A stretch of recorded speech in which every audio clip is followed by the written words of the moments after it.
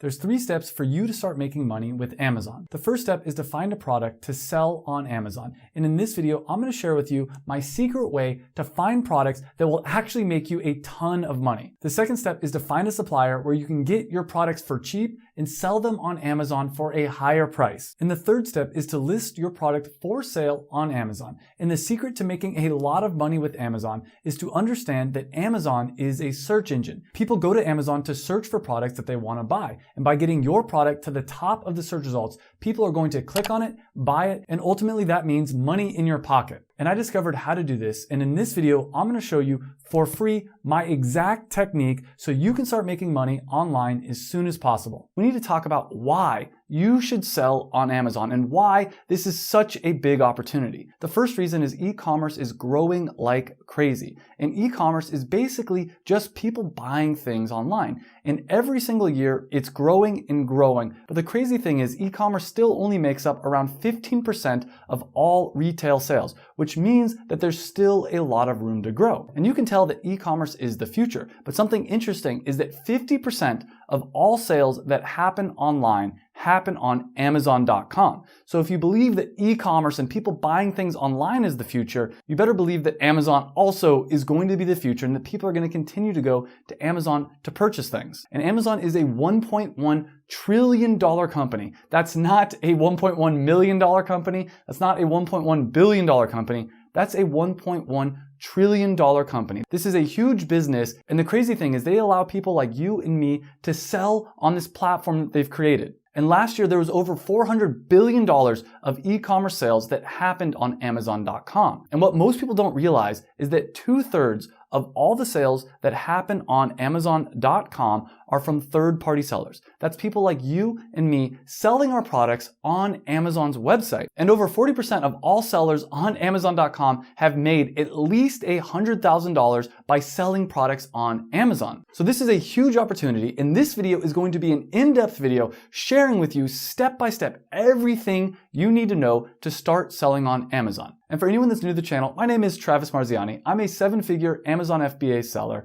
And around 10 years ago, I was stuck in the prison that is the corporate world in a dead-end job. And I quit my job cold turkey to go start doing e-commerce full-time. Since then, I've done over $5 million in e-commerce sales. And I've also taught over 1,000 students how to do the same thing. And what I'm going to share with you in this video is a proven system that's made me over $100,000 per year in passive income. And this hasn't just worked for me, it's worked for a lot of my students, people like AJ who did over $140,000 in sales in just his first 3 months at Amazon. And there's a ton of other success stories that I'll be talking about later in the video. But the thing that I want to make clear is that if I can do it and all these other people can do it, you can do it too. And I'm going to show you step by step how to do that in this video right here. So hit the like button because this one video is going to have everything that you need to know to start making passive income online with Amazon FBA. And this is the most up-to-date video on how to actually have success with Amazon. And this one video is the most valuable and time-consuming video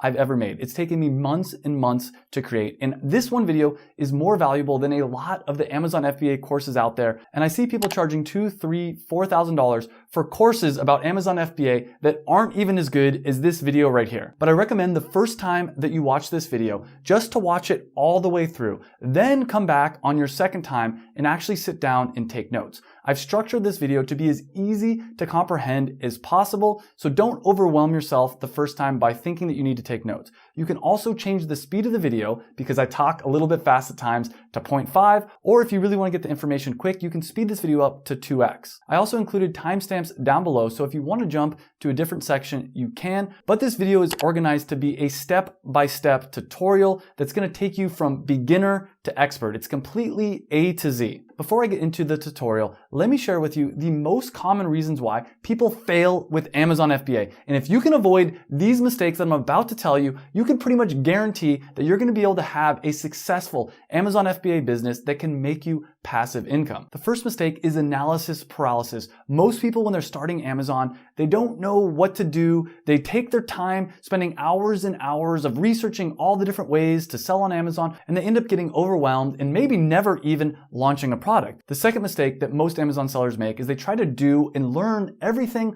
by themselves. Even if they've never done it before, they think that they can do everything themselves. The third reason many Amazon sellers fail is they make mistakes that end up costing thousands of dollars. And this goes back to the previous point because a lot of people are trying to do it by themselves. And the fourth reason many Amazon sellers fail is they struggle and they end up just giving up, maybe never even launching their business in the first place. And what I'm going to share with you right now is a better way, a way that's going to pretty much guarantee that you're going to have success on Amazon. The first thing is we're going to eliminate analysis paralysis. And the way that you should think about this is that Amazon, when you do it properly, can be so profitable that it doesn't matter if you make some mistakes. For instance, my first Amazon FBA passion product business was making me over $10,000 per month profit, which means that every month that I waited to launch my business, I was losing out on $10,000 of profit. And when I was first starting my Amazon business, I was trying to decide which manufacturer I should go with, manufacturer A or B, and I spent months and months thinking about this. And what happened is I ended up losing out on over 3 months of profit because I was spending so long in analysis paralysis trying to figure out this simple solution. And the thing is, even if I would have made a mistake and gone with the wrong manufacturer, and let's say that mistake cost me $10,000,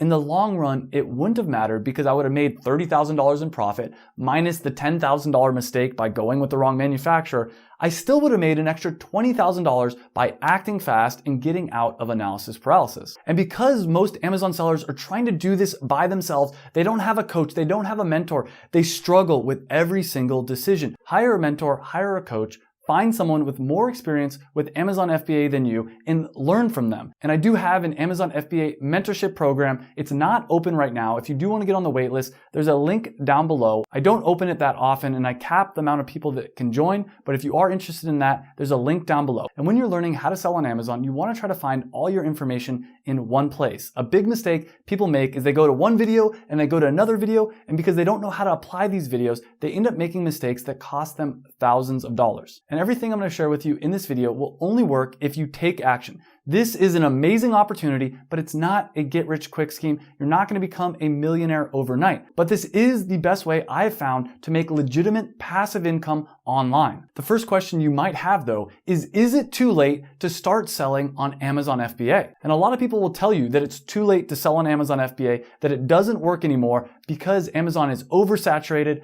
China, and all the different Amazon FBA fees. But keep in mind, there's over 150 million active prime customers on Amazon. These are people that are paying Amazon for the privilege to be able to buy from Amazon and get 2-day shipping. And even though there are over 2 million sellers on Amazon, only a little over 1 million of them are actually selling in the United States. And of those million sellers, over 40% of them have made at least $100,000. And Amazon Prime subscribers, which is people that are buying products from Amazon, is growing a lot faster than people that are signing up for Amazon seller accounts. So the numbers are clear to me that it's not oversaturated. In fact, it's continuing to be a better and better opportunity to sell on Amazon. A lot of other people worry about sellers that are in China selling on the US Amazon platform. And that's what I'm going to be talking about in depth in this video, is how you can completely avoid competing with the Chinese sellers, how you can beat them at their own game. And that's why I'm going to teach you my proven system, the passion product formula way to sell on Amazon that completely negates the Chinese sellers. It's going to make it so you'll have way more success. This is the best method for selling on Amazon right now. It's how I've been able to do over $100,000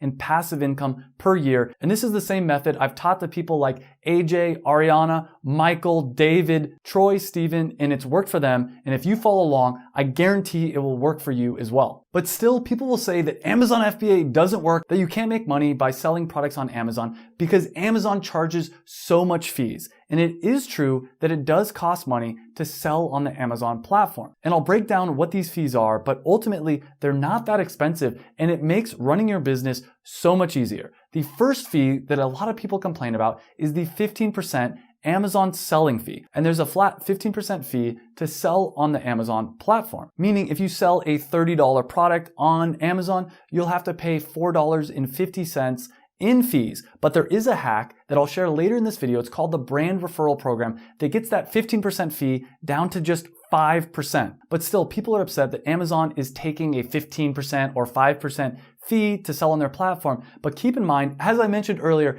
Amazon already has over 150 million Prime customers. They had to spend a lot of money in advertising to get those customers to their website. And by selling on Amazon, you're making it so your product's available to all those Prime customers, all those people that are shopping on Amazon. So you don't need to spend money on marketing because Amazon is already doing that for you. Another fee to be aware of is the Amazon FBA pick and pack fee. And the way that Amazon works is you send the products that you want to sell on Amazon into the Amazon warehouse. And when a customer goes to Amazon's website, clicks on your product and buys your product, Amazon picks, packs, and ships out the product to the customer for you. And yes, they do charge a fee for this, but this fee includes shipping and handling. And it ultimately means that once you launch your product on Amazon, Amazon is going to handle getting customers for you, and they're going to handle the fulfillment of your product to the customer, which means that this is a legitimate passive income business. And more importantly, it means that you don't need to be actively managing and running your business, and you can spend your time traveling or doing whatever you want to do.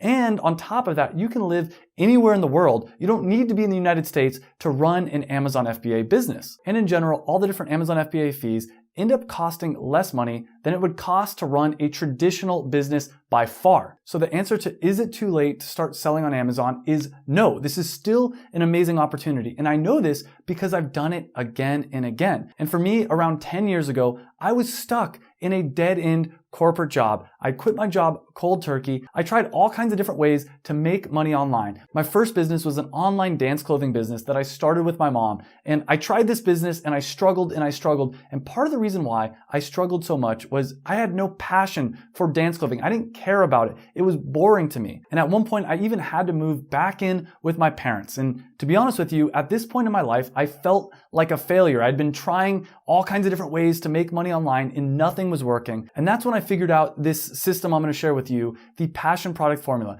I realized, why don't I try selling a product that I'm actually passionate about online? So I created this product and I did a Kickstarter. And a Kickstarter is a way for you to pre-sell a product before you spend any money on your business. I ended up raising over $15,000 for my business before I ever did any kind of manufacturing. I then cashed out my 401k, put every last drop of savings and energy into this business, launched it on Amazon, and within 2 months of launching my passion product on Amazon, I was making over $30,000 per month in sales. Now, something important to note is that revenue is not profit. There was some costs associated with my business. I did have to pay for the products that I manufactured, which was around $10,000. I also had to pay for all the different Amazon FBA fees, which was around another few $1,000s. And I had to pay some other fees associated with running a business. But at the end of the day, within 2 months of launching this product on Amazon, I was making over $10,000 profit per month. And best of all, because I was using Amazon FBA, this business was completely passive. And it led to me being able to spend the last several years traveling around the world, and I can run my business from anywhere in the world because it's an online business and because Amazon is handling all the fulfillment. I then taught this system to my girlfriend Ariana, and she created her own passion product and was able to make enough money to quit her job. I've since taught it to over 1,000 students, including AJ, whose story I'll get into later. It's an amazing story, and all the different creators of the products you see behind me, and a lot more products that I don't have room for behind me. And I'm going to show you how to do the first step in just 1 minute, but you still might be wondering, how much money do I need to start an Amazon FBA business? And the truth is, you don't need anything. Literally, you can start an Amazon FBA business with $0. And that's what AJ did. AJ was a bartender who lost his job during the pandemic. He ended up joining my Amazon FBA program, and I gave him the idea for his passion product, cocktail cards. He didn't have money to start his Amazon business. So what he did instead is he raised the money using Indiegogo, which is similar to Kickstarter. It's a way for you to crowdfund your product. So he shared his idea on Indiegogo, let people know about his product idea, and he ended up raising over $100,000 for his product. That was all pre-sale money. He then took that money, went and got his product manufactured and started selling it on Amazon. And within his first 3 months of selling on Amazon, he did over $140,000 in sales. But I want to be honest with you, that is revenue and not profit. After you add up all his product costs, his Amazon FBA fees, and all the other fees associated with running his Amazon business, he did $50,000 profit in 3 months, which is more money than he used to make as a bartender. But the greatest part of his story is that he was able to make that money passively. He no longer had to work the late night shifts of being a bartender. He no longer had a boss. He was able to make $50,000 in 3 months on his own by selling a product that he was actually passionate about. You also might be wondering, how much time do you need to spend on your business and how long will this take? Well, if you're working about 4 to 6 hours per week, it's probably going to take you somewhere between 3 to 6 months to be able to launch an Amazon business and make around $10,000 in revenue per month. Now, I have had students like AJ that are able to launch their business and do closer to $40,000 or $50,000 revenue per month, but it really depends. And I want to be honest with you that typical results are probably closer to around $10,000 revenue per month. But once you launch a product that you have success with, you can very easily launch a second product and double your revenue, double the amount of profit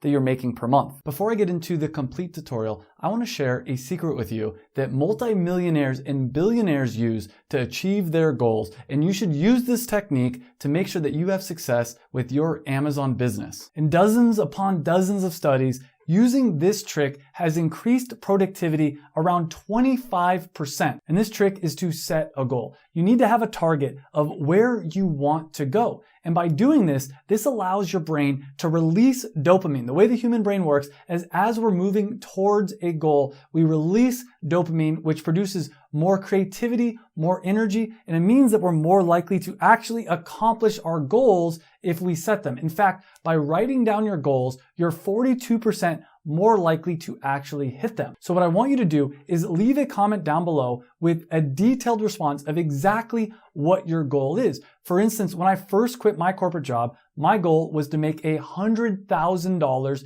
in profit, specifically passive income profit, meaning I would set up an online business and it would start generating me over $100,000 per year. And even though that sounds like a lot of money, when you break it down, it's relatively manageable. That's only around $8,000 profit per month, or a little bit less than $300 profit per day. In fact, if your goal was to create a $100,000 per year business, all you would need to do is sell about 9 units of a product at around $30. That would get you to $270 per day. And when you do the math, that's almost $100,000 in revenue every single year. Now, if it sounds like 9 units per day is a lot, well, then to make it even simpler, if you could find a product that was only selling 3 units per day, all you would have to do after you've created that first product is to create 2 more products that are also only selling 3 units per day. And like that, you have a $100,000 per year business. And I've been able to do this, AJ's been able to do this, and a lot of my other students have been able to actually go far beyond this and do a couple $100,000 per year. So $200,000-$300,000 per year. On the other hand, maybe what you want to do is you want to sell your business. And you can actually sell an Amazon business for around 4 to 7x yearly profit. Meaning, however much money your Amazon business is making, you could sell it, and then for the next 7 years, however much money your business would have been making you, you could get all that money up front. And that makes creating $1 million business relatively easy, because all it means is that you need to create a business that's doing around $150,000 profit per year. And now all of a sudden you have a business that you could sell for $1 million. But when setting your goals, I want you to go deeper. I don't want you just to make up a number on how much money you want to make. I want you to think about the why. What is the deep down reason why you want to hit this goal? Maybe you want to create a passive income business so that you can work whenever you want to work. In fact, this was one of my main motivations is I found that sometimes I have a lot of energy. I can get a lot of things done, but other times for weeks or even months, I just feel lethargic. I don't feel like being productive. I don't feel like getting things done. And that's one of the really good things about creating an Amazon FBA business is because it's automated and systematized. You don't have to constantly be working on your business. You can work hard some months and then take time off.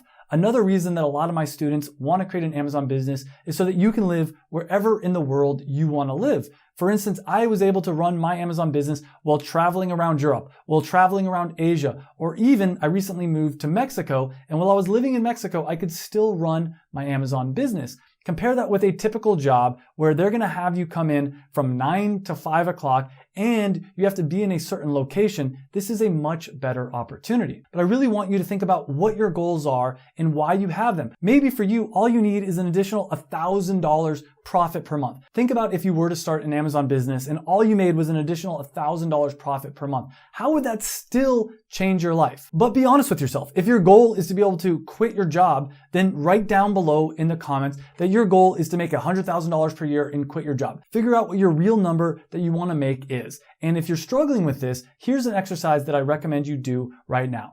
Close your eyes and imagine, what does your dream life look like? What time are you waking up? That was another motivation for me, is I hated having to wake up to an alarm clock for my job. So what time is it that you want to wake up? Now, I will tell you that nowadays I actually wake up earlier than I used to when I had my corporate job because I enjoy what I do for work. I actually don't even need an alarm because I'm waking up as soon as I see a little bit of sun coming in from the window. I'm excited to start working on my business. Back when I had a corporate job, the alarm would go off, I'd hit snooze, and I would dread the day. So again, going back to the exercise, I want you to visualize, what time are you waking up? What do you feel like when you're waking up? Are you excited? Are you relaxed? What is the first thing you do? I have a whole morning routine that I do. I do some meditation, do a little bit of exercise, sometimes go for a walk on the beach. Then I have an amazing breakfast. What does your ideal morning look like? Then what about the first couple hours of your day? What are you doing? Maybe you're playing some guitar. Maybe you're doing something fun. Maybe you are working on your business. And I will say again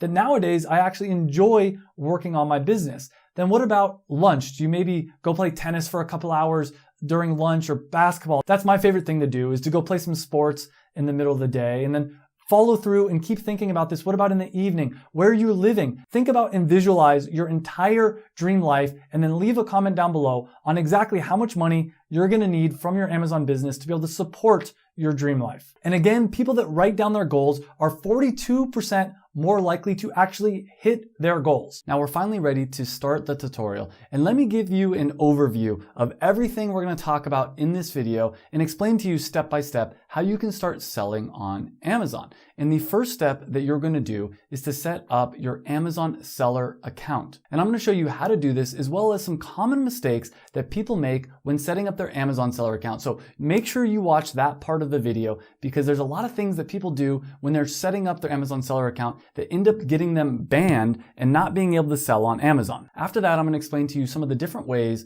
that you can sell products on Amazon and start to make money. And there's multiple different ways to sell on Amazon, but some of them, specifically one of them in my opinion, is by far the best way to actually make money from Amazon. After that, I have a complete tutorial that'll show you how to find what type of product you should sell on Amazon that will actually result in you making a lot of money. And this is called product research, and I'll show you my favorite techniques for actually finding profitable products to sell on Amazon. Once you find a product to sell on Amazon, the next step is to create a logo for that product and to brand that product. Because if you're going to have success selling things on Amazon, you need to have better packaging, better branding than your competition. This is going to allow your product to stand out on these search results. And when people see your product, they're going to click on it, they're going to buy it. This is going to lead Amazon to put your product to the top of the search results, which is going to result in even more sales. And ultimately, it's going to mean more money for you. But it all starts with branding and packaging. And I'm going to talk in depth about how to do that. After you create the logo and branding for your product, another very important step that a lot of people skip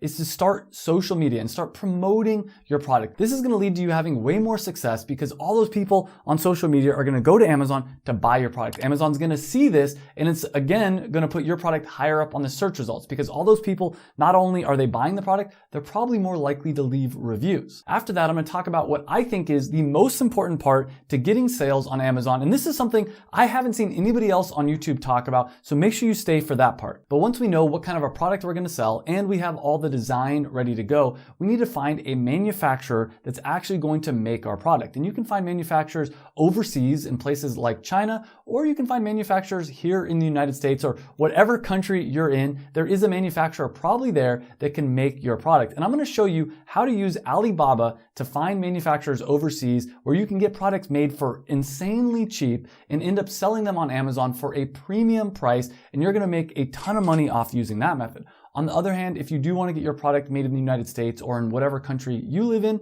I'm also going to show you some techniques for finding manufacturers in your home country. But once you get your product manufactured, whether it's overseas or in the United States or wherever you get your product manufactured, you have to get that product shipped in from China or wherever your manufacturer is into the Amazon warehouse. And there's two different ways to do this. There's air shipping and sea shipping. And I'm going to talk about the pros and the cons of both of these, as well as how you can actually get someone to ship your product from overseas to the United States, including all the different things that you may not have thought about. For instance, how do you pay the duty and the taxes? And spoiler alert, all this stuff is relatively easy to do, and I'm going to walk you through it step by step. Another thing related to that a lot of people get nervous about is all the legal things associated with starting a business. For instance, should you do a DBA, an LLC, an S Corp? How should you structure your business from a legal perspective? And if that is something that you're nervous about, I'm going to go in depth about that. As well as if you don't live in the United States and you're looking to sell in the United States on Amazon, I'll share with you the details on how you can sell on Amazon no matter where you live in the world. The next step once you have your product is to actually create a listing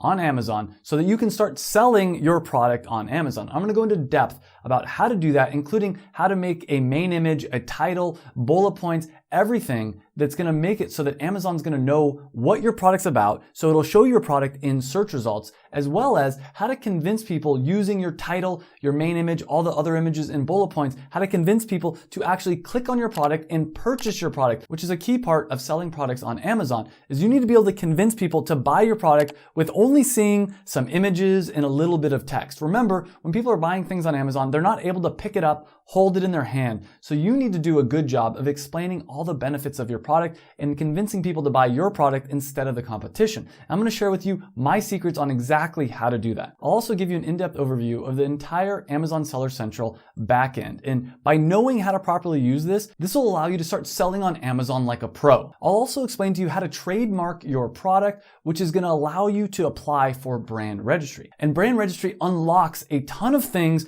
on your Amazon account. Brand registry basically lets Amazon know that you are the owner of the brand that you're selling on Amazon. And if you follow this tutorial, you will be the owner of the brand. And by being the owner of the brand, it unlocks enhanced brand content. This allows you to add images to the description of your product, as well as to add videos to your product listing page in Amazon. This is going to make it even more likely that people are going to buy your product. On top of that, if you have brand registry, it protects you because it makes it so that people cannot come in to your listing and change your listing. A lot of people in the past have complained that they don't like selling on Amazon because people come into their listing and they hijack their listing. This will protect you 100% if you get brand registry. After that, I'll talk even in more depth about how to get your product from your manufacturer into the actual Amazon warehouse. The next thing I'm going to share with you is how to launch your product. And this is a key step that a lot of people skip. They don't properly launch their product on Amazon. And at this point in the journey, we have a product, we've branded it,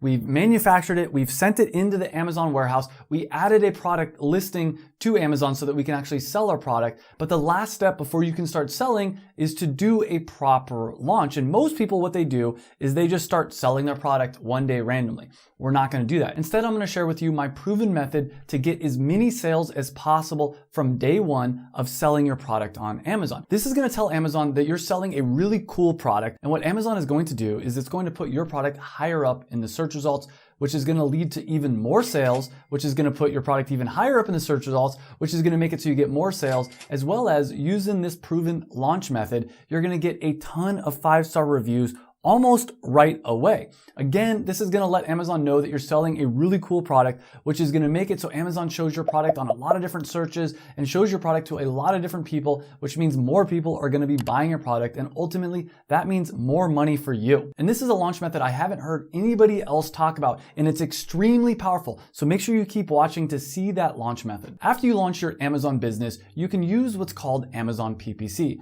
And PPC stands for pay per click. It's a way for you to advertise your product on Amazon so that it goes automatically to the top of the search results. And it's called pay per click because you pay Amazon a little bit of money every time someone clicks on your ad. But in exchange for that money, you're getting people that are going to see your Amazon listing and hopefully ultimately buy your product. And I'm going to show you step by step later in this video how to set up your Amazon PPC so that it's actually profitable. As a side note, as you get more sales from Amazon PPC, it's also going to make it so that Amazon puts your product higher up in the search results for just just organic searches, which again means even more money for you. So this is a very powerful tool for increasing the amount of money you're making online from Amazon. After that, I'm going to answer some of the most common questions that I get from my Amazon FBA students. And these are things like, how much will it cost to start my Amazon business? And the answer is, it depends, but I'll go into more detail later in this video. Another thing I want to make clear about this question is, even if you have $0, you can still launch a product on Amazon using the methods I'm talking about in this video. And I'm going to explain how you can do that later in this video. Another question that people often ask me is, what about all the different Amazon FBA fees? Doesn't Amazon charge you money to sell on their platform? The answer again is yes. I'm going to go into depth about all the different Amazon FBA fees and what you can expect. And the truth is, most of the fees really aren't that bad, but I'll talk about that in depth later in this video. The next question after that is how to start your Amazon business with $0. And I did an in-depth section on, even if you have $0, how you can still start selling on Amazon. And the truth is, the more money that you have to spend on your business, the easier it's going to be to start your business. But even if you have $0, if you put in a little bit of hard work, you can make a ton of money with Amazon. But the next thing I talk about after that is the biggest mistakes that I see new Amazon sellers making. And you're going to want to pay attention to that section, because I've been doing this for almost 10 years. I've taught over 1,000 people how to sell on Amazon, and I see some common mistakes happen again and again and again. And I talk about what those common mistakes are and how to avoid them. After I talk about the common mistakes, the next thing I do in this free Amazon FBA course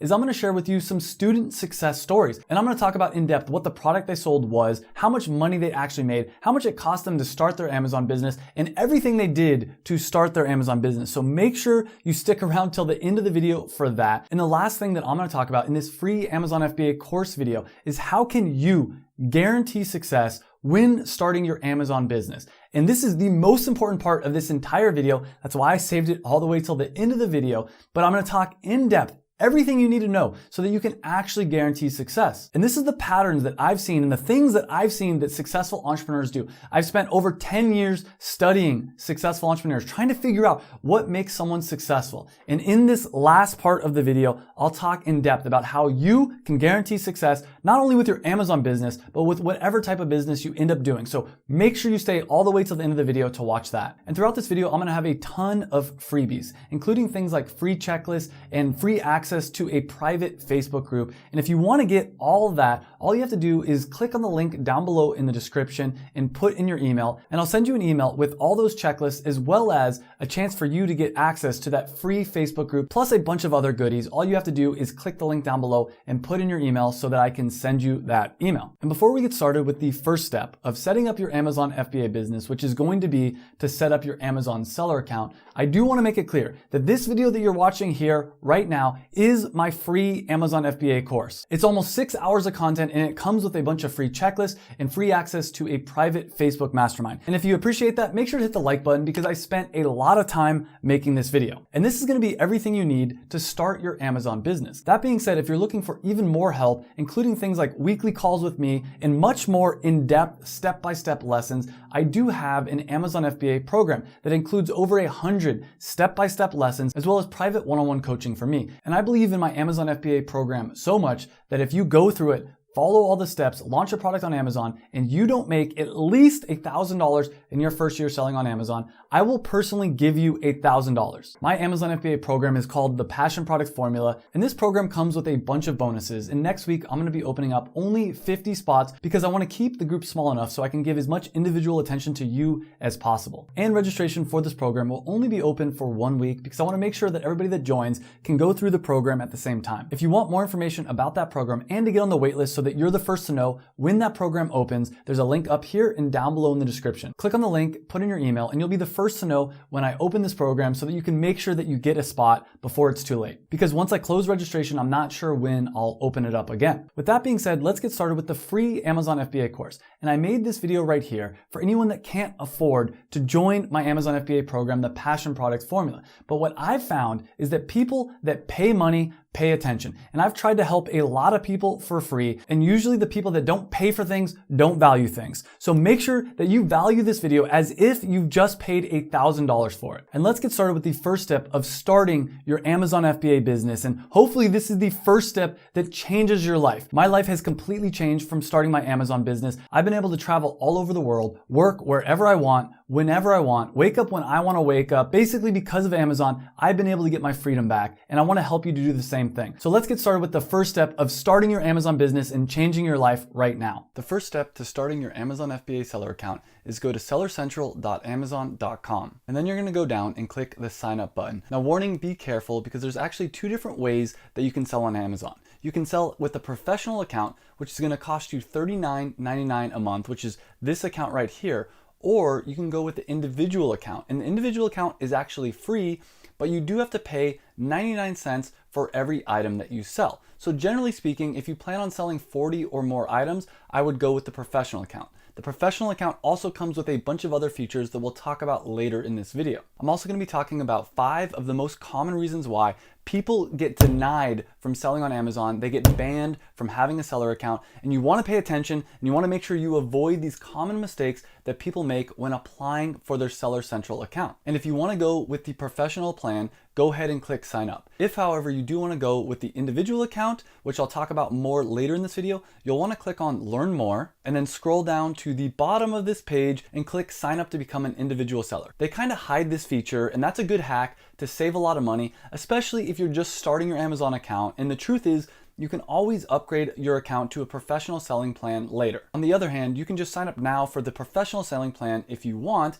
And if, for instance, let's say you don't sell any products for a few months, you can actually message seller support and tell them, hey, I haven't sold any products for the last 3 months. Can you please refund me for the last 3 months worth of selling fees? And one very important thing is you do want to make sure you sign up for your Amazon seller account a few months before you actually plan on starting to sell on Amazon, because sometimes there's delays, it takes time for you to get approved and different things like that. So once you're ready, you're going to click sign up. And that leads me to one of the most important steps of this entire tutorial. Make sure you hit the like button because I'm going to share with you right now one of the reasons why people get banned from selling on Amazon. And one of the most common reasons why people get banned from selling on Amazon is they started an Amazon selling account maybe a few years ago, or they already have an Amazon account that they kind of forgot about. And then they go to start a new one and Amazon says, hey, wait a minute, are you trying to create a second account? That's not always allowed. There are certain situations where it is allowed. For instance, if you do have a legitimate new business or a business need to start a new account, then you can do it. And Amazon used to be a little bit more strict with this. They've kind of loosened up some of their rules, especially if you have a new business, then it is oftentimes worth starting a new Amazon account. Though if you do already have an account that you've sold previously on, I would contact Amazon and ask them how you can get that account fixed. Though if you do have an old account that you use to sell on Amazon, or if you already have an Amazon seller account, I recommend at this point just logging in. But if you are creating a new account for your new business, click create your Amazon account. You're then going to put in your name, an email, and a password. Another important tip when signing up for your Amazon seller account is you don't want to use a Gmail or a Yahoo email ideally. Though you can use those and oftentimes that can be fine, it's more professional and it looks better to Amazon if you actually use your business email. This lets Amazon know that you're a serious business owner and that you're going to be a great seller. This is another reason why a lot of times Amazon will deny people from being able to sell on their platform, is they don't think that they're actually a legitimate seller that's going to be adding value to the Amazon platform. And after you type in your password, you're going to hit next. They'll then ask you for a phone number, which should be easy. You should already have one. But if for any reason you don't have one, or you've already used your phone number with a different account, you can always get a Google Voice number and use that instead. They'll then send you a one-time password to your mobile phone. You'll enter that and click create your Amazon account. And I do have a complete checklist that includes everything that you need to have ready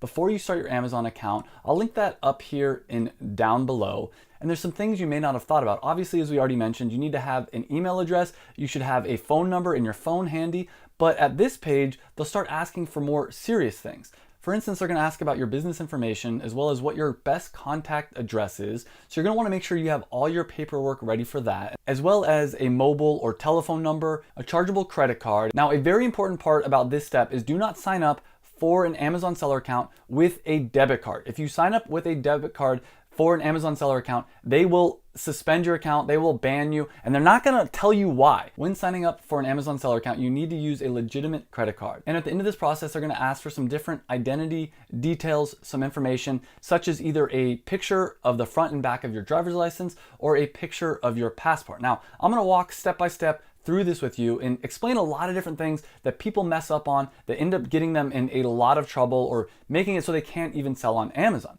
So the first thing we're gonna do is we're gonna go here and we're gonna select the business location.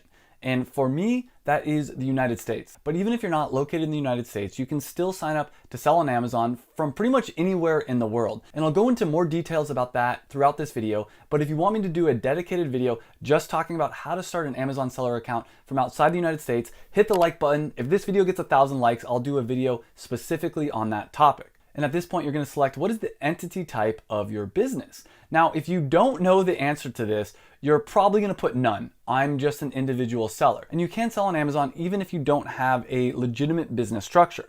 You're just gonna have to use your social security number if you're located in the United States. If you're not located in the United States, I do recommend setting up an LLC. You can use sites like wyregisteredagent.net to set up a LLC based in Wyoming. And Wyoming is a great place to set up an LLC, especially if you're from outside the United States. Another option is to set up an LLC in Delaware, and LegalZoom can help you to do that. There's also a lot of other websites out there. I'll put links to both of those down below in the description, but if you have a different service that you recommend, leave it in the comments down below. And I've personally used LegalZoom to set up both a DBA and an LLC. Now, a DBA stands for doing business as, and it's a lot cheaper way to actually start a business, but it doesn't offer you any legal protection. An LLC stands for limited liability company. It's gonna be a little bit more expensive, but it's gonna make it so that your business is a separate entity from yourself. And if anyone ever tried to sue your business, they can't come after your personal assets. And for most people watching this tutorial, you're probably gonna pick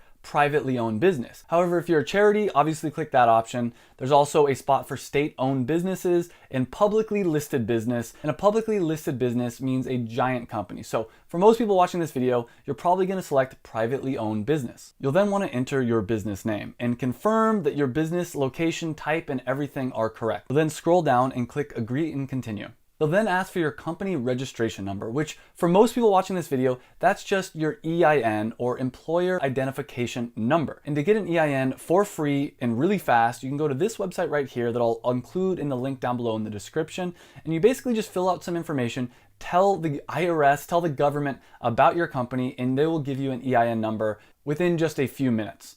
So once you have that, you're gonna go here and you're gonna paste that number in. And obviously I'm gonna blur out a lot of this information because it is private information. They'll then ask for your registered business address. And so you're gonna wanna put whatever the address of your business is. And it's okay if it's your home address as long as your business is registered to your home. Again, if you're not located in the United States, you can hire a company to be your registered agent. It's relatively inexpensive and they will provide you with an address that you can use. They'll then ask for your business phone number. And this can be the same phone number that you gave to them earlier. It can be your personal cell phone number. It doesn't have to be anything complicated, and you'll click send an SMS and then put in the PIN that they sent to you and click verify. They'll then ask for your name. Go ahead and put in your name or the name of your registered agent if you prefer. They'll then ask you some personal information like the country of your citizenship and country of birth. Again, if you're from outside the United States, don't worry. About half the people that join my Amazon FBA program are from outside the United States and they're able to sell on Amazon without any problems. You'll then be asked to either put in your passport number and date of expiration or your driver's license number and date of expiration. So part of the reason Amazon is so strict about who they let be Amazon sellers is because there's a lot of people out there that are trying to scam them and trying to scam Amazon customers. As long as you're a legitimate person or business trying to sell on Amazon, you should be fine. But I will say again, at the end of this video, I'm gonna talk about two of the biggest reasons why people get denied from being able to sell on Amazon and oftentimes get banned for life. And after you're done with that, you're gonna scroll down here and click if you're the owner of the business, or click on this box if you're actually using a registered agent and you're just putting information about the legal representative of your business. In this case, I am the owner of the business, so I'm gonna click right here. And if you're the only owner of the business, you're gonna click yes. If you're not the only owner of the business, you'll click no right here, and it'll ask for some more information about the other owners of the business. Now, before we go on to the next step, Amazon is gonna warn us that we do need a few really important things. For instance, we do need a valid bank account number. And this needs to be a bank account that Amazon can easily send money to, deposit money into, and that you can easily withdraw money from. If you don't have a business bank account, you can easily get one. All you need to do is take your business paperwork, whether it's your DBA paperwork or your LLC paperwork. And again, sites like LegalZoom or any site that you register your business with will provide you with this paperwork. You then go to your local bank and give them the paperwork, and they will set you up with a business bank account. I personally recommend, if you're in the United States, to go with US Bank because you can get a free business bank account. However, if you're outside the United States, you can go with a bank like Payoneer or World First Bank. And the name on the bank account should match your name or the business name that you're using to register with Amazon. And it goes on to say, to verify your bank account, you're going to need to provide some documentation. For instance, you're going to need to provide at least a bank statement. They also tell you that you're going to need to have a valid credit card number for the next step, and this is going to be used to pay your monthly fee. Though obviously, if you're signing up for an individual seller plan, you won't have that monthly fee, but they still need a credit card on file to charge you as you sell an item, because there is a 99-cent charge for every time you sell a product on their website. So once you have all this different documentation ready, you're going to click I understand. And the first thing that they're going to ask is, what is the name of your financial institution?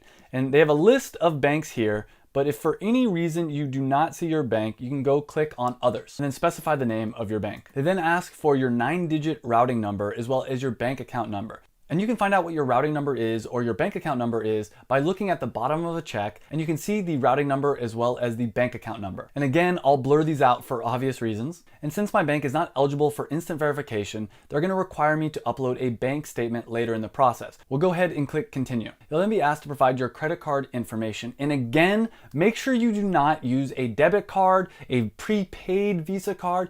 Don't use anything like that. You want to have a legitimate credit card at this stage. If for any reason you don't have a credit card and you can't get a credit card, make sure to subscribe, because I'm going to be doing a video in the future going in depth about how to start an Amazon selling account even if you're outside the United States. In fact, every Tuesday and Thursday, I'm releasing new videos on tips and tricks on how to sell on Amazon, so make sure you hit that subscribe button. And after you enter your credit card information, hit next. Now at this point, they're going to ask you what you want your store name to be. Now, a lot of people get tripped up on this part, and the key thing is here, you can put pretty much whatever you want and realize that you can always change it later. And I recommend for most people to pick a store name that's relatively broad, so that if down the line you want to sell other products and you want to have different businesses under the umbrella of this one Amazon account, that you can. However, if you're first starting out and you're just selling one single product and you want your store name to be the name of that one single product, that's okay, because you can always change the store name later. And this name doesn't need to match the name of your LLC. It can be different.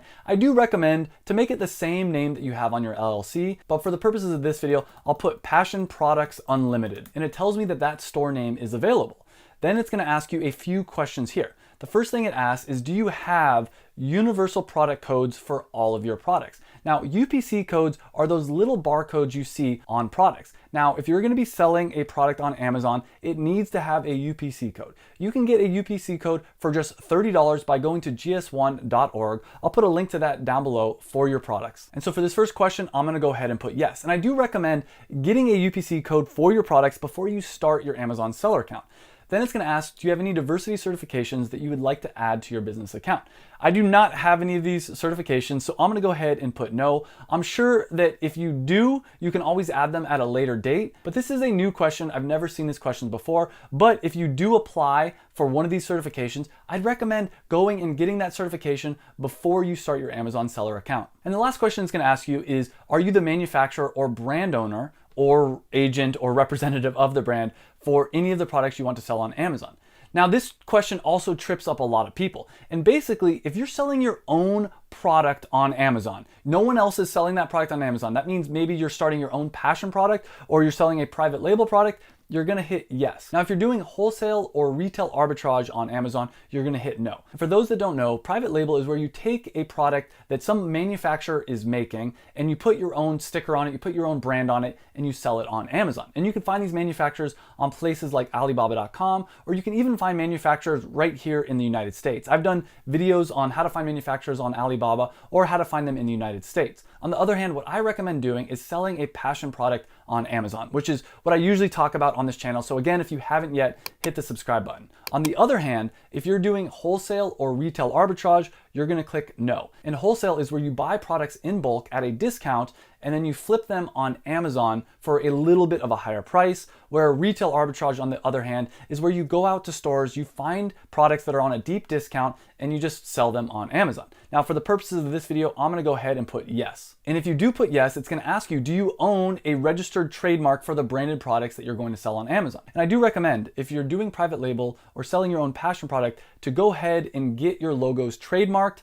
But at this point, since this is just a dummy account that I'm creating, I don't have any trademarks. And it's okay to say no and always get your trademark later. But by having a trademark, this gives you access to brand registry, which makes it so people can't mess with your Amazon listing. If you add a product onto Amazon and you don't have brand registry, anyone can come in and change your Amazon listing, which could cause a lot of issues for you. On top of that, by having brand registry, it gives you access to a bunch of other features, including enhanced brand content, which allows you to add images, videos, and more information to your product listing page, which means that people are more likely to buy your product. Again, this is not required, but I highly recommend getting a trademark for any products you're gonna be selling on Amazon. And keep in mind, it often takes about 6 months to get your trademark, so I'd recommend getting started on your trademark process as soon as possible. If you want me to do a video about that, hit the like button and comment down below. But once you're done filling this out, let's go ahead and click next. Now, before we complete our application, I do wanna let you know, if you're new to selling on Amazon, I have a complete free Amazon FBA course. I'll link it up here and down below. It's an entire playlist of a bunch of videos that are gonna show you step-by-step how to sell on Amazon. And at this point, they're gonna ask you a couple more questions before you submit and finalize your application to sell on Amazon. And one of the first things they're gonna ask you to do is upload your identifying documents. Now, I chose a passport, and I do recommend picking a passport. It's a little bit more professional, but don't worry, if you don't have a passport, you can upload the back and front photo of your driver's license. They're also asking me for a bank account statement. Now, I don't recommend taking a picture of your bank account statement. I recommend going to your bank's website, downloading the PDF, and uploading it right here. And once you're done with all of that, you can go ahead and click submit. But a huge warning, a lot of times after you submit your application for your Amazon seller account, they email you and they ask for additional information, additional documents. Sometimes it's things like a utility bill, and you're going to have to submit to them a real utility bill showing that the address that you claim to be your business address actually is your address. Now, again, for any reason, if you don't have access to a utility bill, maybe you're a digital nomad, you're traveling the world, or maybe you live in a country where you're not able to get that utility bill, or you're living with your parents or anything like that, there are ways around that, and I'll talk about that in a future video. But there's 2 more reasons why a lot of people end up getting denied for their Amazon seller account, and you want to be careful. One thing is, if you do get approved for your Amazon seller account and you go into the back end within a month or 2 and you start switching the details, you switch your bank account information, you start switching what your address is, this is a huge red flag to Amazon, and a lot of times this will lead them to suspending accounts or banning accounts. So make sure if you do get approved for your Amazon account that you don't do anything like that. Basically, again, keep in mind that Amazon is trying to avoid having any kind of fraud on their platform. So anytime there's something suspicious happening, they're going to ban you first and ask questions later. And trying to recover your account can be a huge pain in the butt. The other reason, and probably one of the most common reasons why I see people struggling starting their Amazon seller account, is you need to make sure you're being patient and professional. Anytime you're interacting with Amazon, if they ask for more information, make sure that it's clean, it's professional. When you're writing them any messages, make sure there's no typos, no grammar mistakes. Talk to them the way you'd talk to someone where you're trying to actually get a job with their business. On top of that, keep in mind that Amazon is a giant company. When you apply for an Amazon seller account, they're gonna take some time vetting you and making sure that you're a legitimate business. And a lot of times I see people making the mistake of harassing Amazon, constantly messaging them, calling them and saying, what's the deal with my account? How long is this gonna take? Don't do that, be patient. And pretty much everyone that I've ever worked with was able in the end to start their Amazon seller account. Though some people, it did take a little bit of time. And keep in mind, starting your Amazon account is just the first step in the process to making money online using Amazon. If you're from outside the United States and you're looking to sell on Amazon inside the United States, you're still gonna follow the same process that I just had you follow in the last part of the video. But there's going to be a few things that change depending on which country you live in. And there's 4 different groups of countries, and each of the different groups have different rules. And for group 1, you're going to follow exactly the process that I just showed you. And if you're on any of these countries that I have on the screen, you're part of group 1, and you can use your local bank details and you can receive money to your bank account very easily. However, if you're in group 2, you're going to sign up using your local bank details. But in order to receive money, you're going to need to sign up for a third-party service like Payoneer or TransferWise. I have links to those down below in the description. If you're part of any of these countries that are currently on the screen, you're in group 3. And if you're in group 3, you can't use your local bank details. You're going to have to use the bank details provided to you by Payoneer or TransferWise. So you're going to need to sign up for one of these accounts and then use those bank details when you sign up for your account. And lastly, if you're in any of these countries, you're in group 4. And if you're in group 4, you're going to need someone else to open up a bank account for you in another country. Or no matter what group you're in, you can always open up a US-based LLC. And then once you do that, you can use that LLC to open up a US-based bank account. If you're from Europe and you're looking to sell on Amazon in the US, you should open up a sole trader account. And once you make your first $1,000 or so, you can go and you can open up an LLC. In a lot of countries, especially European countries, there's a minimum amount of money to start an LLC or to start a business bank account, but you always have the option, as I mentioned, to open up a US-based LLC. And this is probably the easiest way to get started if you're an international seller. And I'll put links down below to some websites that you can use to open up your LLC in the United States so that you can start your Amazon account. Now that you have your Amazon seller account set up, it's time to find a product to sell on Amazon. And I'm going to go over the different criteria that I use when I'm looking for a product to sell on Amazon. The first thing is you want to find a product that has the potential to make you a lot of money, so a lot of sales potential.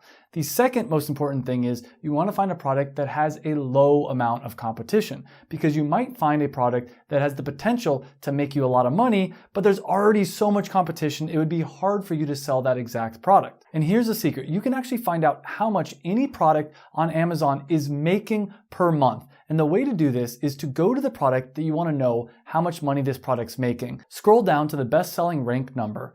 Copy that and paste it in the free Jungle Scout Sales Estimator. You'll then choose what marketplace you're looking at and what category the product you're looking at is in, and then you'll hit enter. And this will tell you how many units per month that product is making. If you then multiply it by the cost of the product, you'll know exactly how much in revenue that product is making every single month. Another way to find out how much a product is selling per month is to go to the product, add 999 of them to your shopping cart. Amazon will then tell you how many units of that product are actually in stock. Come back the next day at the same time and do the same thing, and then look at the difference between the two values. If you do this for a couple days in a row, you'll see the difference, and that is about how many units per day that product is selling. Again, multiply that by the cost of the product, and you'll know in revenue how much that product is making every single day. The problem with both of these methods is it takes time, it takes energy, and you have to find products that are already being sold on Amazon so you can figure out what the sales numbers are. Which brings me to the second point, which is you want to sell a product that has a low amount of competition. And if you find a product that's doing a lot of sales, but it has a low number of reviews, that might be a great opportunity. So when you're looking at the competition, you can ask yourself, how many reviews do these competing products have? You want to make sure your competition has less than 500 reviews at a minimum. Ideally, you want to find a product that you can sell on Amazon that has no competition, but there's still a lot of demand and a lot of sales potential. And I'm going to share my exact product research methods for finding products in just a minute, including the method that I use to find my product that's done over $1 million in Amazon sales. But this leads to the next question people ask me about product research. Do you need to pay for a tool like Jungle Scout, Helium 10, or one of the many other tools that are out there to do product research? And the short answer is no. You do not need to pay for one of these tools. In fact, Helium 10 actually has a free trial. I'll put a link down below where you can go to get your free trial. And in that, I'll show you how you can use that tool to do product research even if you don't pay for it. That being said, tools like Helium 10 and Jungle Scout will make the process of finding a product to sell on Amazon faster. And by paying for these tools, it unlocks a lot of features that'll make it even easier to do so. And I actually have a 50% off discount code for Helium 10. I'll put that in the link down below. I also have a discount code for Jungle Scout. I'll put that in the link down below. But people always ask me, if I am going to be paying for a product research tool, Which one should I use, Helium 10 or Jungle Scout? And the short answer is, for me personally, I prefer Helium 10 because I find their data to be more accurate, they give a lot more detailed information, and they have a 30-day money-back guarantee. Plus, they have a lot more in-depth tools that Jungle Scout just doesn't offer. That being said, Jungle Scout is a great tool, but for the purpose of this video, if you are going to get a product research tool, I would recommend Helium 10, and I'll show how to use that tool later in this video. Again, you don't need to pay for a product research tool. I'm going to be sharing some free ways to find an amazing product to sell on Amazon in just a minute here. But before we get into that, I do want to share with you some more criteria that I look for in products that I'm going to sell on Amazon. And the third thing I look for is a product that is easy to ship. Ideally, you want to find a product that's under 1 pound that you can sell on Amazon. Because if your product's under 1 pound, you're going to spend less money on the Amazon FBA pick and pack fee. You're going to spend less money on shipping in general. The fourth thing I look at is how easy is it to source or to manufacture. The harder it is to manufacture or source your product, the more likely that you're going to have issues down the line. And I'll talk about later in this video how to find manufacturers or suppliers for your product, and I'll give you some insights in finding out how easy it is for you to source your product. I also try to find products to sell that are over at least $15, that'll sell for more than $15, and generally I try to find products that are under the $80 price point. The reason for this is if your product is less than $15, your profit margins are going to be very thin, and when you add in the Amazon FBA pick and pack fee and the Amazon selling fee, it's not always very easy to make a profit. On the other hand, if your product is priced over $80, it's a big purchase and people are gonna have to think about it. They're gonna be a little bit more hesitant. It's not gonna be as much of an impulse buy, which means that you're gonna have to do a lot more education and a lot more marketing. Now, you can have success by selling a product that's under $15 or over $80, but generally speaking, between that $15 to $80 price point is the sweet spot for me. There's a lot more criteria that I'll talk about throughout this video. I also have a complete checklist in what you should look for in a product while you're doing product research. I'll put a link to that down below, and when you click on that link, it gives you access to my free Amazon FBA course, which you're watching right now, but it includes a bunch of handouts, including a checklist for product research and a checklist for finding a manufacturer, and a few other checklists and goodies that I'll talk about throughout this video. Again, there's a link down below if you want to get access to that checklist and all the other freebies that I'm offering. Before I show you the 7 best product research techniques, I do want to explain to you that there are multiple different ways to sell on the Amazon platform. In fact, there's 4 main ways to do that, and that's retail arbitrage, wholesale, private label, and creating your own product. And in this video, we're going to cover all 4 of these, but I'm mostly going to be focused on what I think is the biggest opportunity right now on Amazon. And before I get into that, let me explain these different ways of selling on Amazon and the pros and cons for each one. The first way to sell on Amazon is called retail arbitrage. And this is where you go to a retail store or an online store and you buy something that's on a deep discounted price, and then you take that and you flip it on Amazon for the regular retail price. For instance, maybe you find an item like printers that are deeply discounted, maybe 80% off. They're normally $200, but they're being sold right now for only $40 at your local Walmart or on some kind of an online store that you find. You then would go and you'd buy as many of these as you can, and you'd flip it on Amazon for the full retail price of $200. And then after you subtract the cost of you purchasing the product, all the different Amazon selling fees and Amazon FBA pick and pack fees, you would have your profit. And this is a great way to start selling on Amazon and to start making money. The problem with this method is it's not a really reliable or scalable business. You have to constantly go out, hunt for deals, and then buy a limited amount of items and flip it on the Amazon platform. So even though this is a good way to make a little bit of side cash, it's not a reliable passive income business that you can really scale. The next way to sell on Amazon that is kind of dying is wholesale. This is where you go and you buy a product at a wholesale price and then you flip it on Amazon. For instance, maybe you find Nike shoes that are normally $100. You're able to buy them at 50% off at the wholesale rate of $50. You then sell them on Amazon for the $100 retail price, and after you pay your product costs, the Amazon FBA pick and pack fee and the Amazon selling fee, you're left over with some profit. And this used to be a great way to make money on Amazon. The problem with this is if it's easy for you to go and find a person to wholesale you products, a lot of other people are also going to wholesale that same product, and you're going to have a lot of competition. And what ends up happening is you have to discount your price a little bit to be able to compete and get the sales, and then your competitors will also do the same thing and lower their price a little bit below yours,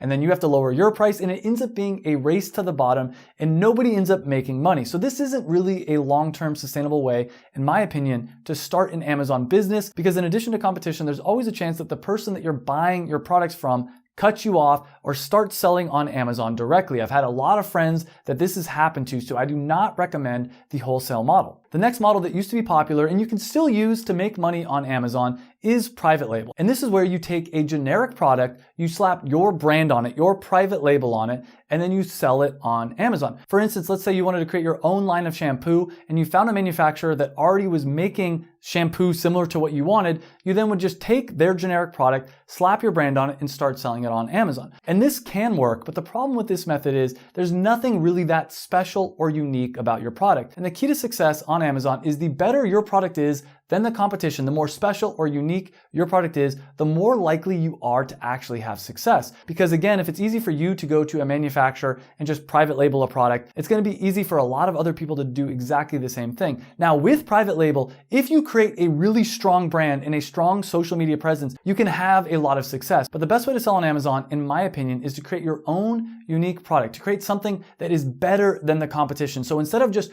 going and private labeling a product, trying to figure out a way to improve that product and contacting the manufacturer and telling them, hey, I'd like to make this little modification to make the product that much better. Now, both private labeling and creating your own product can work and can be a very lucrative way to make money on Amazon. But the most important thing, in my opinion, is to create a product that you're actually passionate about, something that you would actually buy yourself. Because when you do that, you're able to understand your customer. You're able to understand what kind of branding they would want, what your logo should look like, where you should be marketing your product, and it will make creating and selling your product a lot easier. And that's why I always recommend creating a passion product. Create a product that you wish existed that doesn't exist in the world. And that's what I've done and my students have done. For instance, AJ's product, Cocktail Cards, is just cocktail recipe flashcards. It's nothing crazy or revolutionary, but when he first created this product, there was nothing like it on Amazon. There was a lot of cocktail recipe books, but there was no actual cocktail recipe flashcards. Same thing with my product, Performance Nut Butter. It's a macadamia coconut cashew blended nut butter, perfect for people that are on the ketogenic, paleo, or vegan diet and really focus on performing at that next level. At the time, there was almond butter and peanut butter that came in little squeeze packs, but nothing like my product. So all I had to do was make a little tweak, make it a better product, and change the branding and the marketing, and I was able to have crazy amounts of success. And in this video, we're going to be talking about all the different ways to sell on Amazon, but we're really going to be focusing on the private labeling and the creating your own product. And I'm going to show you the product research method that I use to find cocktail cards and my product that's done over $1 million in sales. In this next segment, I actually filmed in a house that I bought on the beach down in Mexico with the money that I've been able to make off of Amazon. And I'm telling you that not to brag, but because I'm really excited about how much Amazon and selling on Amazon has changed my life. And these product research techniques, I believe, can also change your life. Now let's go into the 7 Amazon FBA product research techniques. And the first one is called the keyword method. And this is, in my opinion, the most powerful product research method out there. And that's because most people don't realize that Amazon.com is just a search engine. People go to Amazon to search for products that they want to buy.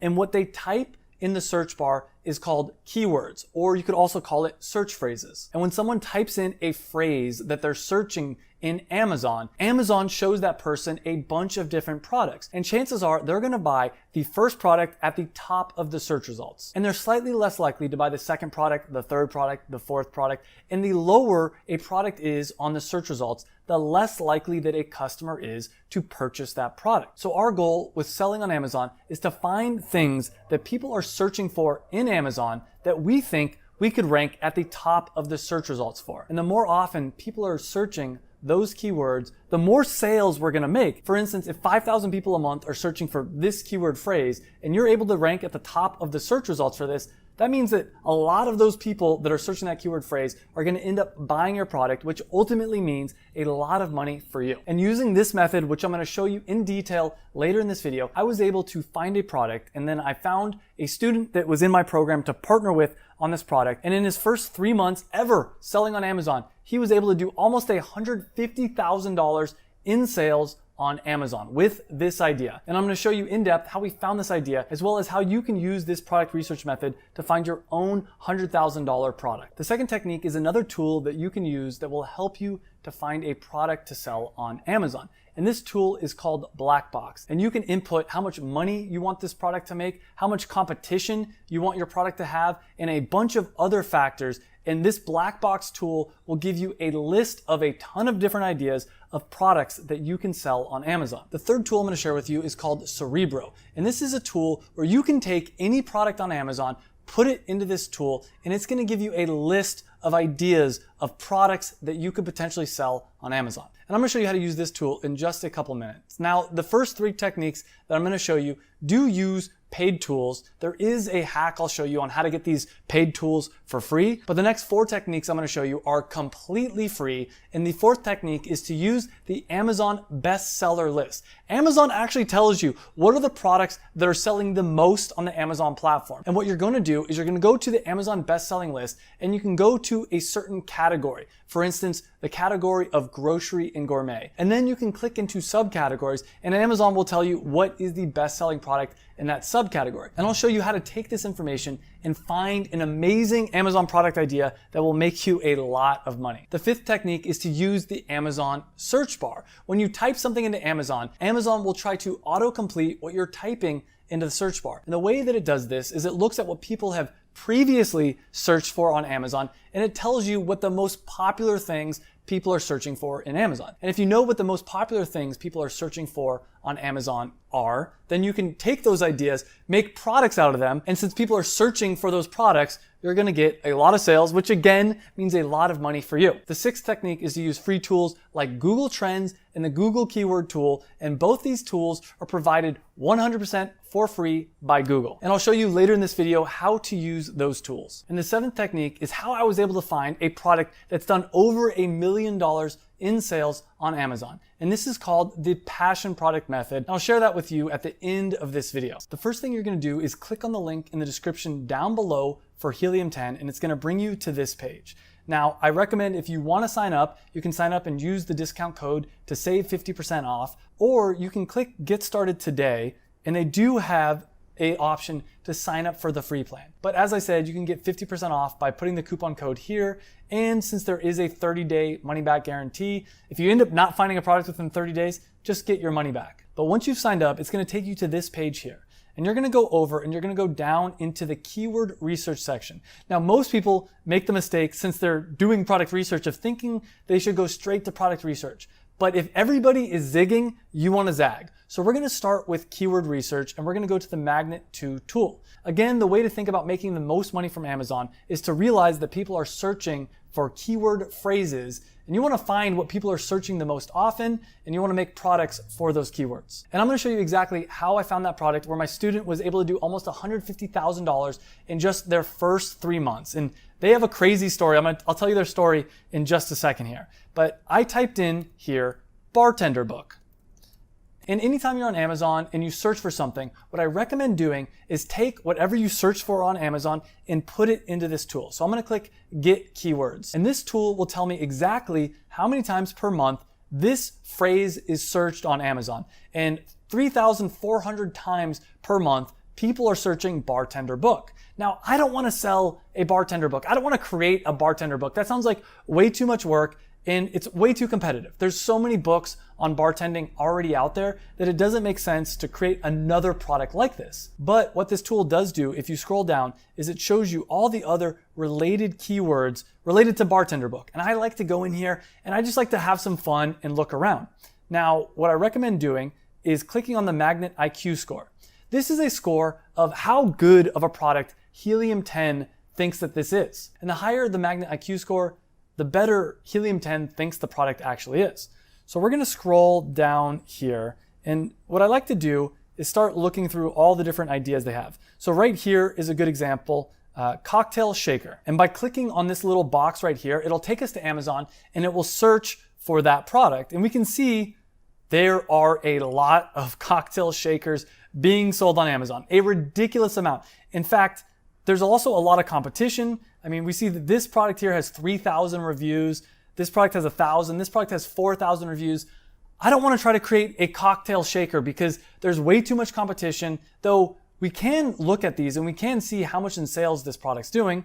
If I pull up the Helium 10 extension, just so we can have an idea, let's see. Let's click on X-Ray and we can see here that this product is doing $36,000 per month in sales. So even though that this is a competitive market, that product's still making a lot of money. But part of my checklist when deciding on which product I want to sell on Amazon is I want to sell a product with low to no competition. And since this product here has a lot of competition, I'm not going to sell this product. Now, I will say, if you look at this and you find a way to make a better cocktail shaker, and maybe you think, oh, if I made a cocktail shaker that was pink, people would be more likely to buy it. I don't think that's the case in this scenario. But if you were able to think of something that was missing from the different cocktail shakers, in fact, look at, someone is selling a pink cocktail shaker, then that could be a sign of an opportunity.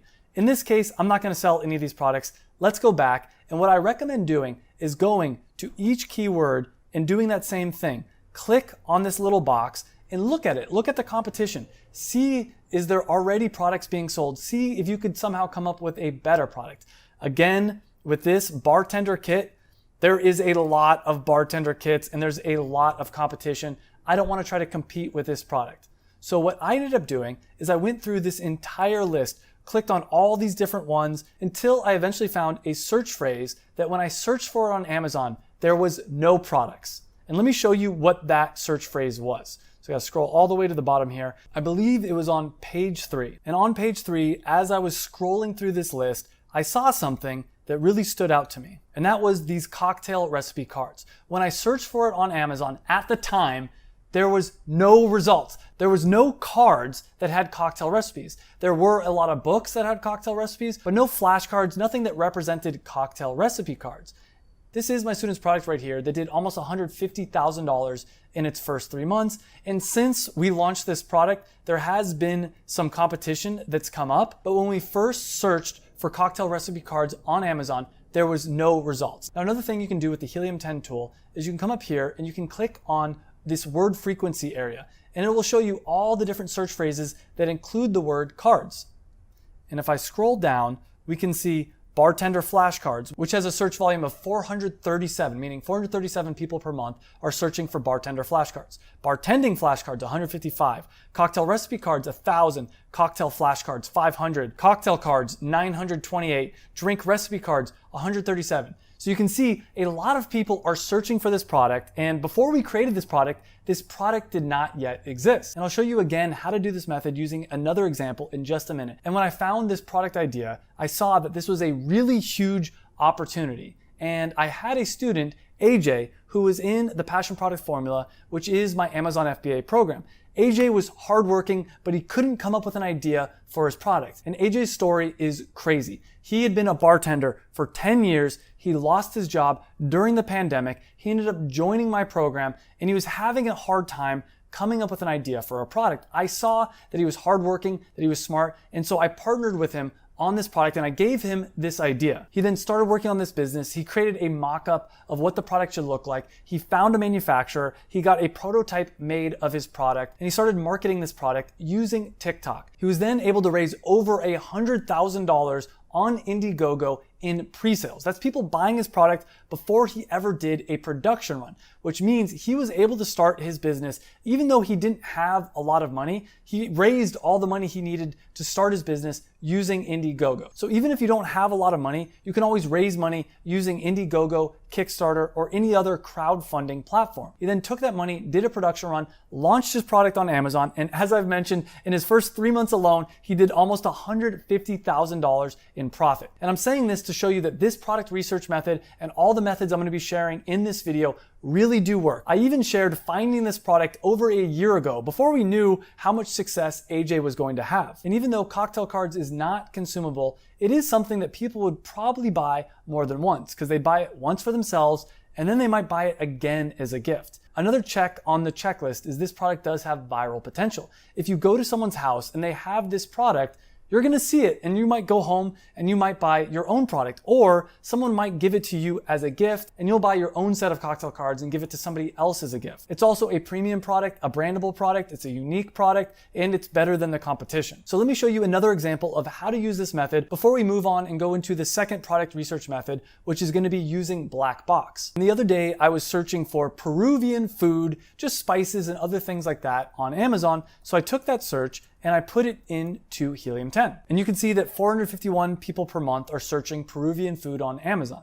But what I did is I scrolled down here and I went to the Magnet IQ score and I put that in order from highest to lowest. And the first thing that came up was this Pinole Blue. When I search that on Amazon, I get a bunch of this bulk product, but actually here, this product right here and this product is another one of my students' products. And this product checks the box of consumable. But since there's already an existing product here, I'm not gonna try to create a competing product. So let's go back to the tool and let's look at some other things that come up. And this product that has a search volume of almost 4,000 catches my eye.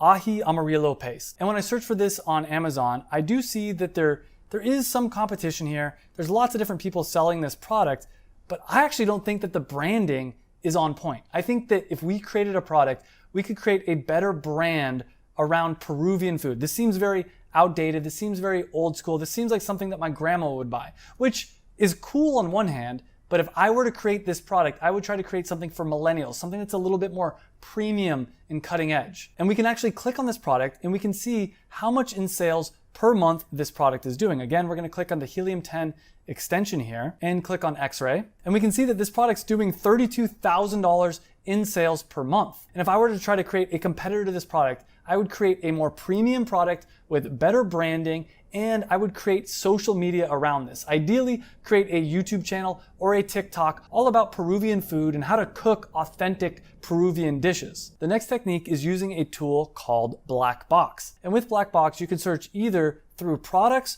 or for keywords. And what most people do is they search for products, and you can set in here what the monthly revenue of existing products on Amazon that you want to show in the search results, what the price range is, what the review count range is, what the review rating range is. And one hack that a lot of people do is they'll go in here and they'll try to find a product that has a good monthly revenue range. Let's say somewhere between $50,000 to $80,000.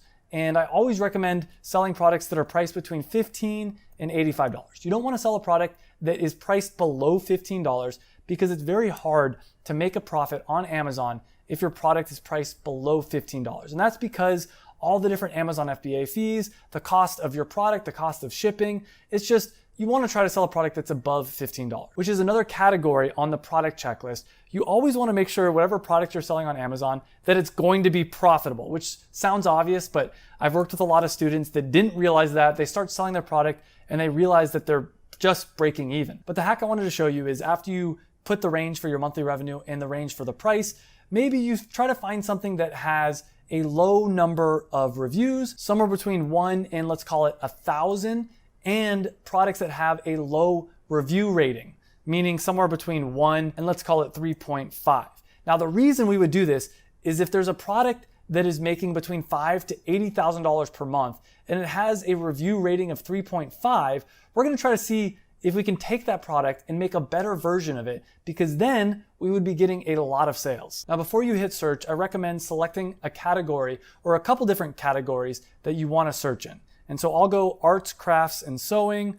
I will go baby, beauty and personal care, as well as grocery and gourmet foods. And let's see what comes up. And then we'll get this list of all these different products that Amazon says is making a good amount of monthly revenue, but has a low rating. And as I'm going through here, one of the things I see here is a type of henna powder for hair conditioning. It's got a review rating of 3.5 and it's making $5,000 a month.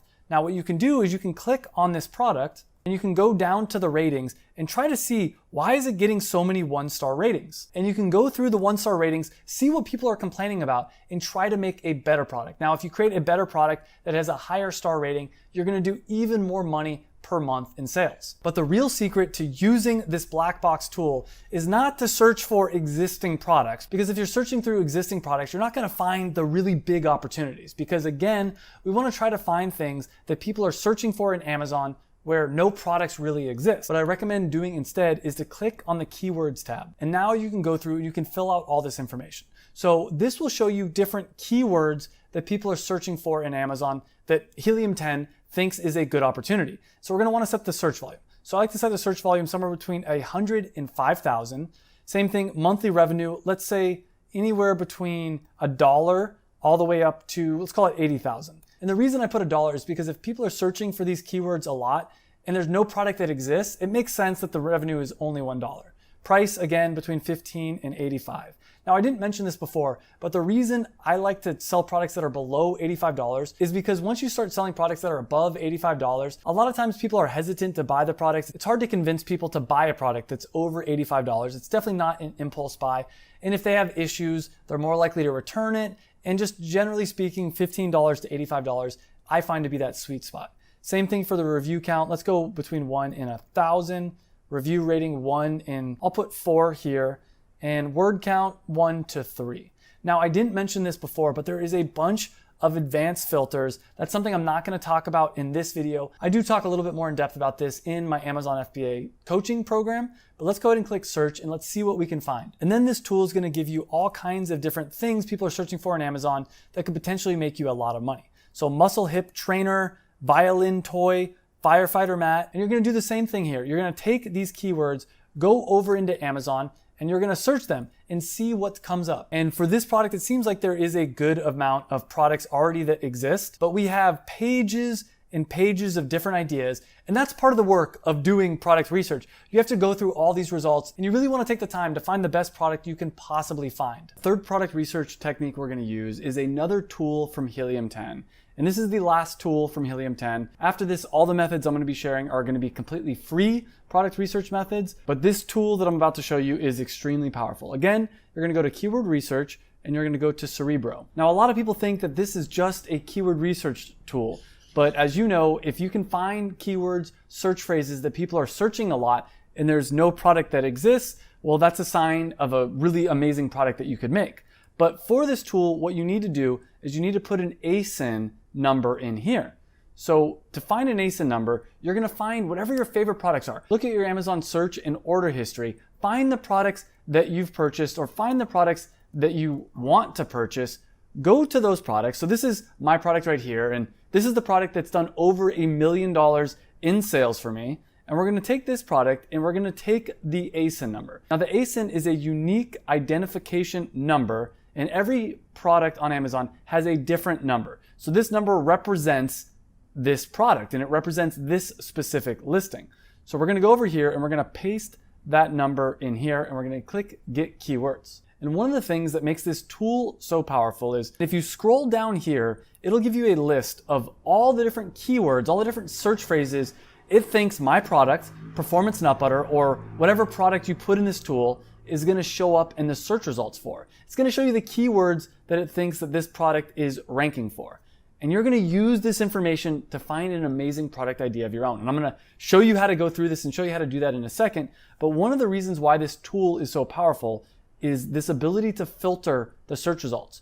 You can filter the search results based on how many words are in the keyword phrase. For instance, this would be 2 words, this would be 3 words, this would be 4 words. You can say, I only want to show word counts of 2 to 4. That way you're getting longer tail search terms, which I'll explain later in this video. You can filter it by the search volume. You can say, you know what?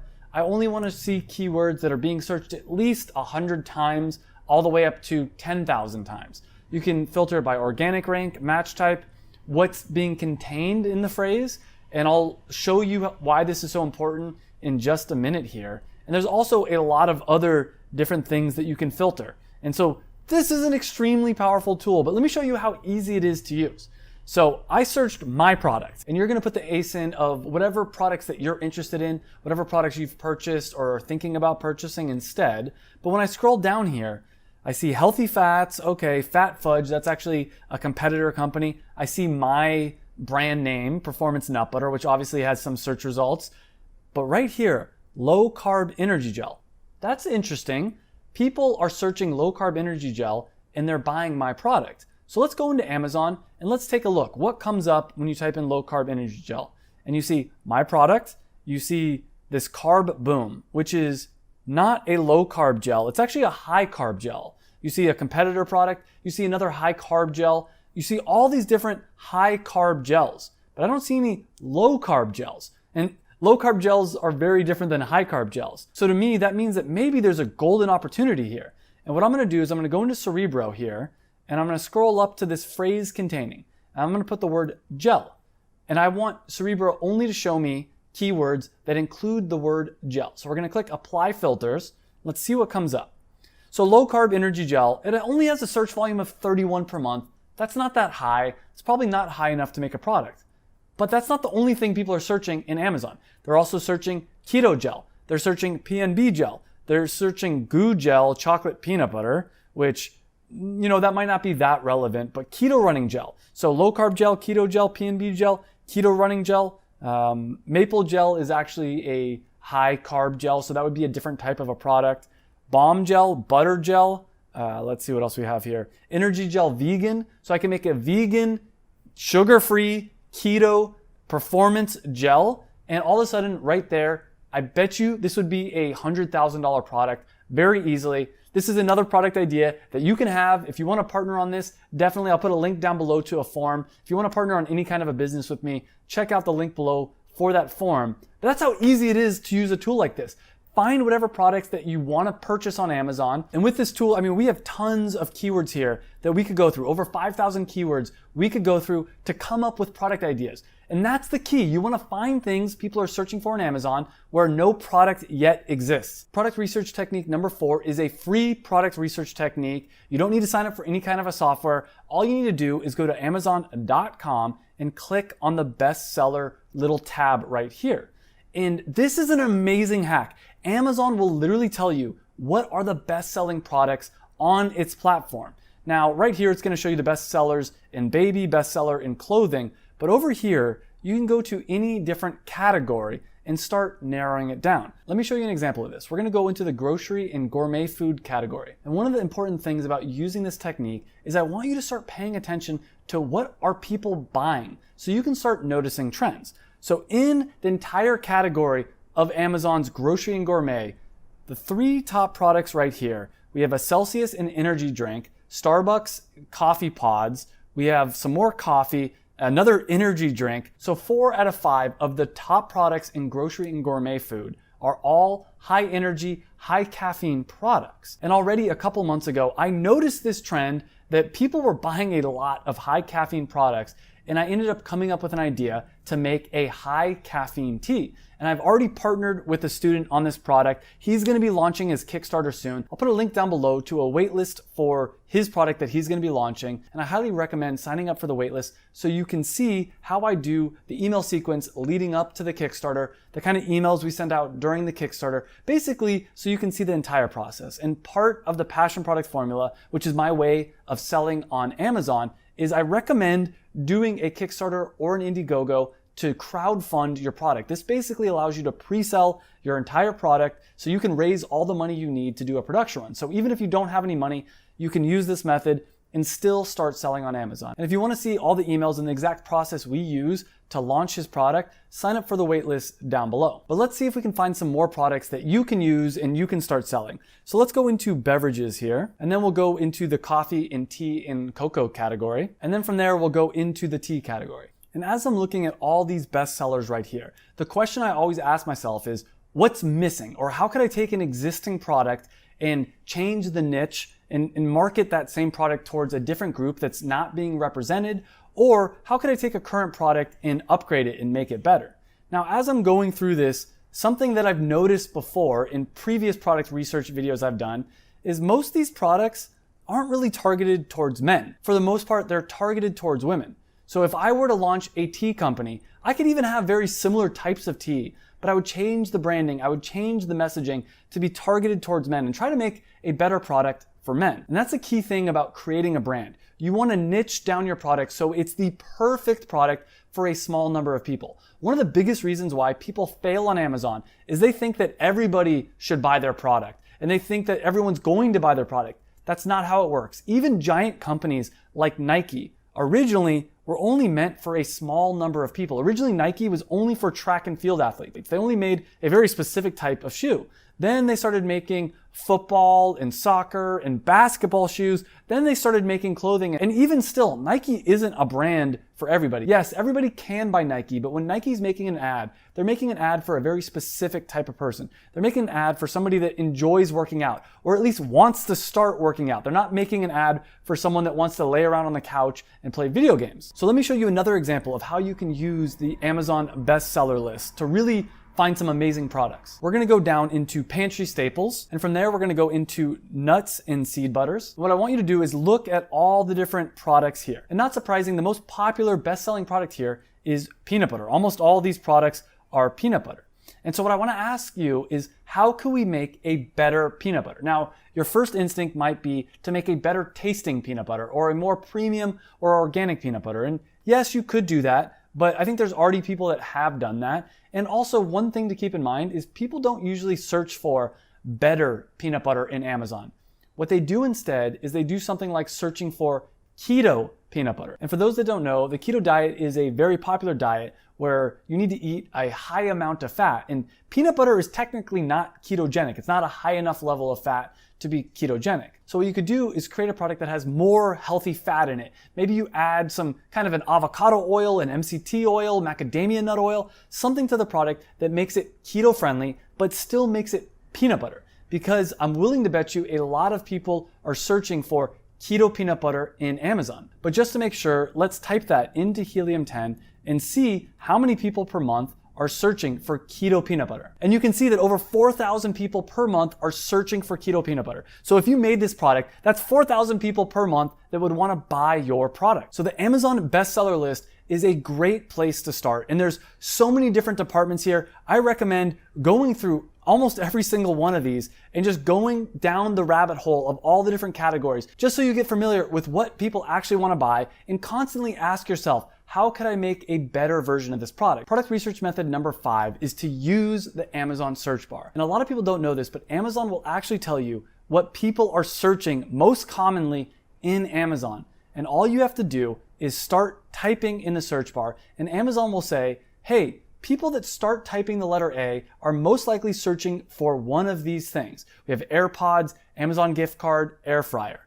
If we type the letter B, baby register search, blackout curtains, bathroom decor. The letter C, customer service phone number, customer service, Crocs, car accessories. And the more that you start typing, the narrower the search results are gonna be. So if I start typing CAN, we have can opener, candles, candy. And the thing to keep in mind is the higher up something appears on the suggested search results, the more commonly it's searched. So what I recommend, just to get familiar with what people are purchasing, is go through the entire alphabet and see if anything comes to mind. See if there's anything interesting there.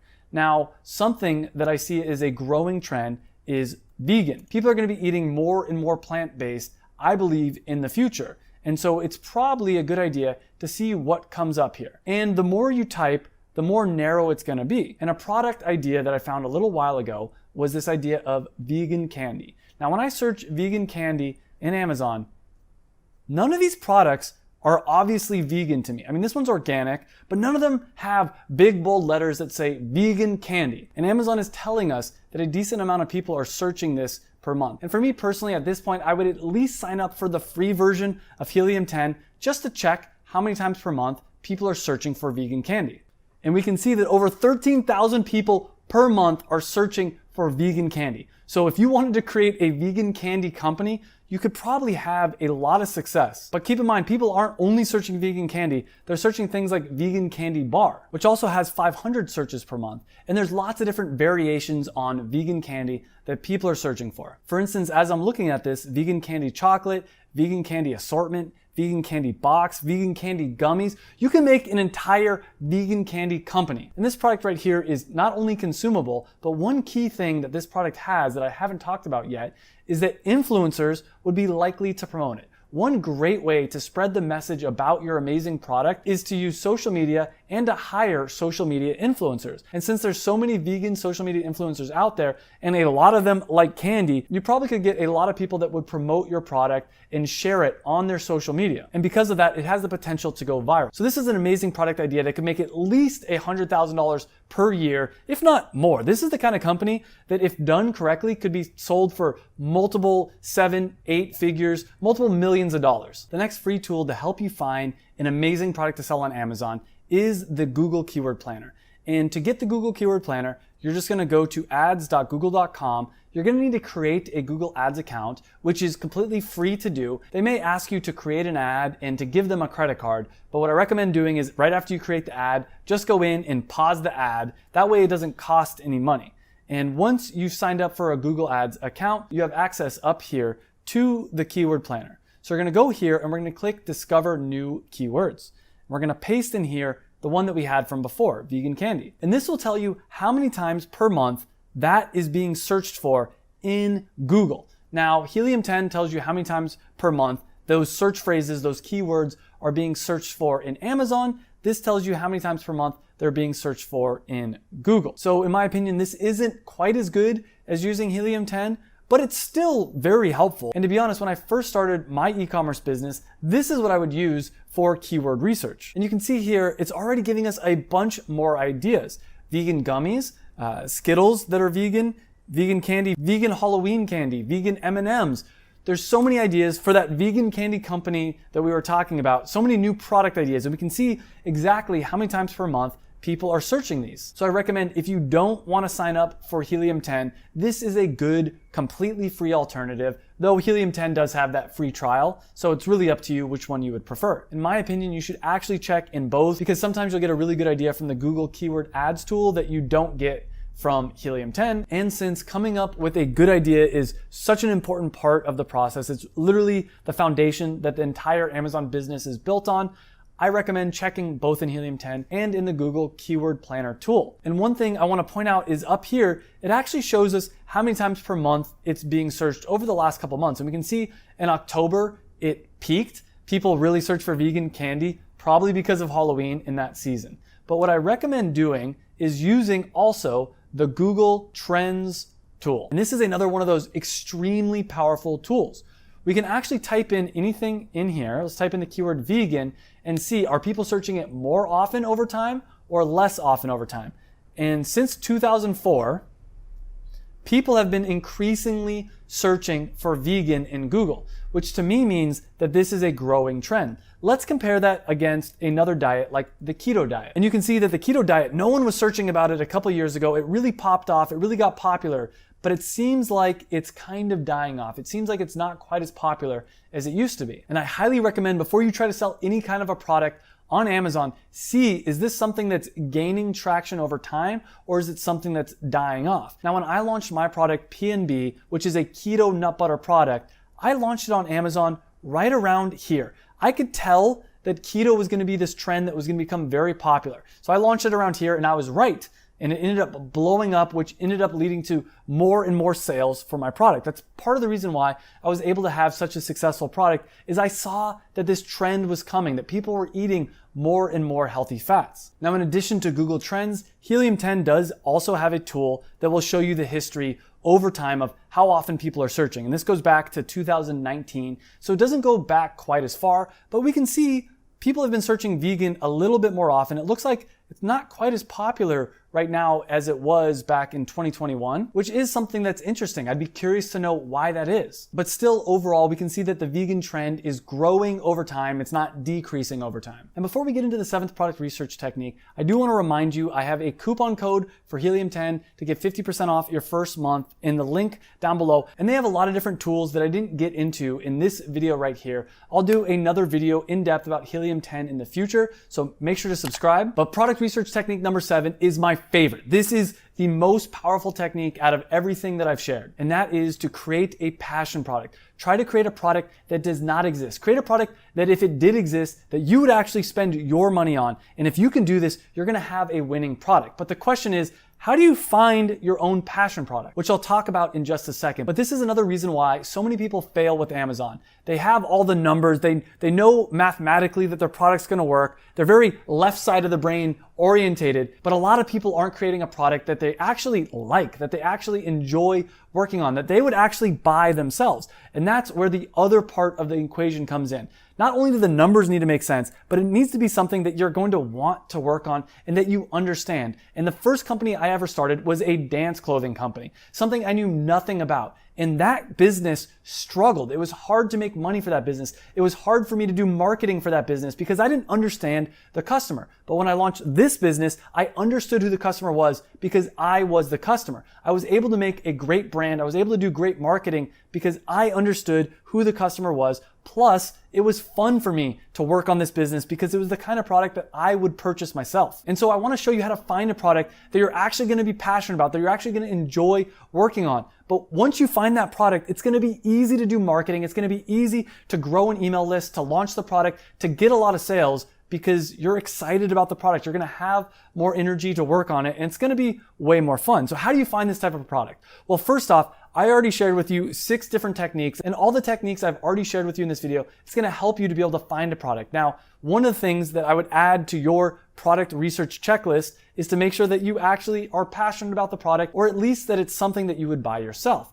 But still, how do you even know what you're passionate about? How do you even find something like this? Well, here's what I recommend doing. I recommend going through your credit card history and look at what are the things that you spend a disproportionate amount of your income on. For instance, for me, I spend a lot of money on healthy food, so it naturally made sense for me to make a healthy food product. Another way to figure out what you're interested in is look at your Amazon search history.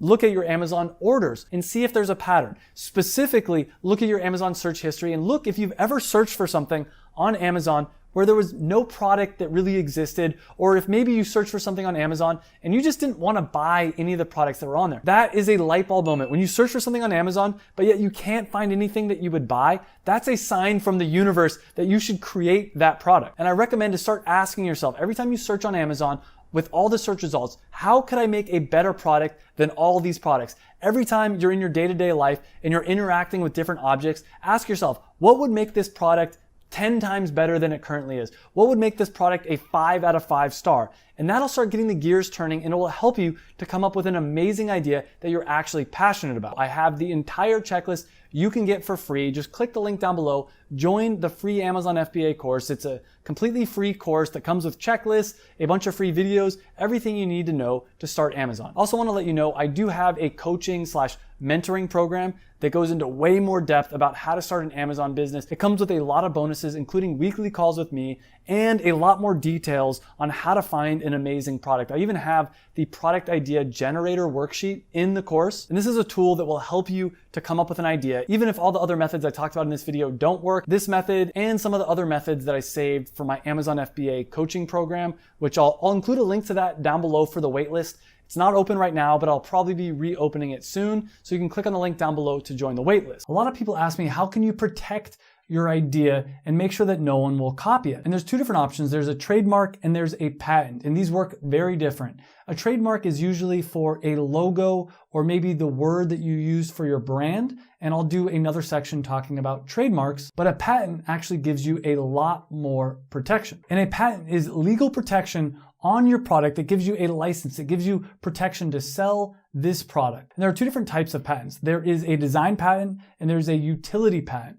And most people that get patents, they get a design patent, which is not as strong. A design patent protects the way that a product looks. On the other hand, a utility patent actually is if you have a special product that works in a special way, it protects the mechanism. It protects how the product actually works. Now, before you go and try to sell a product or try to create your own product, you're going to want to go out there and make sure that you're not infringing on any patents. The first thing you can do to make sure that you can sell your product is you can use Google Patents and you can search existing patents and make sure that your product isn't infringing on any existing product patents out there. You can go through and you can look at the products on Google Patents that have images and see if your product corresponds to any of the products that are on there. And if you find a product that is on Google Patents that looks exactly like the product that you're selling, that's probably a red flag. You want to be very careful, and you don't want to sell a product that has already been patented. You always want to make sure that you check these patents, because sometimes you'll see people that are selling products on Amazon and those products infringe on existing patents,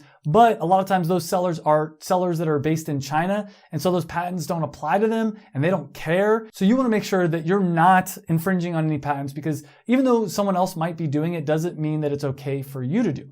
The easiest way for you to actually make sure that your product that you're about to sell isn't infringing on any patents is to use websites like Fiverr or Upwork, and you can hire a patent professional, someone that actually really understands the patent world, to go and search and make sure that your product's not infringing on any patents. And this will usually cost you around $50 to $60. However, if you really want to be careful, you can hire a professional, hire a lawyer that has experience in this. And one example of a website you can go to hire a professional lawyer is ecomtrademarks.com.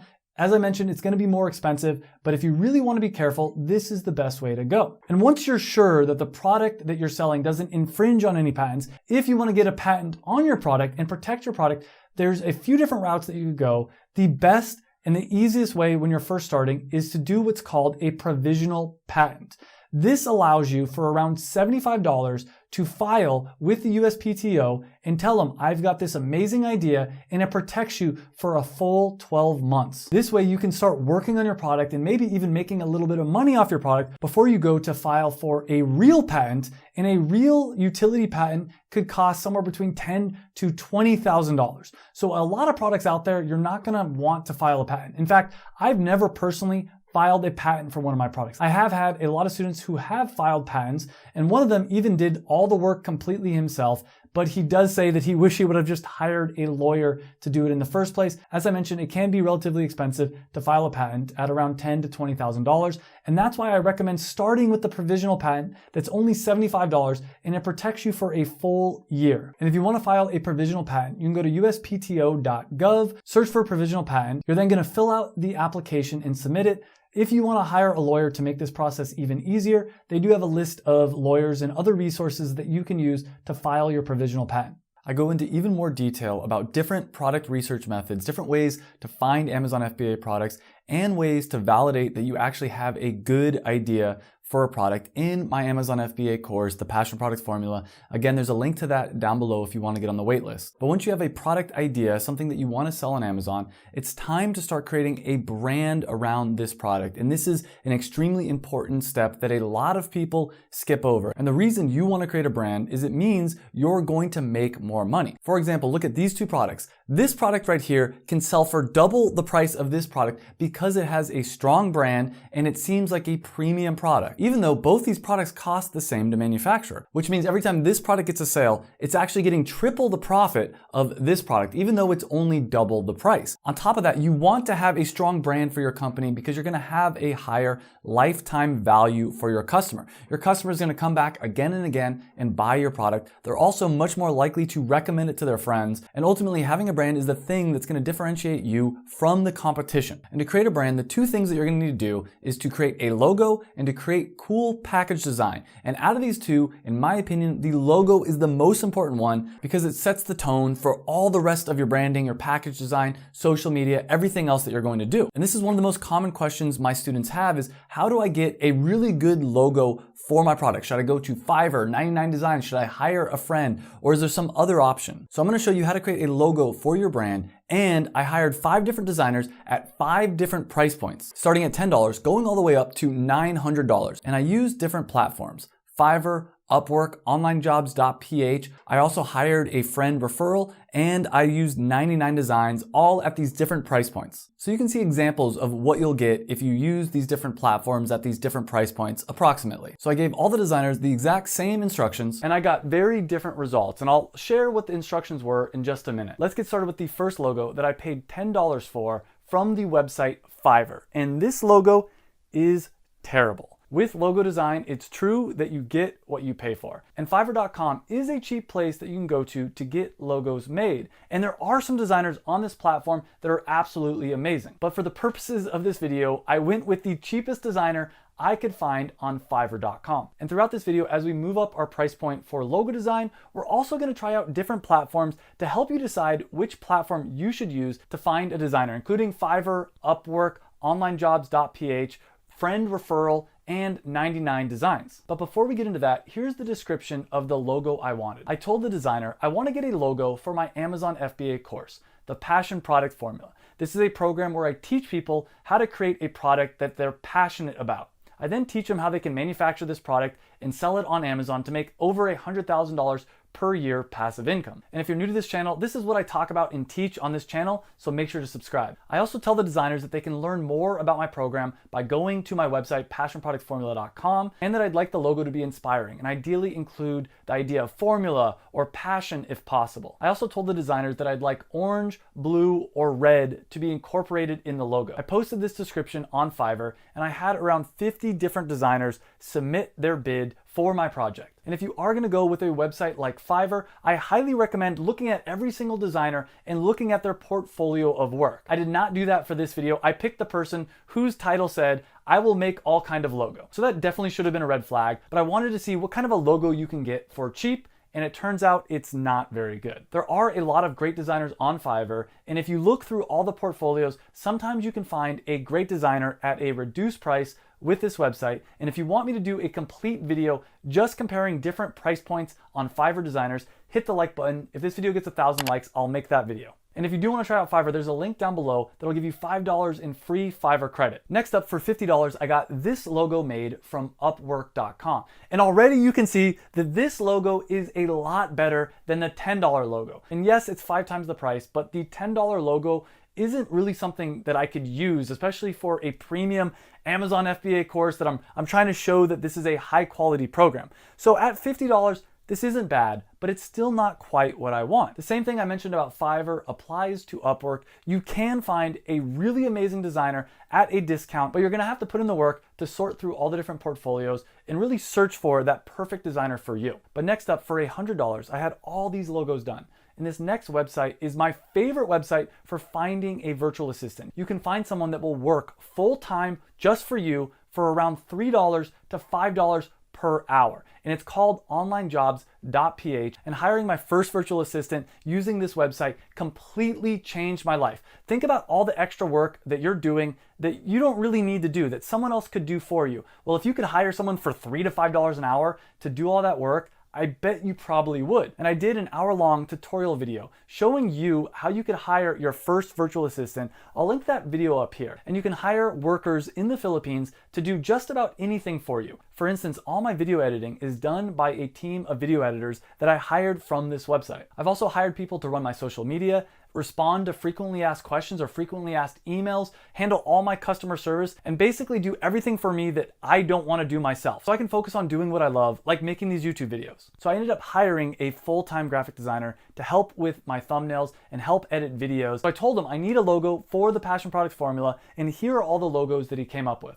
And these logos are a lot better than what I've been getting so far. You can see that he used the orange in a really cool way. He also included the PPF logo into a cube, which you could think about almost as like a little Amazon box. And he created a hexagon ring to make it look like a formula. So this is really the Passion Product Formula. But when I showed these logos to the people that are in my Amazon course, they didn't love these. They didn't think this really represented the product perfectly. So I continued my hunt for a logo, and I asked a friend, do you know a designer that might be able to help me design a logo for this program? And at $200, these are the logos that I had designed. And you can see that these logos are professional, but again, when I showed them to my community, they didn't love them. So I gave the designer some feedback, and these are the new logos that he came up with. He turned the 2 P's that stand for Passion Product into a circle logo and put the words Passion Product Formula underneath. And although both these logos look professional, they still don't really capture what I'm trying to convey with this logo. So finally, a little bit defeated, I decided to go to 99 Designs, and I spent $900 on this logo. Now, before I share with you this final logo from 99 Designs, there's 2 things that are really important to know. First thing is that a passion product is this idea that I came up with.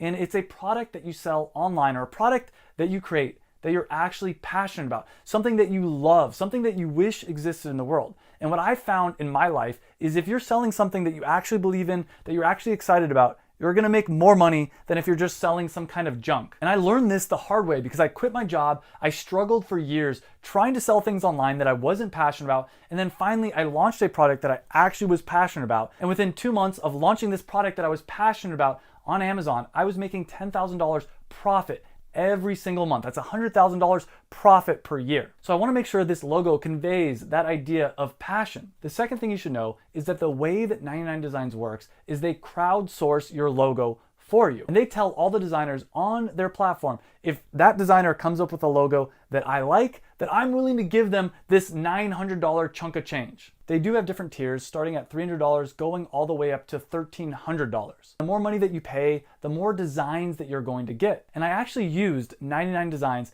to design the logo of Performance Nut Butter, which was my first original passion product that was able to make me over 6 figures passive income. So I went through and I submitted my contest. They show me other types of logos to try to get a sense of which logos I like so that they can see what kind of design elements that I want in my logo. They also ask what kind of a color scheme do I want, as well as a description of what I want in my logo. I also shared some images of other logos that I like. And 99 Designs is the perfect platform to use if you want to get some graphic design done or a logo done, but you have no idea what you actually want. Because all these different designers are gonna use their own ideas, their own creativity to come up with a logo design. And with the 99 Designs contest, there's actually 2 rounds. For the first round, everyone just submits all their different ideas, and then you select 6 finalists, and you tell those 6 finalists, hey, here are the concepts and the ideas that I like. And in the first round of my 99 Designs campaign, this was the logo that I liked the most. So I told all the finalists that this was the logo to beat, and that they should try to put their own spin on this logo. I then received a bunch of other logo designs, ideas, and concepts,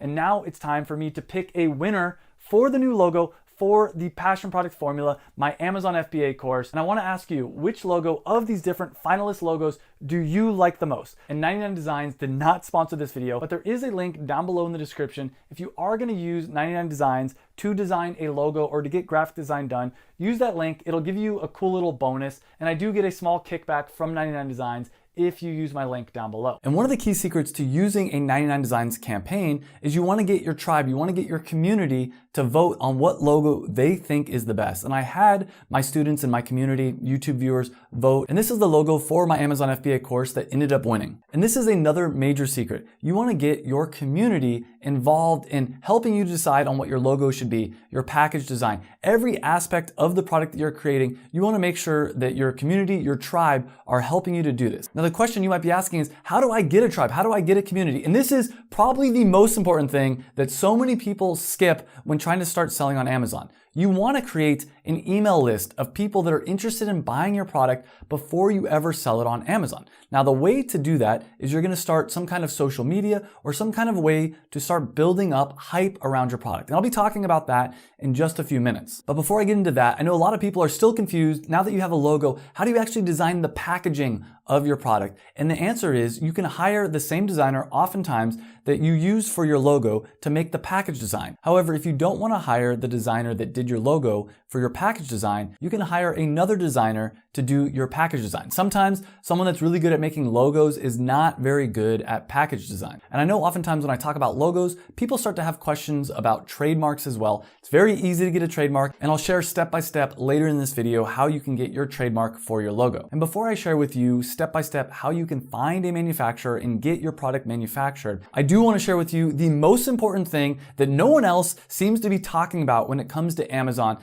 And this is the one thing that I see if you do, you'll have crazy success with Amazon FBA. And that is, as I mentioned earlier, you want to grow an audience. You want to grow a tribe for your product. You want to create a brand around your product and then get followers, people that want to buy your product before you even sell on Amazon. This is what I did and AJ did and a lot of the people I work with do, and they have incredible success. Because the important thing to remember with Amazon is you want to get to the top of the search results. You want your product to go to the top of the search results. And the best way to do that is to get as many sales and 5-star reviews as possible. Now, the best way you can do that from day one is to have an email list, to have social media, to have people that want to buy your product before you even launch it. Then when you go to launch your product on Amazon, you're going to email out everybody that, hey, the product is now live. You're going to share about your launch on social media, and you're going to get a ton of sales of your product from day one. Amazon's going to freak out and be like, wow, this product's getting a ton of sales. Let's move it up in the search results. That's going to lead to more sales, more reviews, which is going to lead to you going higher up on the search results, and it's going to snowball into more and more success. This is the method I use, where within 2 months of launching this product on Amazon,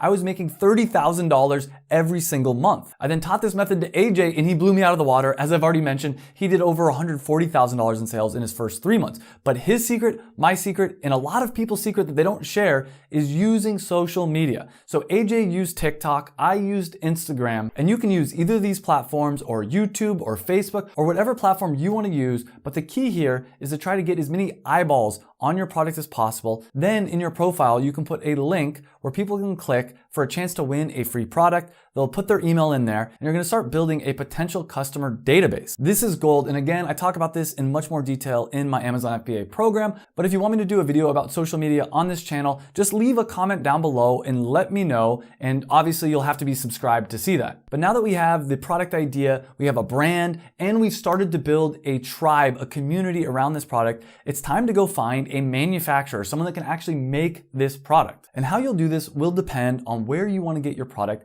manufactured, whether it's the United States or China. And there's pros and cons to manufacturing in both these places. For instance, in the United States, a big pro is that there's going to be shorter lead times usually. And for anyone that doesn't know, the lead time is how long it takes from the time that you place the order till you actually receive your order. And since you're working with people in the United States, chances are they're going to be able to get you the product a lot sooner. Because if you order a product from China, oftentimes if you choose to do sea shipping, it'll take a long time, not surprisingly. However, a big con with ordering products in the United States is it's going to be more expensive. Almost always, pretty much every single product that's made in the United States is way more expensive, sometimes 3, 4, 5 times as much money as China. And it used to be that China had low quality goods. That's not the case anymore. In fact, a lot of people that I've worked with find that the products made in China are just as good of quality, if not sometimes better. The cons with China is, as I mentioned, it's going to take a little bit longer. Sometimes there's a bit of a language barrier, though I've never had a problem. Every Chinese manufacturer I ever interacted with spoke really good English and was extremely easy to work with. And if you're unsure which one to go with, I recommend contacting manufacturers in the United States and in China. Start getting quotes, start figuring out what the pricing difference is going to be, what the lead time difference is going to be. But be careful, because a lot of United States manufacturing companies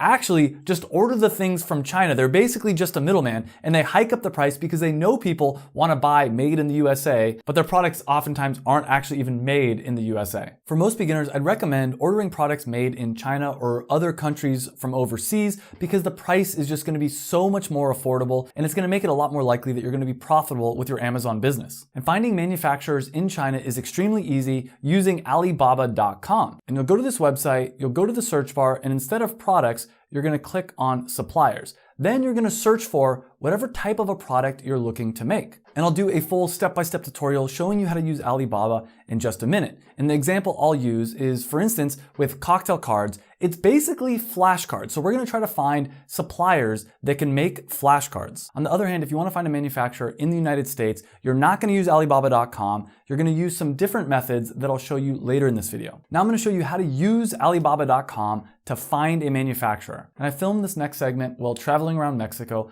I rented a beautiful Airbnb with an amazing ocean view. And again, I want to stress that this is one of the big benefits of starting an Amazon FBA business. You can travel around the world, you can live wherever you want to live, and you can keep running your Amazon FBA business. So sit back, relax, and watch this video. There's a ton of information in this next segment, but just watch it all the way through the first time. You don't need to take notes. And then if you want to come back the second time you watch it and actually sit down and take notes, I would recommend only taking notes on the second time. So watch it all the way through the first time, and then you can always come back. There's 7 steps to finding a manufacturer and getting your product manufactured using Alibaba.com. The first step is to search for suppliers, and I'm going to show you the secrets on how to find the best manufacturers on Alibaba.com. The second step is to identify the best suppliers, the best manufacturers, and there's some really key things that you should be looking for when trying to decide which manufacturer you're going to go with, and I'm going to share that later in this video. The third step is to get samples of your product, because once you've narrowed it down to the top 3 to 5 manufacturers that you want to work with, you want to get a sample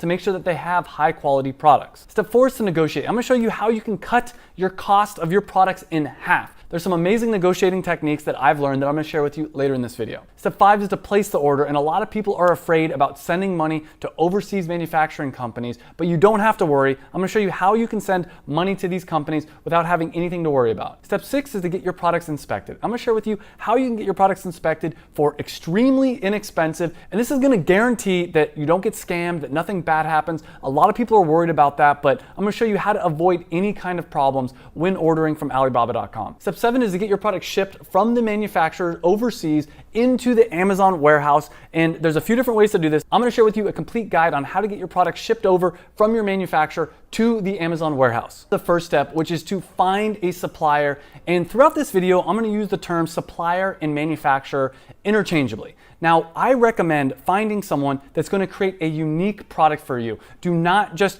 find a manufacturer or a supplier off Alibaba.com and private label their product. In the past, that used to work. In the past, people would go to Alibaba.com, find a bunch of junk products, slap their brand on it, and try to sell that on Amazon. Now, what I recommend doing instead is to contact the different manufacturers, suppliers on Alibaba's website and to actually ask them, hey, can you customize this product? Can you improve this product? I'm going to show you an example of that right here. But a mistake a lot of people make is they think of Alibaba.com as just being people that can supply already existing products. That's not the case. A lot of these people have the ability to manufacture something completely unique for you. Now, what you want to do is you want to find people that are already making products similar to the product you're making and ask them if they can change it up. For instance, for this video, I'm going to use an example of a product that I co-created with a student in my course. We partnered up on this product called Cocktail Cards, and it's basically a set of 100 flashcards showing people how to create unique cocktails. So what we did is we went to Alibaba.com and we typed in here flashcards. Obviously, we're not going to type in cocktail cards because no product like that already exists, but there are already people that are selling flashcards, and we're going to click search. And you can see there's all these different products here that you can buy. And you can buy these products in bulk. You can buy 1,000 of this exact product. But what you can do instead, and what I recommend doing, is instead of doing products, click on suppliers. And what this is going to do is instead of showing you all the different products available on Alibaba.com, it's going to show you all the different suppliers. Because right now, let's see, this product right here, it's made by this supplier. And you can see that there's probably going to be some repeat. Like this supplier was listed twice because they have this product and they also have this product. By instead changing it to suppliers of flashcards, we get a list of all the different suppliers, and it focuses on their ability to manufacture products, to supply products, as opposed to the individual products. So it'll give you right here the 3 different products that they're offering. And we can see here's the company that we saw in the previous search results. Now, a lot of people are scared that they're going to get scammed, that they're going to overpay, or they're going to get bad quality products. But I'm going to show you what to look for in a manufacturer to make sure that nothing bad is going to happen, or at least lower your chances of something negative happening drastically. To start with, one of the first things I like to do is I like to click up here, trade assurance. I like to make sure that the suppliers that are being shown have trade assurance. And the way trade assurance works is basically Alibaba is guaranteeing that nothing bad is going to happen with your manufacturing process, that you're not going to get scammed. And the way it works, I believe, is that Alibaba.com actually holds some of the money to make sure that if anything goes wrong, you can get the money back. So I like to click that because that really drastically lowers the chance of something going wrong. I also like to click this verified little button right here because what this does is it only shows manufacturer suppliers that have been verified. And the way that a manufacturer gets verified is someone from Alibaba.com or a third-party inspection company actually goes over into their warehouse, into their manufacturing facility, and verifies that they're a real company, a legitimate company. And let me put it this way, any manufacturing company that's willing to sign up for trade assurance, that's willing to get verified, they're probably a legit company. They're probably not trying to do anything shady. But we want to make sure when we're working with someone that everything is going to go as smoothly as possible. So here's some other things to look for. Another thing I like to look for is how many years have they been in business? This company's been in business for 8 years. This one's been in business for 13 years, 7 years. And if they've been on there for that long, the chances are that they are a legitimate company, a reputable company. They're not going to try to make some quick cash by scamming somebody. Another thing I like to look at is how many transactions have they had in the last 6 months. This one's had 166 transactions, which is pretty good.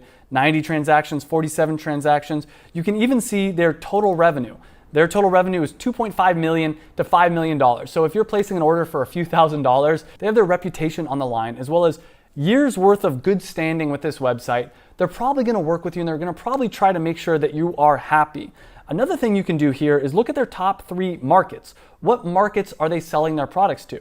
And 50% of all the business that this company does is in North America, which means that they're probably used to working with Americans or Canadians most likely, which means they're probably used to working with people that are English speakers. They also work with 15% of Western Europe, which means that they're used to producing high quality products. Because what I find is in North America and Western Europe, we want high quality products, and if it's not high quality, we're gonna send it back. And this company's done a lot of business with North America, with Western Europe, so they probably make high quality products. They also probably have pretty good English. They're probably used to working with people that speak English. You can also look at their country/region that their manufacturer is located in. This one is in China. A lot of these ones are in China because that's a good place to get products produced for relatively inexpensive. But on Alibaba.com, they also have all kinds of different countries. They have India, they have Vietnam, they have manufacturing companies from all over the place. Now, if you are looking to get a product produced in the United States, I did this video, I'll link up here, which I recommend checking out because Alibaba.com is more for purchasing products that are made internationally, which, let's be honest, it's a lot cheaper to produce a product overseas than it is right now in the United States. When searching for a manufacturer, you really want to make sure you get the best one possible. And so what I recommend doing as well is looking at the main products that each manufacturer creates. And you want to make sure that they specialize in whatever product you're trying to create. So we're creating a set of flashcards, and this company does book printing, box printing, notebook printing, paper bag printing, card printing. Okay, so they do specialize in card printing. Let's look at some other ones here. We have gift box, suitcase box, stationary item, jigsaw puzzle. That's not really exactly what we're looking for. They don't even have any kind of card printing on here. This one, packing box, ring binder, game box. It's loosely related, maybe not perfect. Playing cards. Okay, so this one has playing cards, so they can probably do something like flashcards. And what I recommend you do as you're looking through all these different manufacturers, on the ones you like, click on the favorites tab. And so far my favorite company has actually been this top one. Now, I'm just doing a quick tutorial video here. Normally what I would do is I would go through all these different manufacturers, all these different suppliers. Look, there's 34 pages worth. If you're trying to get a product manufactured, you want to make sure that you have the best possible manufacturer that you're working with. So take the time to really go through here and look at every single one. But let's dive in a little bit deeper. What you can actually do, if you click on the name of the company, you can see even more information about the manufacturer. Now, before I get into this, one thing I want to note is you can tell a lot about a company based on their name. For instance, a lot of times these companies have the name of the city where they're located. So this one is located in Shanghai, and it's Stone Doing Industry Company Limited. So what we can tell is it's located in Shanghai, which is a good thing. You want to look for companies that are located close to the ocean or close to a port because it's going to be cheaper for you. Because if they're located in the middle of China, it's going to be really expensive for you to ship your product from the middle of China to a port so that it can go across the ocean via a ship. It's just more expensive if it's in the middle of China. So we have Dongguan, which I'm sure I'm pronouncing that wrong. But another thing you want to look for is, look at this company's name is Printing Products Manufacturing Co., which is a good thing because that means their entire company is around printing products and manufacturing products. So they might, even though they don't put as their main products exactly what we're talking about, we know that at least they specialize in printing, where this company right here, it's called Bonroy Cultural Creativity Co. It's very broad. We don't really know what that means. Obviously, we can dig a little bit deeper by clicking here and looking at some other things. Now, one thing I will mention is they have a 4.9 out of 5, which is a really good sign. That means that most people that work with this company are really satisfied. You can also look at video and you can look at different pictures of their warehouse, which I would recommend doing. Make sure that they actually have the machines to produce the products. You want to make sure they're not just a middleman, because sometimes through Alibaba.com, you're going to work with people and it turns out someone else actually manufactures the product, they buy it from them and resell it. We can go down here and there's a ton of other information right here. We can look at some of their main products and see if it fits with what we're doing, and I think it pretty much does. You can also look at the production flow and see the raw materials to cutting, plate making, printing, detecting, everything. They got it all. You can look at what production equipment they have. Now this is really helpful because you can see, do they actually have the stuff to create the products that you're trying to create? And in the future, if you want to work with a different manufacturer, you can say, hey, do you have a plate making machine? Do you have a sample printing machine? Do you have all these different machines? Because this is what's needed to produce my product. Now, These machines are pretty standard, pretty easy. Most manufacturing companies would have them. And if you keep scrolling down, there's so much information right here, all the different transactions, the total amount of transactions they've done. So what we'll want to do is we're going to want to go back here and we're going to want to click on everyone that we think is a good option. We're going to want to click on them, do a deeper dive, make sure that they are a really good company. And for all the ones that we want to potentially work on, we want to hit favorites here. Now, before I move on to the next step, which is all about identifying the best suppliers, Alibaba.com is announcing an elite partner program and elite partner events. And this is perfect for people that are looking for the highest quality manufacturers possible. And this is going to be a group of vetted suppliers, manufacturers from all over the world. And this is a great way to get a competitive edge because you'll be able to see all the different elite partners in one spot. And the cool thing is Alibaba.com is going to be updating this every month with new products, new suppliers, all kinds of great information to help you get the competitive edge. And only manufacturers that meet all this criteria are going to be allowed to be part of this program. So they're highly vetted. And if you don't want to waste a lot of time going through 34 pages worth of different manufacturers, this is a good little shortcut to show you who are the best manufacturers out there that you can work with. But eventually, you want to move on to step 2, which is to find the best supplier. So how do you do that? Well, the way to find the best supplier is to, first off, narrow it down. There's probably hundreds of different companies here. Yeah, more than hundreds of different companies that you can work with. What I'd recommend doing is start a spreadsheet. Go through and list out all these different companies and decide what are the top 3 to 5 companies that you want to work with, and then contact them.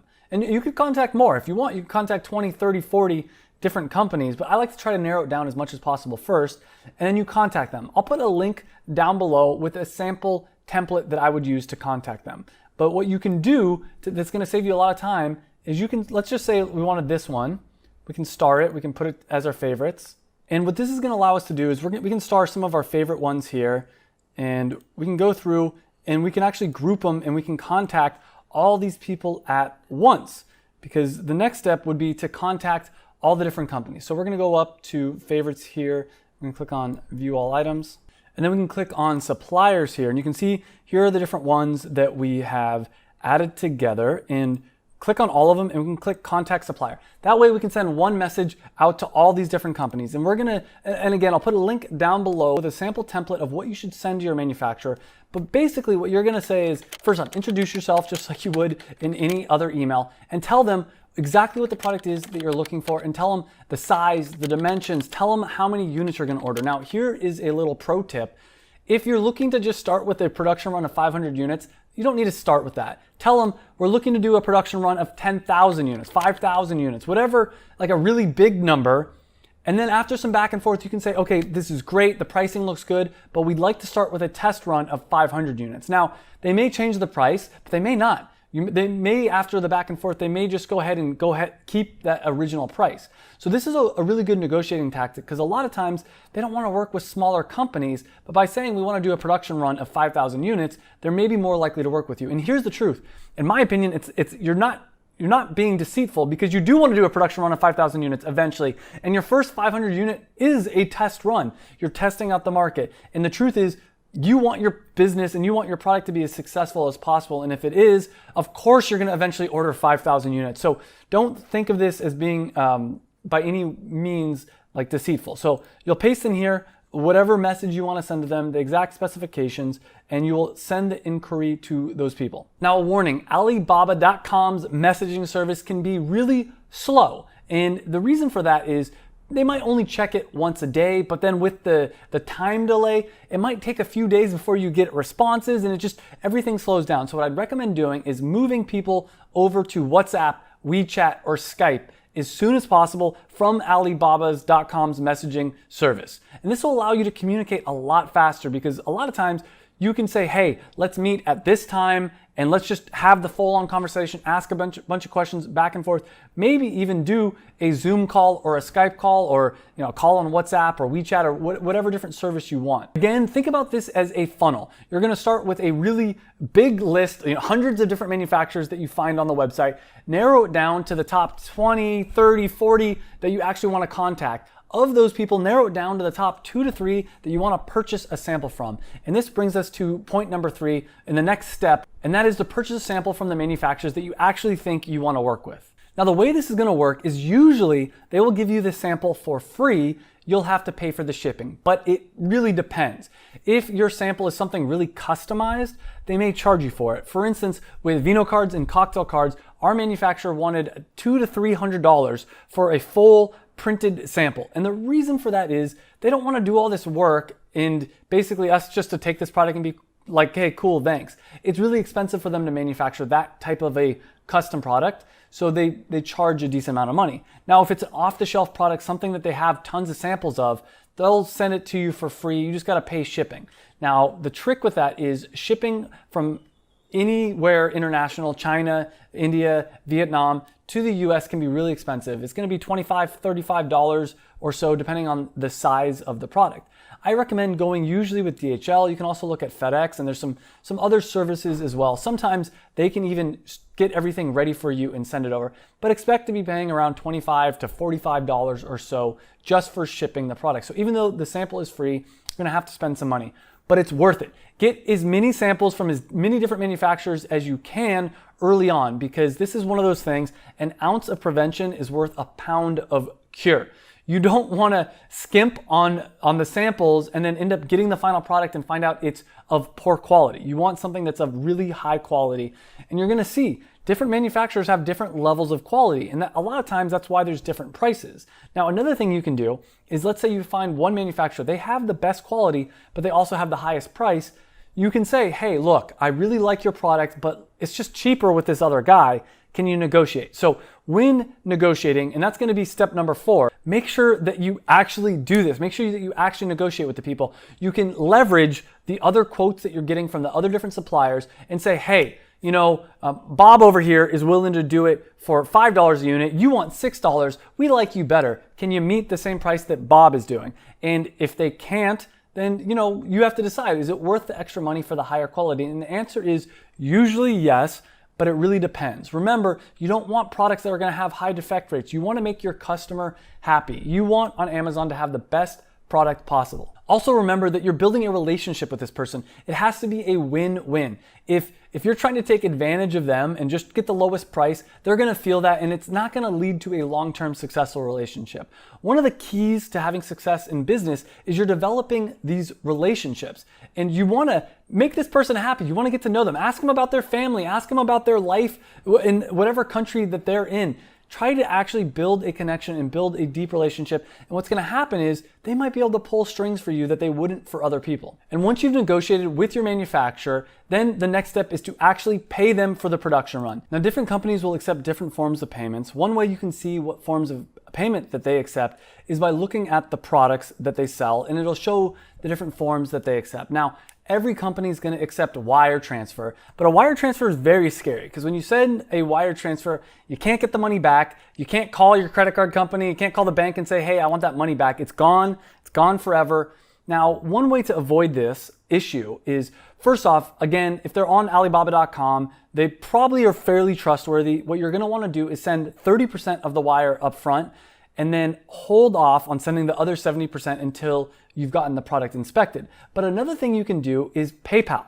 You can use PayPal, you can use Alipay, you can use all kinds of different, sometimes you can even use credit cards. So let's click on one of these products here and see what forms of payment that they accept. Now, a lot of times if you're going to be using PayPal or credit card or some other form of payment that's a little bit more secure, you're going to have to pay higher fees, because if they accept PayPal, there's transaction fees and you're going to have to pay for those. So this company accepts Visa, MasterCard, they accept online transfer, Apple Pay, Western Union. They accept a lot of different things. They even use Alibaba.com freight, which is another thing we can talk about in a future video. So that makes me feel a little bit more secure. Sending, I could pay with Visa, and then if there's an issue, I can call up my credit card company and get my money back. Now, again, they're probably going to do an upcharge for that. It's probably going to be a 3% upcharge.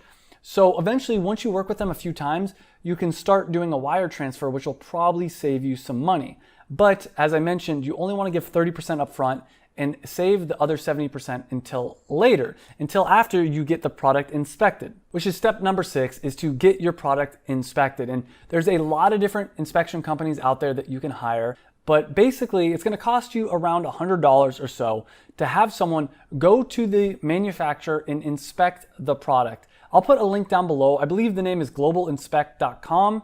That's the company that I've been told many times is an amazing company. I actually personally have not used them yet, but I have a lot of friends that have, and they've all had great things to say about them. Alibaba.com even offers its own inspection services, and you can go under services into production monitoring and inspection services to find out more information. And that's a really easy option if you don't want to hire a separate company to do inspections for you. And it's around $118 for a full day's worth of inspection. And what happens is they end up sending you a report of your product. They check a bunch of the different random products to see, is the quality up to standards? You want to make sure that the barcode scans, because if it's a poor quality printing job, maybe the Amazon FN SKU won't scan, and that could cause problems down the road. But really what you're doing here is making sure that they actually produce the products that you said, and it's up to the quality standards that you need for your product. And once you get the go ahead, and you can start to arrange to ship your products from your manufacturer over to your Amazon warehouse, whether that's in the US or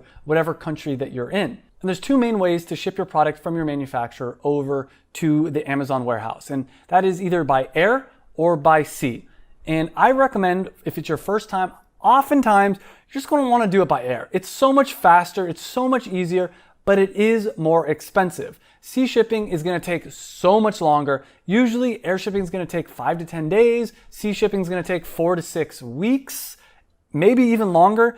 There's a much higher likelihood that you're going to have issues with sea shipping, because what happens is the ship goes from your manufacturer over to the US or whatever country you're in, and it might get stuck in the port, and there might be customs issues. Sometimes that happens too. Also keep in mind when you're thinking about shipping your product that you're going to have to pay a customs or a duty fee. Now, I have heard about people saying to their manufacturer, you know what, I know I paid you $6 a unit, but can we just say that I paid you $1 a unit? Now, I'm not advising to do this, but I've heard stories of people doing this to lower their customs and their duties fees. This won't work if you're doing large volumes, but if you're only doing a 500 unit or 1,000 unit run, it could be a tactic to save you some money. Maybe not the most ethical thing out there, but I'm just saying it. Again, I do not advise this, but it's something I've heard about people doing. Now, if you're gonna ship by sea, you're gonna wanna hire a freight forwarder 100%. It's gonna make it so much easier. And a freight forwarder is a company that arranges everything from you. They'll arrange a truck to go to the warehouse in whatever country that you're manufacturing the product in,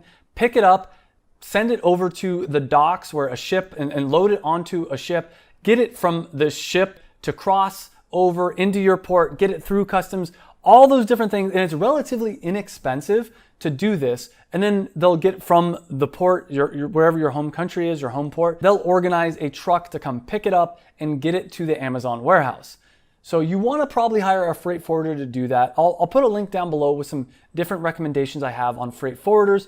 On the other hand, if you're going to be doing air shipping, you can go with DHL. Usually they're the cheapest option. I've also at times used FedEx, I believe, and there's some other options as well, but DHL is usually the one that I go with. Now, something really important I want to remind you about is I do have a template for you to contact the different manufacturers on Alibaba. I do also have an Excel spreadsheet template for you to input all the different manufacturers, so it will help you decide basically what manufacturer to go with. And I also have contacts of freight forwarders and inspection companies that I didn't mention in this video, and you can get all those templates by clicking the link down below. Once you put your email in down there, I'll send you all those templates for free. And that was how to find a manufacturer using Alibaba.com. But if you want to find a manufacturer here in the US, there's different ways that you're going to use to find that manufacturer. I'll be talking about that in just a minute. And I know a lot of times people come to me, since I do sell food products, and they ask me, how do I find a food manufacturer? Should I make my food overseas in China? And I would generally say, if you're looking to make a product that people are going to be eating, do not make that product in China. Same thing with supplements. You probably want to get that made in the United States or Canada. And if you're looking to find a manufacturer here in the United States, there's 3 main ways that I'd recommend doing that. The first is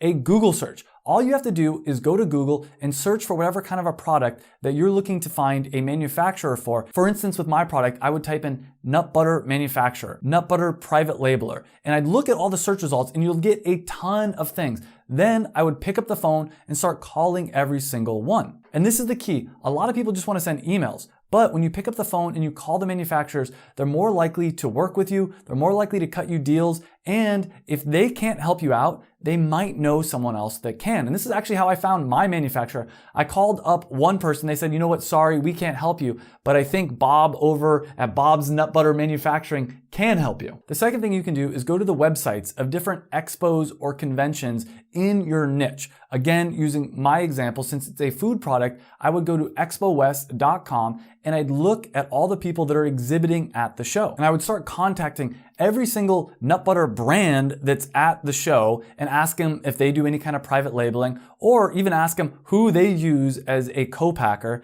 And if that doesn't work, the other thing that you can do is you can actually look at all the people that are exhibiting at the show that do exactly this. They private label nut butter. And usually at these kind of big conventions, there's a lot of companies that will be making exactly what you want. Same thing if you're doing supplements, you can do Expo West, and there's a bunch of other conventions as well that you can look at the exhibitor list for. And the third thing you can do is use thomasnet.com. And this is basically like the Alibaba of the United States, except for it's not quite as good as Alibaba, but there is on their website over 500,000 industrial suppliers. So if you do a little bit of digging, you might be able to find an amazing manufacturer that you can work with. But warning, there's some huge mistakes that new Amazon sellers make when trying to start working with a manufacturing company. And I made an entire checklist that you can use for free. I'll link that down below as well when trying to find a manufacturer. This is a list of everything that you're gonna wanna think about when trying to hire your manufacturer. And this is overkill. Like, I really went into detail and thought about every possible thing that I could find. And there's some things like you wanna figure out who has the best price,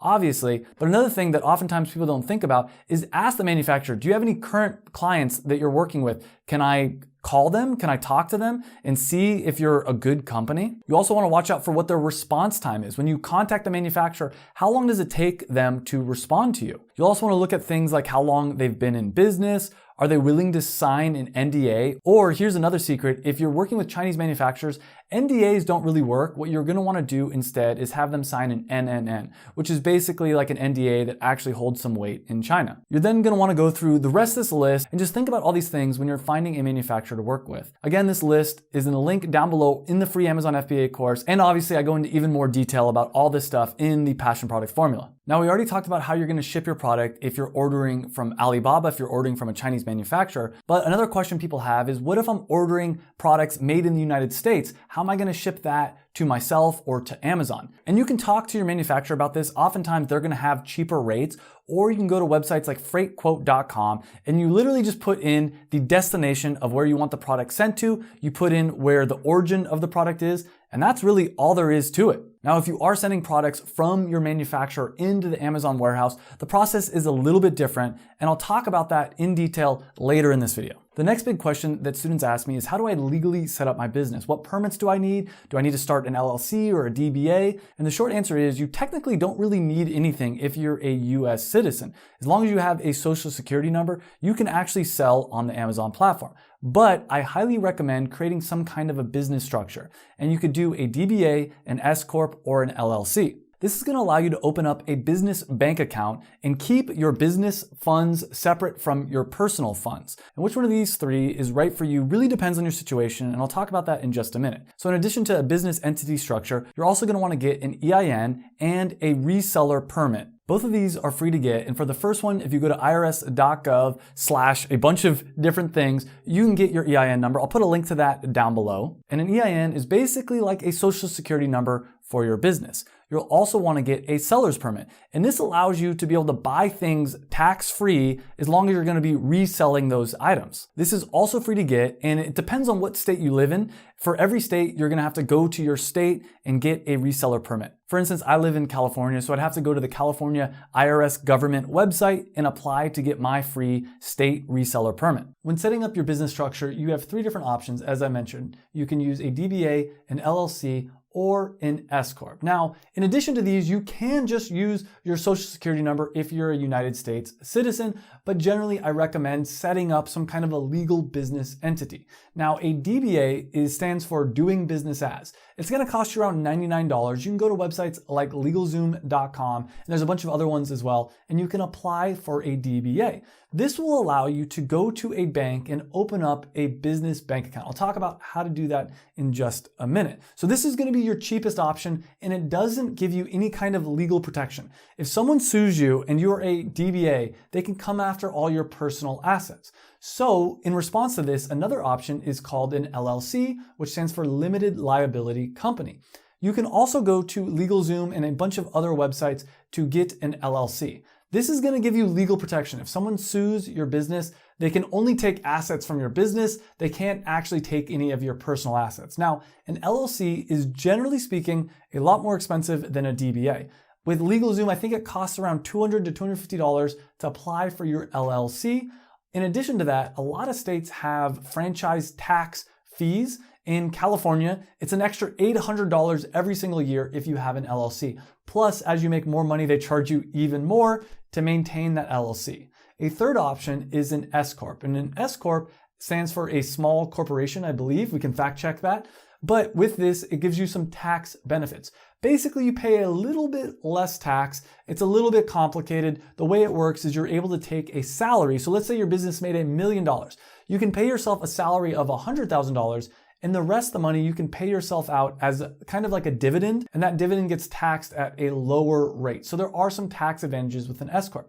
Now the secret here is you can actually create an LLC, which is a little bit easier to maintain than an S Corp, and then you can elect for the S Corp taxation as far as the IRS is concerned, which means that you get all the benefits of the LLC, plus on top of that, you're gonna pay a little bit lower taxes. So generally, this is what I recommend, but here's the truth. If you're running a business that's not likely for someone to come and sue you, a DBA is fine. You still have all the benefits of having the business bank account, and in Amazon's eyes, it's very similar to having an LLC. So there's no problem. If you want to just do a DBA, if you're not worried about getting sued, a DBA oftentimes is a great option. Now, if you don't live in the United States, but you want to sell in Amazon USA, oftentimes it's not 100% necessary, but I do recommend getting an LLC, and you can pick whichever state you want to get your LLC in. I recommend Wyoming oftentimes, and I'll put a link down below to some of the best places I know to get an LLC certificate. And also, if you want me to do a complete video for people that live in Canada or other countries that are trying to start an Amazon business in the United States, leave a comment down below. Let me know that you want me to do that video, and I'll do that as a future video. But once you submit for your DBA, your LLC, or your S Corp, whichever business structure you want, the next step is to take that paperwork and go to a bank and open up a business bank account. There's a lot of different reasons you want to do this, but you want to try to keep your personal and your business finances separate. Now, if you have an LLC, you need to do this legally. If you intermix your business and personal finances and someone goes to sue you, they can actually go after your personal assets. But it's just standard practice. It's very smart to keep those two things very separate. And one of the reasons you want to keep your personal and your business separate is you want to know if your business is actually making money or losing money. And if you start mixing personal with business finances, then sometimes it might look like your business is losing money, but it's actually making money. Or it might look like your business is making money and it's actually losing money. So keeping those separate is very important. Another way to keep those two things separate is opening up a business credit card. This is one of the best things. This is one of those hidden secrets that no one tells you about. When you open up a business credit card, not only is it going to help you to keep your business and personal finances separate, but on top of that, there's so many perks, so many benefits with business credit cards. For instance, I rarely pay for flights. I rarely pay for hotels. I make so much money off the points from the credit cards that I am able to pay for my flights and all my hotels. And this is a great hack. And a lot of credit cards give you 50, 60,000 points or 60,000 miles just for signing up. I'll put a link down below to my favorite business credit cards. And literally you sign up, maybe you spend $1,000 or $2,000, which is very easy to do when you have a business, and you get 60,000 miles. And 60,000 miles is enough miles for a round trip ticket most places in the world. You can get a round trip ticket to Europe for 40,000 miles if you book it properly. So signing up for a business credit card is one of those secret perks that a lot of people don't tell you about that you should absolutely do. Again, I'll put a link to my favorite business credit cards down below. I would list them out right here, but they change so often. I will say the Amex Gold is a classic one. American Express Gold, you get, I think it's like 5x points when you spend money on advertising. So if you spend, let's say, $1,000 on advertising, you get 5,000 points, which is worth like around $50 in flight credits. Now it's time for the next tip, which is adding your product to Amazon and setting up your Amazon listing. And I'm gonna show you how to set up the perfect Amazon listing that's gonna make people wanna click on your product in the search results and ultimately buy your product. And it's important to set up your product listing before you actually order your products in manufacturing, because what you're gonna wanna do is you're gonna wanna get your FNSKU, your barcode, and you're gonna wanna get it printed on the product packaging. That way, you don't have to put stickers on all your products. I'll explain in more depth why we're doing this later, but trust me for now, you're gonna wanna set up your Amazon listing before you actually order the products from your manufacturer. The first step to creating the perfect Amazon product listing is to add your product. And in this video, I'm gonna go step by step, a full tutorial on how to not only add your product to Amazon, but how to make a product listing that's gonna help you sell your product. And once you add your product to Amazon, you're gonna have to add the main image. And the main image is what shows up in the search results when people are actually searching for whatever your product is. It's gonna show up here in the search results. And I'm gonna show you how to make a main image that's gonna make people want to click on your listing. Then I'll talk about some of the side images here, and these help you to sell your product. When people are looking at your Amazon product page, the main thing they're looking at is the main image, the side images, the reviews, and the title. So the next thing I'm gonna talk about is how to create a title. Again, when people are searching for your product on Amazon, this is the next thing they see. And we're gonna talk about how to include search terms, keyword search terms in your title in a way that's gonna make not only the algorithm put you to the top of the search results, but also make a title that's gonna make people wanna click on your listing. After that, we're gonna talk about all the bullet points here, because this is another way for you to sell your product. When people are looking at your product listing, they're gonna look at the bullet points, and you're gonna wanna convey the benefits of your product. And I'll show you some ninja hacks on how to do that. But also, you're gonna wanna make sure you add in the different keywords to your bullet points. We'll talk about all this in depth later, so if this is really fast, don't worry about it. We're gonna go into more detail later. And then we're also gonna talk about the description for your product listing.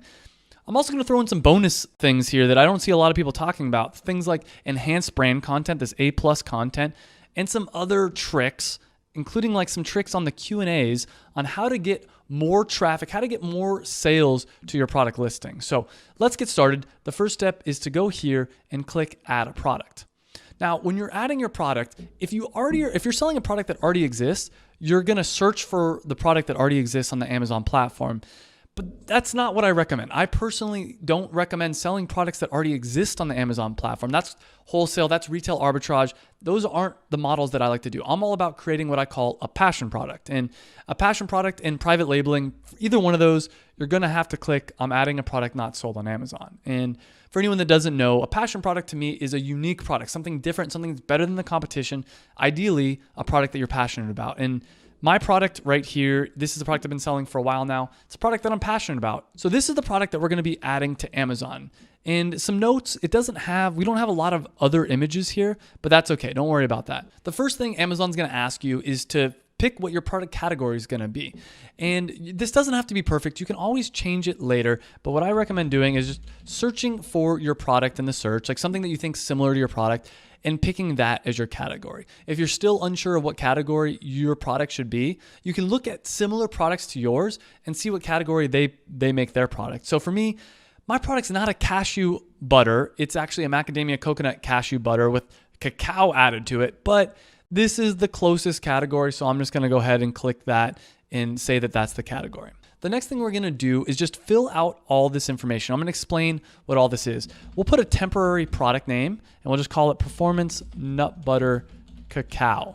And we'll change that later. Obviously, in just a minute, I'm gonna show you a more in-depth way on how to come up with the title. And your product name is gonna be the title for your product here.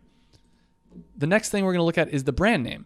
And I have another video where I've talked in depth about this, but if you are brand registered, you're going to be able to use whatever your brand registered name is. If you're not brand registered, go ahead and put in whatever your brand name is there.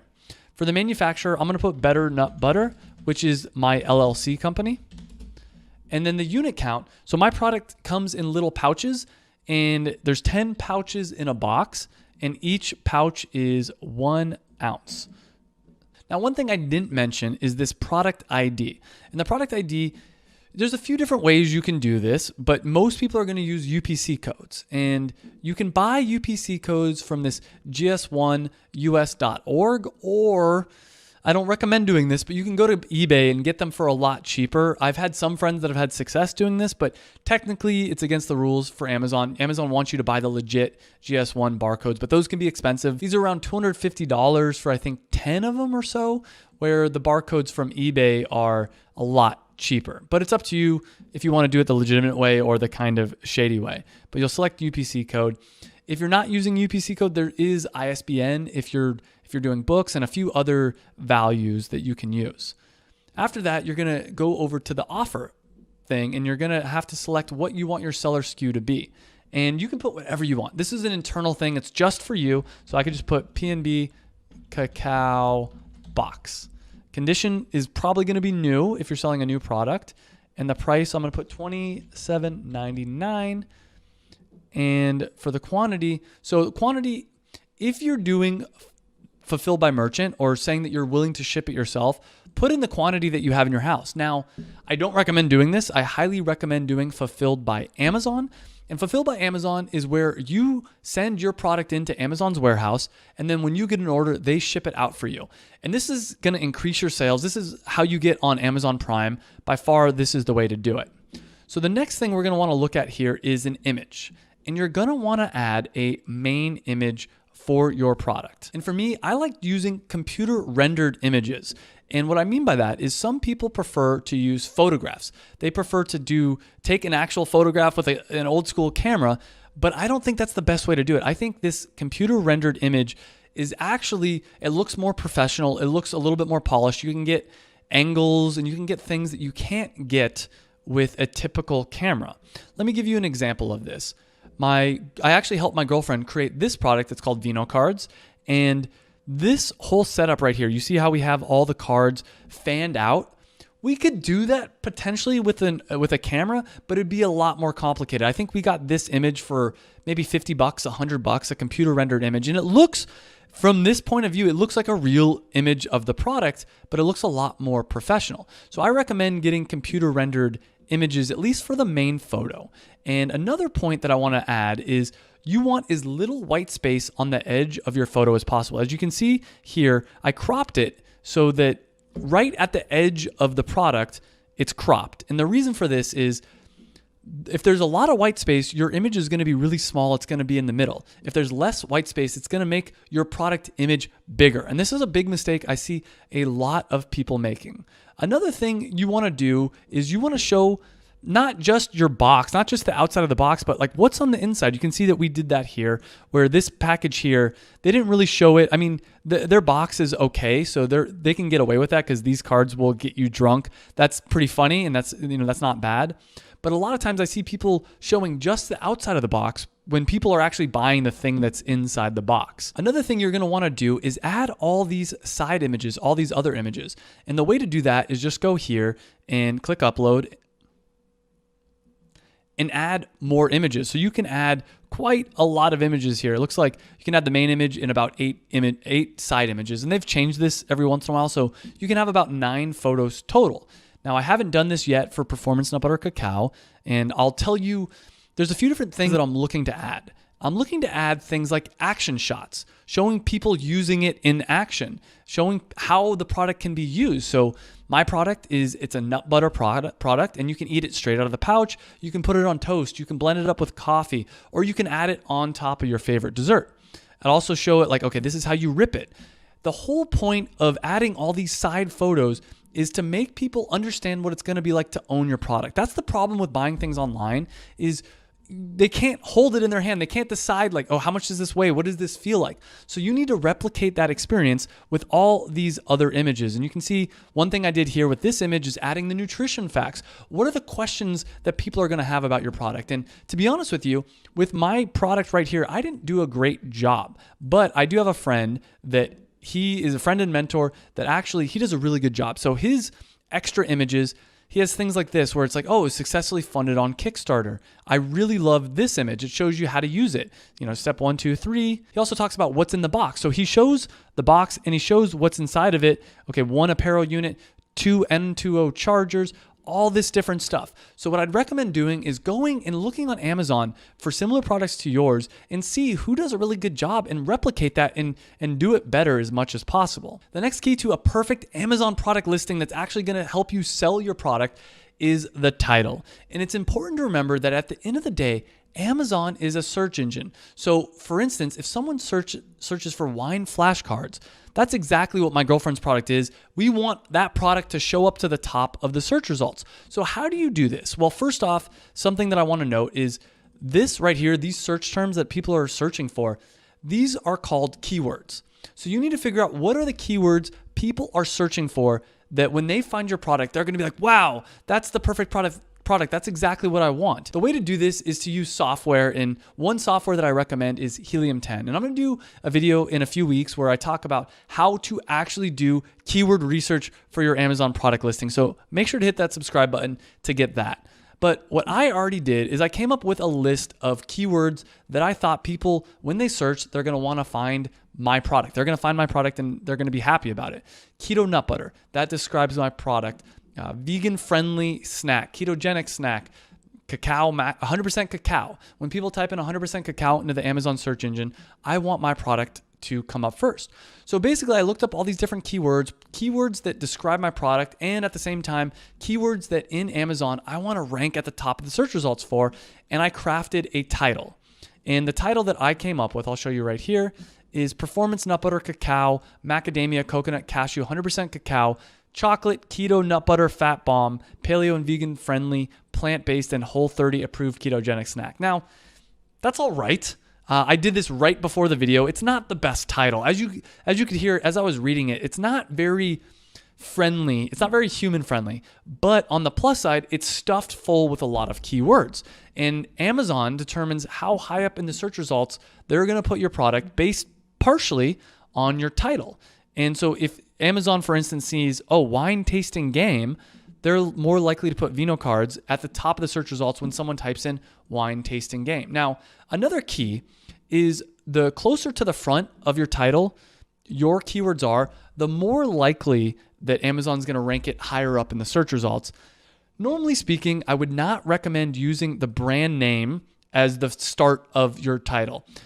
Now, my title's not the best right now. This is just a rough draft, and that's a key part of this whole thing I want to let you know. You can always go back and change it. So I'm going to start with this as my title because I'm already selling a product on Amazon called Performance Nut Butter, and I want to make sure I rank for my own keyword Performance Nut Butter. And a lot of people I know are going to be searching Performance Nut Butter Cacao because I'm doing an entire marketing campaign, an entire launch strategy campaign around Performance Nut Butter Cacao. And I have another video I'll link where I talk about my launch strategy. But what you're going to do is once you've crafted your title, go ahead and copy it, go here, and let's go back to the vital info and paste it in there. Now, after this, the next thing we need to talk about is the bullet points. And this is something that a lot of people overlook. And one thing I like to do with the bullet points is for the first line, I like to put it in all caps, which makes it really attention grabbing.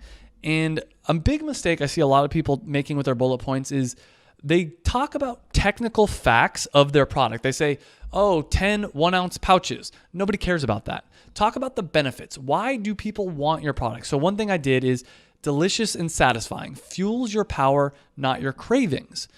The reason for this is a lot of people are buying this product because they want something that's going to make them feel good, make them feel stronger. So I made it very clear it fuels your power, not your cravings. Another reason why, another benefit of my product is it's 100% real, 100% natural.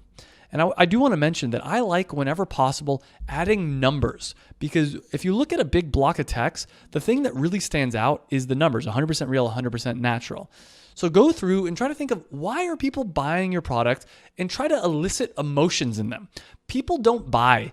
And despite what we think, they don't buy for logical reasons. People ultimately buy with a thing that's going to make them feel good, or at least they think is going to make them feel good. So really hit hard the emotions that they want to feel. Now, one ninja hack is at the end, your last bullet point, make sure that you say 100% satisfaction guaranteed or have some kind of money back guarantee. Now, here's the trick. On Amazon, everything has a 30-day money-back guarantee. If someone buys your product and they don't like it, they're going to be able to get their money back within 30 days anyways. So why not hit them over the head and make it very obvious that if they buy your product, it's not going to be a risky thing, that they can buy your product and not have any fear. And there's a lot of psychology behind this. People are scared to buy things because you're spending your hard-earned money. This is one of the reasons why with my Amazon course, I have a 30-day trial. I let people try it out for 30 days, and if it's not right for them, hey, I'll give you all your money back. But it's called a risk reversal. Because normally when people buy something, all the risk is on them. It's like, I'm spending my money, I'm taking this risky opportunity. But what you're gonna do in your bullet points is what's called a risk reversal and say, no, I'm the seller of this product, I'm the owner of this company, I'm taking all the risk. I believe in this product so much that if you try it and for any reason you want your money back, I'll give you your money back in a second.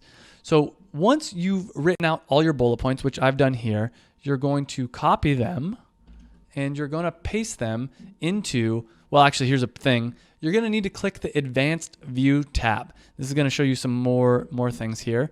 And you're going to need to go into the description and then under Key Product Features, this is the bullet points, you're going to paste, click Add More, and then go through and paste the rest of your bullet points.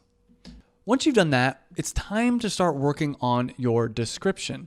And the description, there's two different types of descriptions that you can have. You can have the enhanced brand content, and you need to be brand registered to do that. Again, I did a video about that. I'll link up here. And to get brand registered is pretty easy. You need to have a trademark though. So if you don't have a trademark, you're not going to be able to get brand registered. But brand registry lets you have this A+ enhanced brand content, which looks really cool. It allows you to add images. It allows you to do a lot of great stuff. Another thing by being brand registered, it allows you to do is actually have a video on your page. So I've got this video right here on my page. So you want to try to get brand registered if you can. In fact, in my opinion, the only reason to get a trademark is to get brand registry. But if you're not able to do that, you're going to be able to do a description like this. And I recommend, if you're going to do your description, again, talk about the benefits of your product. The whole point of the description, the whole point of your Amazon product listing is to convince people to buy your product. So focus on the benefits. And there's a lot of different strategies to do this. I like this strategy of kind of a main title and then little sub bullet points. And what you can do is you can type out in a Word document what your description, what you want it to look like. Now, you do need to add some HTML, but Amazon doesn't accept bolding HTML. They don't accept a lot of different things. So what you're going to do is copy whatever you type out as your description, go over to this site, wordhtml.com, go ahead and paste it in, and you can paste as plain text, click on HTML, and boom, it'll format it for you properly. So let's go back over here, and we'll paste that in here. Now, before I talk about some of the more advanced like ninja hacks, one thing I do want to mention is variations. And the way that variations work is if, for instance, you want to sell a lot of different colors, then you're going to want to set up variations because you have the main product page, but within that you have what's called child variations and all these different colors. And I'll show you quickly how to set that up, but most people aren't going to have to worry about this. So let's say you wanted to have blue and then you wanted to have black, red, and so on. You just click Add Variations. And that way, if you want to do different prices for each one, you could do different prices. But one thing to note is each one of these variations is going to need a different UPC code. But this allows you to add variations if you feel like that's something you need to do for your product. Again, most people aren't going to have to deal with this. For instance, my product, it's just one product. It's just, there's no variations. It's just a single product. So it's not a big deal. And in fact, generally speaking, if you only have a few variations, I'd recommend doing it as different complete product listing pages. Now that's up for debate and there's different things to consider for that. Another thing we didn't touch on in depth in this video that I do want to mention is the keywords. And you can go into this, you want to find what you want to rank for in Amazon and paste it into this search terms, because this allows Amazon to know what keywords you think you should be ranking for. And I'm not saying it's going to rank you, but it's going to take that into consideration. And again, I'll do a video in a few weeks talking in depth about how to find search terms for your product. But now I want to talk about some of the ninja hack features that not a lot of people are talking about. And obviously I've already talked a little bit about enhanced brand content. Let's talk about how to get that set up. And you'll go back to your Amazon Seller Central page, and then you'll go up to advertising and A+ content. And I'll do a much more in-depth video about that if that's something you guys are interested in, but you'll start creating A+ content and it'll allow you to add this kind of amazing content. Another ninja hack when setting up your product listing is think about the questions and answers. Now, I will be honest, this is probably somewhat against terms of service, so do it at your own risk, but I know a lot of people that they'll have their friends ask questions like, are these Whole30 compliant? Now, I don't do this because I'm very public, so I make sure not to do anything that would be a little bit shady, but you can have your friends ask questions and then answer them. And that way, anybody that looks on your product listing and if they have a question about your product, they'll go down here because you got to keep in mind, most people on the internet love reading reviews. They love reading the questions and answer sections, but they're not going to ask the questions themselves. So if from day one you have a bunch of questions answered already, it'll help alleviate people's concern. Another little ninja hack is you can actually offer your product if they buy in bulk for a discount. I'll do a video about this in the future if you're interested in that, but basically you go into advertising and then I believe you go into promotions and there's a few other steps to set that up. But one other thing I want to mention because I think it's so important is reviews. Really, your goal when people are looking for your product, when they're searching for your product, your goal is to get them to click on your product. And what do they look at? Let's look at this. They look at the main image, they look at your title, and they look at the reviews. And I would say the main image and the reviews are probably the two most important things. So I'll do a separate video if you guys are interested as well in that, talking in depth about how to get reviews. But I actually already did a video talking about my product launch strategy. And the key is try to build up your product and build up the audience for your product before you ever launch it. So that when you go to launch it from day one, you'll get a spike in sales, you'll get a spike in reviews, and Amazon will put your product to the top of the search results. And the biggest lesson I have for you is get started right now because you can always change your title, you can always change your bullet points, you can always change your main image and all these kind of things like that. And even though it can be scary, trust me, this product right here, it's taken me a year and a half in production, in R&D to get ready. And I actually did a video, I'll link down below, talking about how I lost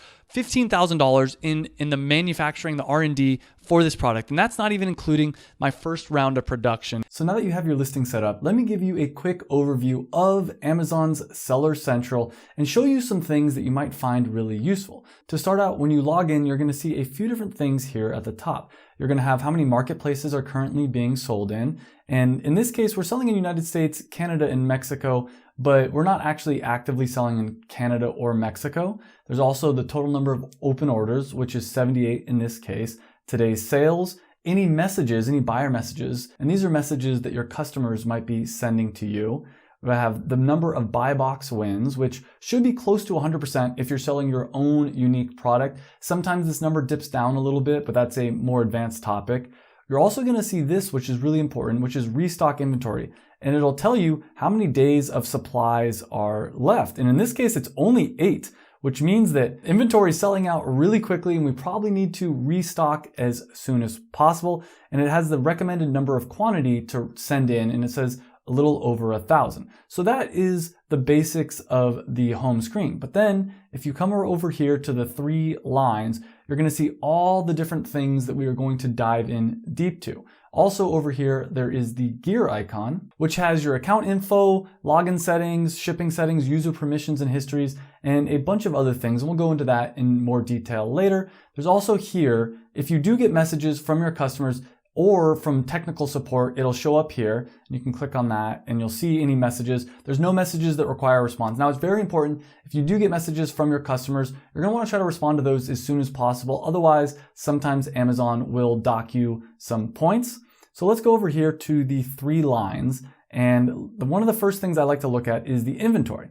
So under inventory, you can go to manage FBA inventory, and this will show you the number of inventory that you currently have available. And right now we have no inventory left. I think we just recently had a bunch of sales, which led to inventory going out of stock, which is not good. You want to try to avoid that. You're also going to see the number of inbound inventory, which is 96, and the number of unfulfillable, which is 6, which is damaged inventory, and the number of reserved, which reserved could be a few different reasons. Usually reserved is because people purchased it, but it's not fully left the Amazon building yet. So they're going to be sending this out. Sometimes it's under reserved as well when they're transferring inventory from one Amazon warehouse to another. And I'll talk about later how to send in inventory to the Amazon warehouse. The next thing I'll actually want to show you, one of the most common things I do in Seller Central is I go and I look at the business reports. We can come in here and we can see what the sales have looked like so far. So let's look at the month to date sales. We're going to click apply and we can see so far this month, there's been over $17,000 worth of products sold and over 489 units of cocktail cards in this case that have been sold. And you can see that there was a huge spike, and that's probably part of the reason why we are about out of inventory. And so this also, these lines down here, you can see the red line is last month and the yellow line is the same month last year. So you can see last month is around 13,000. This month is around 17,000. So this month has been doing better than last month. And you can scroll up here. There's a lot more detailed reports that you can look through. You can look at the sales in traffic, for instance, and this will show you the total number of sales. I always like to view by week or by month. So let's look by week. So it'll show you the total number of sales, but it'll also show you things like total page views. So we can see that last week, or actually the first week of June, page views was at around 2,000. And then last week, it was around 4,000. So there's a lot more page views last week. You can also see things like the unit session percentage, which is basically your conversion rate, which means what percentage of people that came to your listing on Amazon actually made a purchase. And even though there was more traffic, the conversion rate was a little bit lower, but that's okay. It still ended up leading to more sales for that week. In the seller menu, there's also pricing. And this is really helpful if you're selling a wholesale product or if you're selling a retail arbitrage product. If you're selling products that you're competing with other people, the pricing and this whole thing is very helpful. But if you're selling your own unique product, you don't really need that. Orders is something that I find very interesting, especially if you're doing fulfilled by merchant, it's going to be helpful for you. But if you're doing fulfilled by Amazon, you don't really need to look at this. You can see that there's been 0 orders. And the reason there's been 0 orders is because this is 0 fulfilled by merchant orders. We don't need to do anything. If we scroll over and we look at view FBA orders, we will see all the different FBA orders. And you can go up here, and if you have the order ID for a certain order that you're looking for, you can paste it in. Sometimes customers will message you and they'll want some kind of a help. They'll want a refund or something like that. You can paste it in there. The next menu item is advertising. And I'm going to go into depth about this later in this video. But if you want to do Amazon PPC, you're going to go into Campaign Manager and you're going to go through, and I'll share all the details with you about that later in this video on how to set up PPC. The next item on the menu is stores and manage stores. And right now for cocktail cards, we don't have a store set up. We're eventually going to go in here and click create store. There's a lot of benefits to starting a store. But I mean, in my opinion, the most important thing to do is just get your product on Amazon and get sales on Amazon. But there is some benefits to actually starting a store. Under growth, it'll show growth opportunities and it'll show some advice on some potential sales lift. For instance, one of the things that's saying right here is that we have the potential to lift sales by over $5,000. And the way that we would do this is by creating better A+ content. Again, I'll be talking about what A+ content is later in the video, but it's basically a way for you to add images, videos, and other more rich content to your product page, which is going to make people more likely to buy your product. Another piece of advice it has for us is to set business to business discounts, and it says it can lift sales by around $200. We already talked about reports, but there's some other reports in here that are very helpful as well, like advertising reports, fulfillment reports, other more advanced topics. I will say though, the advertising report is necessary if you're doing Amazon PPC. Once a month or so, you're going to want to run some advertising reports. Here under performance, we can look at the account health. So let's take a look at that. And this will tell you the order defect rate. And so far it's been 0%. So of the last 743 orders, there's been 0 defects, which is good. No negative feedback, no A to Z guarantee claims, no chargeback claims. Overall, 0 major issues. So this will show you if there is ever problems. It'll show you what the problems are and how to solve them. You can also come in here and look at your feedback. And so far for this product, it's been, mostly 5-star reviews, all positive, except for this one person right here that did have a negative review. So we might want to try to find out who that person was, reach out to them, and try to get them to fix their negative review. Under the menu, there's also the partner network and B2B. And I don't really use these two, but if you are looking to set business to business discounts, you can go in here and mess around with it. I honestly don't think it's really, depending on what your product you're selling is, I don't think it's worth your time to really go into depth about that. But I'm sure that there's people out there that have had a lot of success with this. Another thing I'll point out is this brands tab. You can go under brands analytics, and there's a bunch of different things in here that you can do. Manage experiments. You can do A/B test experiments, which is something we haven't really been doing that I want to start doing more of. You can also look at the brand dashboard here. And one thing that I absolutely think everyone should be doing that has a brand on Amazon is the brand referral bonus. This is a way that when you send traffic to your Amazon listing page, they actually give you back around 10%. Right here, that's the average bonus is 10%. So let's say you had a $50 item and you drove someone to your Amazon listing page to buy that item. Amazon's gonna give you a bonus of an extra $5, which helps to offset some of the Amazon FBA fees. The last thing on the menu is resources, and they have Seller University, forums, and news. I don't really go into these that often, but if you ever have questions, you can always go into the forums and ask them. Or you can go to the Facebook group. I'll put a link down below. I have a Facebook group for everyone that's part of my free Amazon FBA course, and you can join that by clicking the link down below. That is the basics of Amazon Seller Central. If you want me to do a dedicated video going over Amazon Seller Central, leave a comment down below. But one thing I highly recommend you do before you launch your product on Amazon is to get a trademark for your logo and apply for brand registry. To get a trademark for your brand, you're going to go to uspto.gov, go under trademarks and click apply online. Now, before you apply for your trademark, you're going to want to go through and search the trademarks. You can search using this database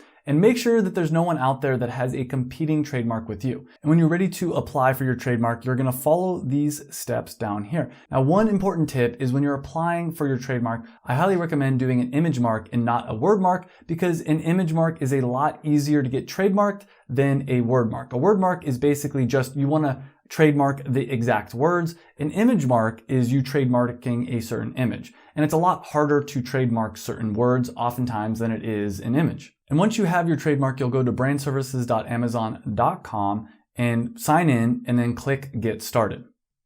And you're going to have to review some different eligibility requirements. And the requirements depend on where you live. You can click right here to see what the requirements are. In the United States, you need to have at least started a trademark application, and you can either have a text-based or an image-based mark. The next step is to click down here, Enroll Now, and pick the country that you'd like to enroll in. Then you'll go over and click Enroll a New Brand. To enroll your brand into brand registry, you'll need the trademark number, any images clearly showing the branding of your product, so like actually the physical product that you're trying to brand register. And if you have a vendor relationship with Amazon, you'll need to provide a vendor code, a sample list of ASINs that show your brand's product on ASIN. And since we already added our product into the Amazon Seller Central, and an ASIN is just Amazon standard identification number, every product on Amazon has an ASIN. And so if you have more than one product you're selling on Amazon under this brand, then you're going to want to collect all the ASINs for that and have that ready. The last thing you'll need is information on the countries where you distribute your product. So if you're just selling in the United States, that'll just be in the United States. Then you'll click Enroll Your Brand and you'll fill out all this information. Now that you're ready to start selling on Amazon, you need to ship your inventory into Amazon's warehouse. And I did an in-depth video showing you step-by-step how to actually send your inventory into Amazon's warehouse. The first step to send inventory into the Amazon FBA warehouse is to sign up for a seller account. You can go to sell.amazon.com to sign up for your seller account. Once you have a seller account, you're going to go ahead and log in. The second step is to make sure that the item that you want to send into the Amazon warehouse is listed under your Manage FBA inventory. If it's not, you're going to go to Inventory and click Add a Product. If you need help with these first two steps, I created this video that goes in depth about how to create your Amazon FBA account. And I also created this video about how to add your first product onto Amazon. But once you've added your product into Amazon, you're going to go to Inventory and click on Manage Inventory. You're then going to scroll down and find the product that you want to send into the Amazon warehouse and click on this little drop down next to the edit button. You'll then select Send/Replenish Inventory.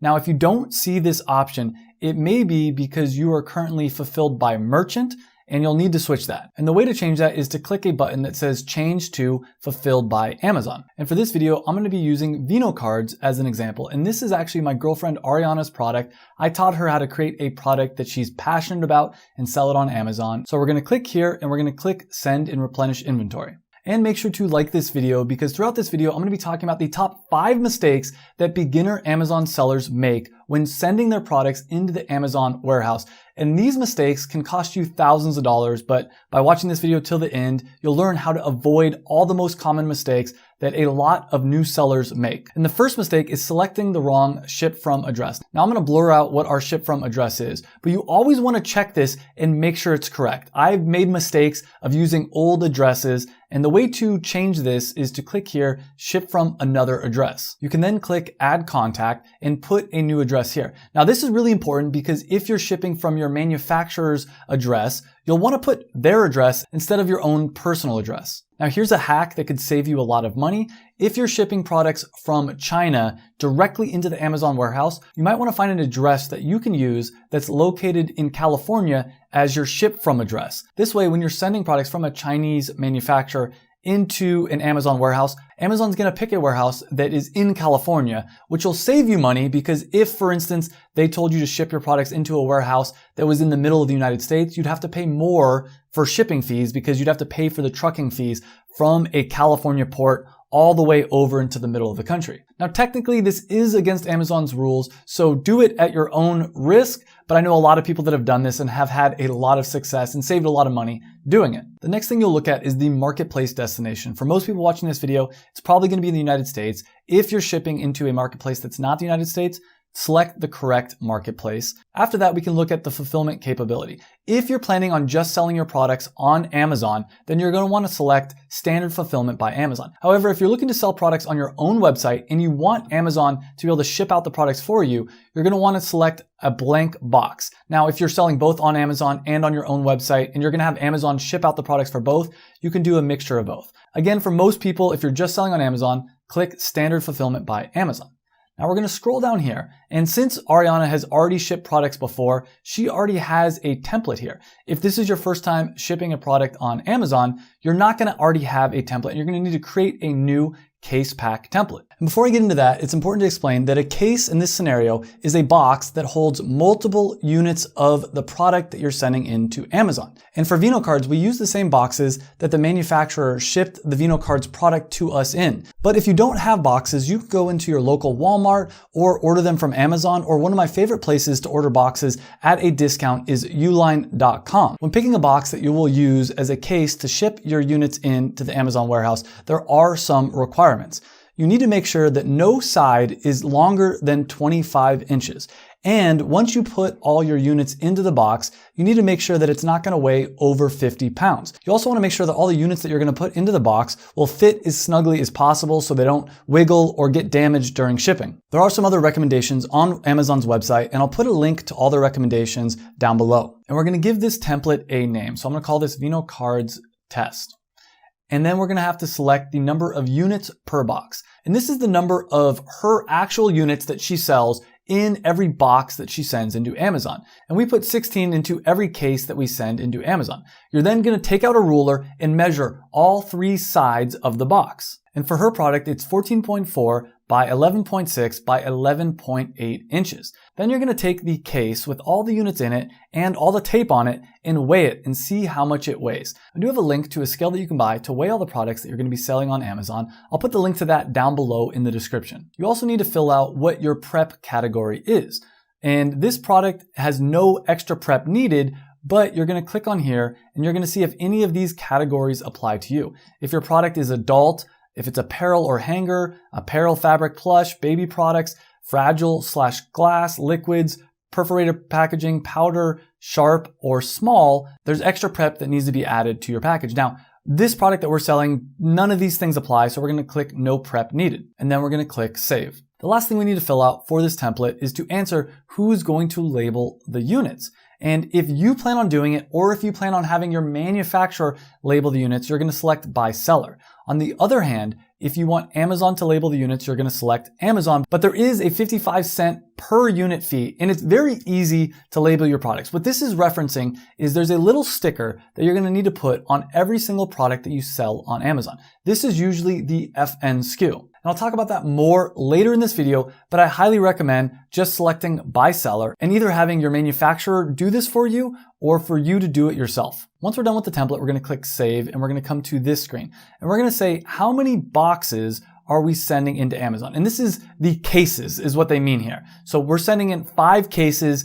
Each has 16 units in there. And so it's a total of 80 units. And then we're going to click ready to send. The next step is to click confirm and continue. But before I do that, I want to tell you about the second mistake that I see a lot of Amazon sellers making, and that's not properly prepping the products that they're going to send into Amazon. Now, the prep is different for different categories. So if your product falls under one of the categories we talked about where prep is needed, I recommend you do the research and find out what you need to do to prep your specific item. And different types of prep are needed depending on the category, but I'll put a link down below to an article that goes over how you need to prep your product depending on which of the prep needed categories it falls into. Another mistake I see beginning Amazon sellers make is they don't properly label the products they're going to be sending into Amazon.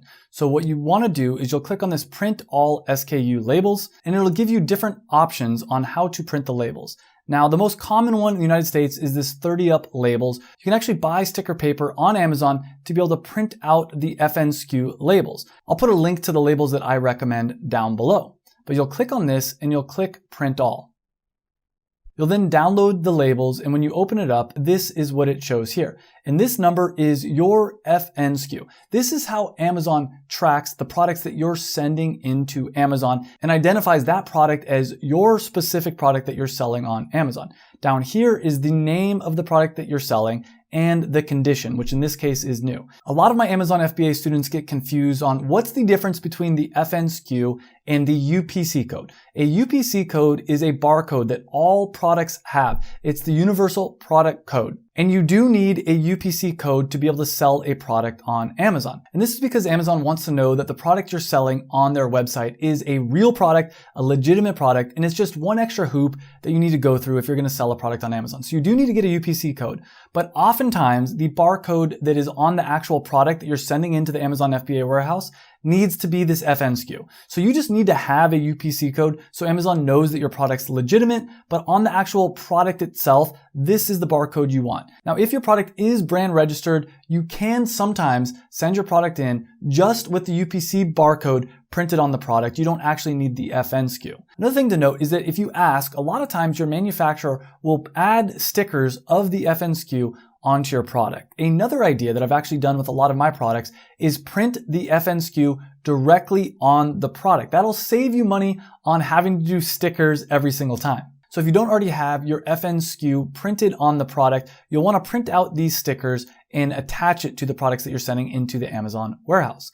You're then going to go into confirm shipping. We're going to view this down here and we're going to select a ship date. And I'm going to select Wednesday as the ship date. Now there's 2 different options that Amazon gives you here. They give you the small parcel delivery, which is what we're selecting, but they also give you the option of less than truckload. And you'll select this option if you're planning on dropping the boxes off at UPS, or basically if you're just sending small amounts of your item. On the other hand, if you're sending a whole pallet of your product into the Amazon warehouse, you're going to select the less than truckload. And this is another mistake I see people making. If you are sending a lot of your product into the Amazon warehouse, don't keep doing small parcel delivery. Start doing an entire pallet. And this is how I used to send my product, Performance Nut Butter, into the Amazon warehouse. We'd send in 1,000 units at a time. And if you're sending in that many units, you can actually schedule a truck to come to your house with a lift gate and pick up the entire pallet from your house or from your warehouse. And if you're sending in a lot of inventory, this will cut your shipping costs in half.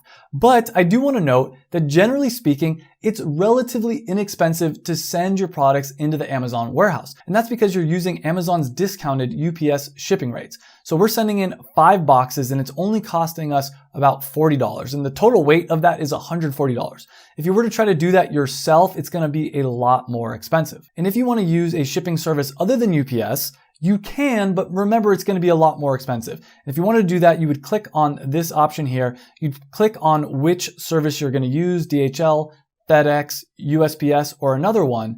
But generally speaking, if you can, I recommend using UPS. I do also want to note that if you select less than truckload as your shipping option, you're not going to be using UPS. Amazon's going to connect you with a local trucking company, and that process is a little bit different. That's something I talk about in much more depth in my Amazon FBA program, the Passion Product Formula. I'll put a link to that down below. But for most people watching this video, you're just going to be doing small parcel delivery, and you're going to select UPS as your carrier. And once you've done that, you're going to click Accept Charges and Confirm Shipping. You're then going to need to print out the box labels. And these are the labels that you're going to put on the outside of the cases that you're sending into Amazon. And you're going to get two labels. The first one is the UPS label here. And this is the label for UPS to scan in your package and to be able to track your package. And there's a few things that you're going to want to look at here to make sure everything's okay. The first is that the weight's correct, because if you accidentally put your weight to be lower than your actual weight of the box that you're shipping, sometimes UPS will ding you. This can cause a lot of issues. This is another mistake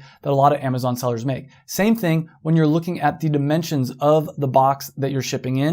You're going to want to look at this and make sure that this is correct. Now they rounded up the numbers here to 14 by 12 by 12. You're also going to attach to the same box that you put the first label on, this second label over here. And this is the Amazon FBA Box ID label. The purpose of this label is when you ship it into the Amazon Fulfillment Center, Amazon will scan this label and know exactly where your package is in the warehouse. And every time your package moves around the warehouse, they're going to scan this label. So this is a very important label. Please leave this label uncovered. Basically, don't put any tape over the parts that need to be scanned, because sometimes that can cause some issues. On this label, you're going to want to make sure that your ship from and your ship to address are correct, and that your ship to address over here matches the ship to address over here. And you see that I have 5 pages here, and these 5 pages correspond to the 5 boxes. Another interesting thing to note is the ship to address on these 2 labels is actually different than the ship to address on these 2 labels. And that's because Amazon's sending your packages into different Amazon FBA warehouses. You can then print out these labels using sticker paper, or if you prefer instead, you can use regular paper and then just cut out the labels and use tape to attach it to the big boxes that you have that will carry your individual units. In this scenario, we have the big master case that holds 16 units of Ariana's product Vino cards. We'll put all 16 units in that box, and then we will attach both these labels to a box. We will have 5 boxes in total, all with 2 labels on them. You can then take your boxes to your local UPS store and drop them off. Or if you prefer, you can actually schedule UPS to come pick up the boxes from your house, which can be really beneficial, especially if you don't live close by to a UPS store. Once you've sent your products into the Amazon warehouse, you can track them and see the status of them by going to Inventory, Manage FBA Shipments. In here, you'll see the shipment name, when it was created, and when it was last updated.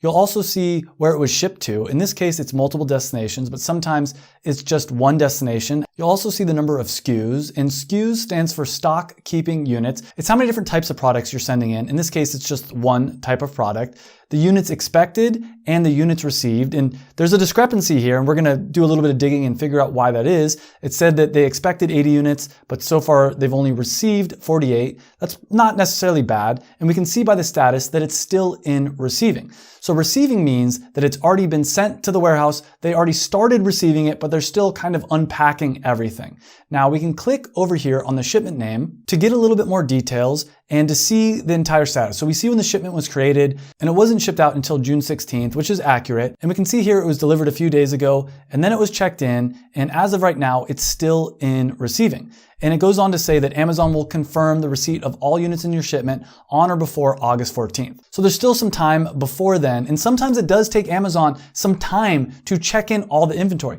That's why I always recommend, if you're about to run out of inventory, to send in your inventory as soon as possible, because sometimes it does take Amazon a little while to check in all that inventory. Same thing if you're planning on launching a product on a certain day, make sure that you send your products into the Amazon warehouse way ahead of time. There's also in the past been a lot of issues during the holiday season. Sometimes it's taken Amazon up to 6 weeks to check in all my inventory. So make sure and be careful about that. And under the status tab, there's a few different things that you might commonly see. And Amazon has a list of them that I'll put in a link down below, along with the definition of what the different statuses mean. Some common ones that you might see are in transit, which means that it's going to the Amazon warehouse. Delivered, which means it was delivered to the Amazon warehouse, but no one from Amazon has actually checked it in. Checked in, meaning that they've acknowledged that they do have your products checked in, but they haven't really opened them up yet, and they haven't started receiving the actual items.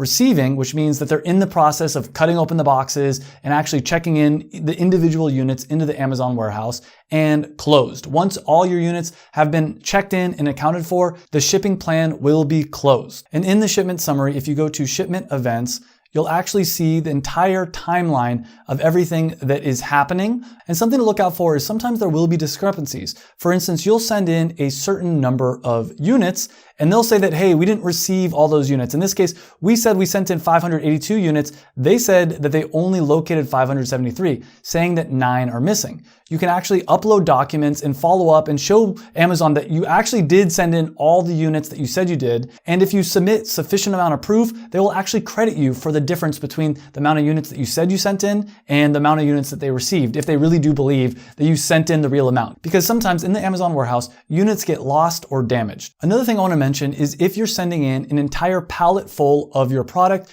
you're going to have to go into the individual shipment summary and print out a BOL. BOL stands for bill of lading. It's a piece of paper that you're going to have to give to the truck driver when he comes to your house to pick up the pallet. This just verifies that he's picking up the correct pallet. Now, there has been times for me where I had not printed out this paper and they don't really care. They still pick up the pallet, but sometimes this can cause issues and sometimes you'll be charged a little bit extra of a fee. And when the truck driver picks up the pallet, he will also give you a receipt. Make sure you put that receipt in a safe place because if your units get lost, this is proof that you actually did send in that entire pallet. And it happened to me one time that Amazon lost an entire pallet of mine and I had misplaced that receipt. And so it took a month or two. They eventually did locate the pallet, but for a month or two, I just assumed that they lost the pallet and I was going to lose that money. And it was my fault because I had lost that receipt. So be very careful about that. Another important thing to note is on the bill of lading will be the information about which trucking company is going to be coming to your house or your warehouse to pick up your pallet.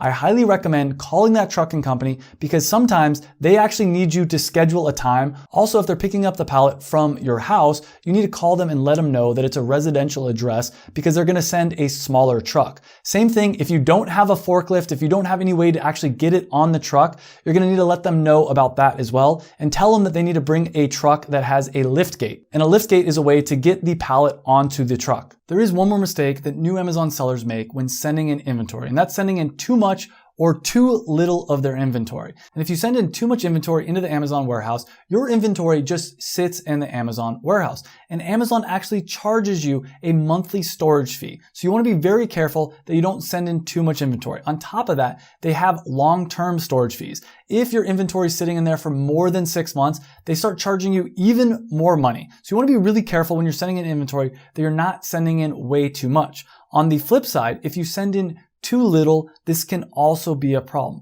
because if you start to have a lot of sales for your product on Amazon and you run out of inventory and you're out of stock, this could cause issues. This can actually cause Amazon to blacklist you or to at least lower the rank of your product. Because if Amazon sees that you're running out of inventory, they're going to think that you're not a reliable company and they're going to put you lower in the search results, which is going to lead to less sales for you. So how do you know how much inventory to send into the Amazon warehouse? I generally recommend sending 3 to 6 months worth of inventory into the warehouse. This way you don't run into any kind of long-term storage fees, and if your products start to sell really quickly, you can send more inventory in before you run out of stock. Now that you have your product in the Amazon warehouse, it's time to launch your product on Amazon. And I'm going to share an in-depth guide on how to properly launch your product on Amazon. And this is one of the most important things that so many people forget about, so many people skip. And if you do this properly, I can pretty much guarantee that you're going to have success on Amazon. And I filmed this next video back before I painted the wall and before I adjusted my camera and my lights. So let me know in the comments down below if you prefer the new studio setup or if you like the old yellow wall. And using these Amazon FBA launch strategies, you're going to get sales for your Amazon FBA product from day one. And I've used these 10 techniques to launch a lot of products on Amazon, including one product that I launched on Amazon that got over $11,000 in sales on the first day of launching the product. And this is going to be a complete guide on how to actually launch your product with Amazon FBA. And the first technique I'm going to share with you is how to use social media to get a lot of people following you, following your product, and ultimately getting them from social media to your Amazon page so that they'll purchase your product. And your goal when you're selling a product on Amazon is to try to get your product to the top of the search results because the products that are on the top of the search results get the most sales. The second secret to launching your product on Amazon is to create an email list for people that are interested in buying your product. And I'm going to show you how to get people to join your email list and how to properly use your email list. The third launch secret is to use a Facebook group. This is something I haven't heard anybody else talk about, and it's crazy because it's so powerful. Basically, you get people that are interested in buying your product to join a Facebook group before you launch your product on Amazon. The fourth launch technique I'm going to share with you is how to use influencers to help you to drive traffic to your Amazon product. And all you have to do is send them one of your products for free, and they'll post about it, share it with their audience. Their audience is then going to go and purchase your product. And later in this video, I'm going to show you how to find influencers that want to promote your product. I'm even going to show you a brand new technique, secret number 5, which is Amazon Live. So this is a new thing that just came out recently. Influencers go to the Amazon website, they create a live stream where they talk about different products that they're excited about on Amazon. And you can get influencers to talk about your product with Amazon Live. This is an extremely powerful tool because the customers are watching an influencer live, and all they have to do is click a button and then they can purchase your product. And one of the best tools to find influencers to promote your product is Rebate, and they are actually the sponsor of today's video. It's a powerful tool that'll help you to find influencers that will talk about your product on Amazon Live, but you can also find influencers and they'll talk about your product on YouTube, on Instagram, and a bunch of other platforms. I'm going to do an in-depth tutorial of Rebate later in this video. Technique number 7 is to do giveaways, search, find, buy, and ultimately just get as many people as possible buying your product and leaving 5-star reviews. Launch technique number 8 that I'm going to be talking about is how to use Amazon PPC. And a lot of people right now, as soon as they launch their product, they're going to use PPC to get a ton of sales to their product. And this can work. There are some downsides to this though, because if you're sending a lot of PPC traffic to a product that doesn't have any reviews, your conversion rate is not going to be as high. That being said, Amazon PPC is actually the easiest way to get to the top of the search results right away. All you have to do is give Amazon a little bit of money, because Amazon PPC stands for pay per click. And basically you pay every time someone clicks on your advertising. But the benefit of Amazon PPC is immediately you can get to the top of the search results for whatever search phrase that you want to appear at the top of the search results for. Secret number 9, I'm going to share with you some of the best internet marketing principles out there. If you watch any part of this video, this is going to be the most important part of this video. And there's 6 principles of influence on how to actually convince people to click the buy button on your product. And I'm going to talk about those in depth. And number 10, at the very end of this video, I'm going to share with you the 80-20 of launching your product. If you only could do a couple of these different techniques, what would they be and why? First off, make sure you hit the like button, because this video has taken me 10 years to create. It's all my secrets condensed down into one video. And here's the biggest thing to remember from this entire video is that you want to get as many sales on day 1 as possible. And this is the exact technique that I used to launch my first passion product, where within 2 months of launching my product on Amazon, I was doing $10,000 in profit per month, which if you do the math, that's over $100,000 in profit per year. And I teach all this information in even more depth in my Amazon FBA program that I'll put a link to down below if you want to get on the wait list. And the first technique that so many people forget about and so many people overlook is, as I mentioned, social media. And this is one of the easiest ways to build an audience for your product before you launch it on Amazon. And we have a bunch of different social media platforms. We have Facebook, Instagram, YouTube, Pinterest, Snapchat, TikTok, and podcasting, and a bunch of other ones that I'm missing.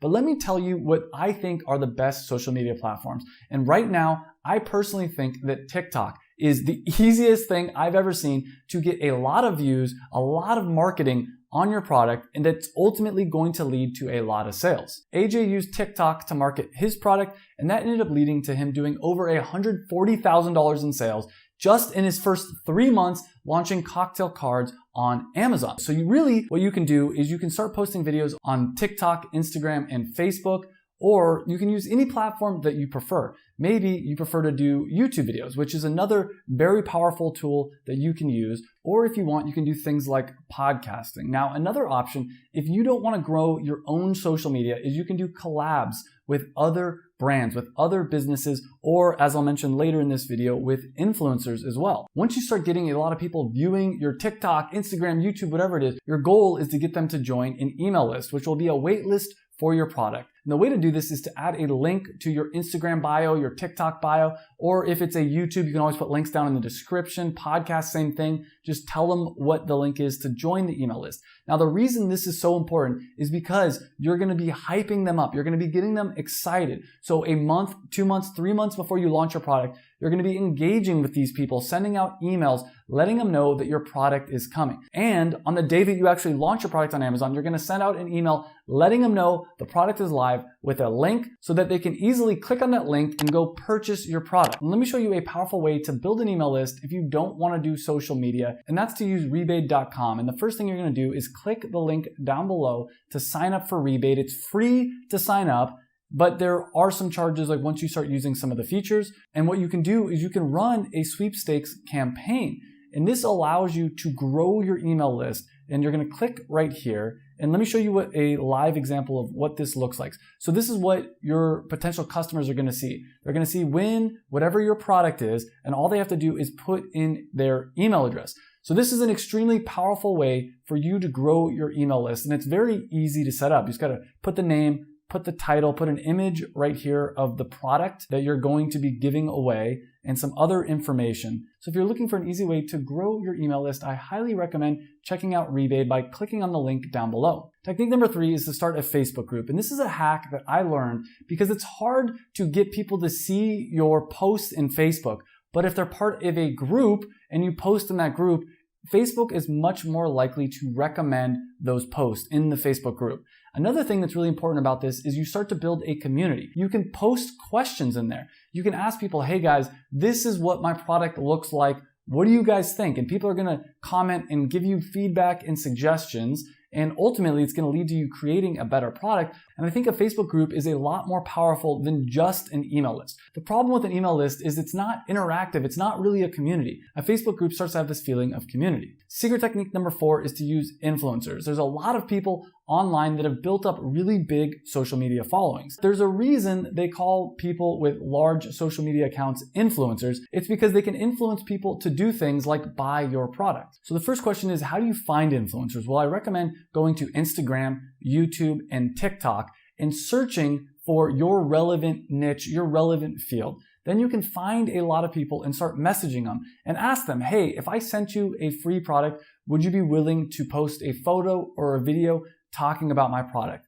And a lot of people will say yes. Now, the sweet spot with influencer marketing, if you're trying to do it for free, is to find someone that has a following of around 5,000 to 10,000 people. Because at that point, they're still new to the game. They probably have a small dedicated audience, and they're small enough that they're not going to ask you to pay them. Now, sometimes it is worth it to pay people to post about your product, especially if they have really large audiences. Now, another secret to connecting with these influencers is to use what I call spotlight marketing. You can create a podcast and you can ask these people if they want to come on your podcast. Then you can develop a relationship with these influencers, and they're much more likely to promote your product for free if they actually have a relationship with you. Now I want to share with you one of the newest launch strategies out there, and that's to use Amazon Live. And so here's what Amazon Live looks like. You can see that we have a person right here talking about the dresses that she loves. Now you can have influencers talk about your product live on Instagram, TikTok, YouTube, but the thing that's so powerful about using Amazon Live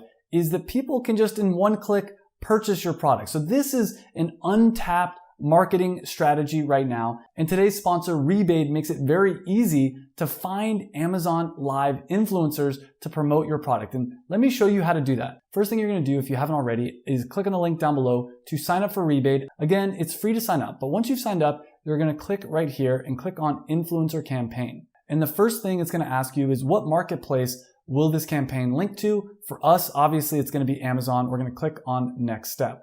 Then it's going to ask, what channel would you prefer your influencer to be on? And for this video, we're going to do Amazon Live, but you can also pick TikTok, Instagram, or YouTube. So this can help you to find influencers on pretty much any social media platform. So we're going to click on Amazon Live because that's where we want to promote our product. Then Rebate asks you which category best describes your product.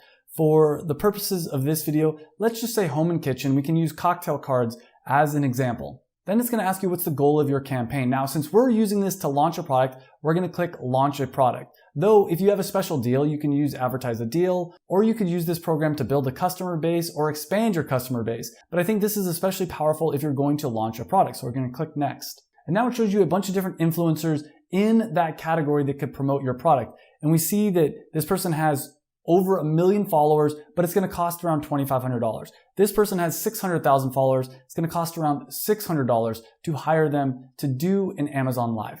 The only issue is we have to upgrade the account if we want to actually hire an influencer. So if we click upgrade, we can see that there's different pricing tiers here, including a custom one. So if you wanted to upgrade just to the startup plan, it's $79 a month, and it allows you to hire one influencer for a campaign. Now, Rebate has a bunch of other features as well that I haven't even talked about in this video, including it allows customers to use a rebate redemption, which will help you to get sales for your Amazon product. So if you are looking to find an influencer for Amazon Live, this tool makes it a lot easier. Again, there's a link in the description down below if you're interested in checking it out for free. Technique number 7 is just to do whatever you can to get sales to your product and ultimately to get reviews. I know one person in particular that would just go to bars and pubs and coffee shops and start talking to people and say, hey, if you buy my product, I will give it to you for free. I'll send you a PayPal or a Venmo right now. Like, just buy it right now and I'll send you the money, and just promise me that you're actually going to leave a 5-star review. Another thing that a lot of people do, which is technically against the terms of service, is they get friends or family members to leave reviews. Now, this can get you banned if you're not careful. You need to make sure if someone's buying your product on Amazon and leaving a review that you've never shared an internet connection with them, meaning that you've never logged on with your Amazon seller account to a Wi-Fi or a network that they have also logged in with their Amazon buyer account. But I know a lot of people that will ask their friends to buy it and leave a review, and usually this is absolutely fine. The ideal way to do this is to have them actually to search whatever keyword you want to rank for, have them search that in Amazon and then buy the product. So if we were trying to do this for cocktail cards, we'd have people search cocktail flashcards, go through, buy the product, leave a review, and then ultimately Amazon's going to see that a lot of people, when they search for cocktail flashcards, go and they buy the cocktail cards product, and Amazon's going to say, hey, so many people are buying this and leaving a 5-star review. We should put this product at the top of the search results for that search phrase. So get creative. I've heard of a ton of different ways of people going out and getting people to buy the product and leave a review. Again, this is a little bit gray hat and Amazon kind of frowns upon it, but please be aware if you're going to use this strategy that technically it is against the terms and service. So Amazon could technically shut down your account, but it almost never happens for this kind of a thing. Technique number 8 is using Amazon PPC. And I have a full Amazon PPC tutorial I'll link up here and down below. But at a minimum, when you're launching your product, you can set up the Amazon automatic campaign. This allows Amazon to promote your product to who it thinks is likely to buy your product. Again, PPC stands for pay per click. You only pay when someone clicks on your ad. So just because someone's seeing your ad doesn't mean anything. Unless they click on it, you're not going to pay. And if they click on it, the chances are that they're going to buy your product. So that's going to lead to you getting sales. And then Amazon's going to see that you're getting a bunch of sales and put your product higher up on the search results. And now let's talk about what I think is probably the most important part of this entire video, and that is the 6 principles of influence. And this comes from the book Influence by Robert Cialdini, and he has studied how people can motivate people, how people can influence people to do things for years and years, and he came up with these 6 principles. And the first one is reciprocity. As humans, if someone does something nice for us, we feel obligated, we feel compelled to do something nice for them. And you're going to want to use this principle when you're launching your product. So think about what can you do? What's something nice you can do for your customers? Something small you can give to them that's going to make them want to ultimately buy your product. Another way of looking at this is maybe you can do something nice for an influencer that's going to make them want to promote your product. Now be careful with influence. These principles can be used for good or bad. So make sure when you're using these principles that you're doing it from a healthy and a good place. Principle number 2 is scarcity. As humans, we want things that are scarce. If tomorrow there was a gold bar on every single person's front doorstep, gold wouldn't seem so valuable. The reason gold is so valuable is because it's scarce. So when you're selling your product on Amazon, one thing that you could do is make it so that only 200 are available at a discounted rate. And you can tell your email list, you can tell your social media, you can tell everybody there's only going to be 200 available at this discounted rate, and that once those sell off, the price is going to go back to normal. The third principle is authority. And as humans, when someone that's in a position of authority tells us that we should buy something, that we should do something, we're much more likely to do it. This is another reason why you should hire or use influencers to promote your product. Influence principle number 4 is consistency. As humans, we're likely to do things that we have done before again and again. And if we make a commitment saying that we're going to do something, we're much more likely to actually follow through. And so one way to use this principle to your advantage is get people to join a Facebook group, get people to interact in the Facebook group, because if they're interacting in the Facebook group, they're much more likely to actually purchase your product when it comes out, because they're going to feel like that they need to stay consistent with their behavior. Principle number 5 is liking. We're much more likely to buy something from someone we like. So one of the most powerful things you can do is introduce yourself to your audience, introduce yourself to your social media following, to your email list, maybe even make an About Us video. You can also post About Us videos on your Amazon page. Principle number 6 is consensus, also known as social proof.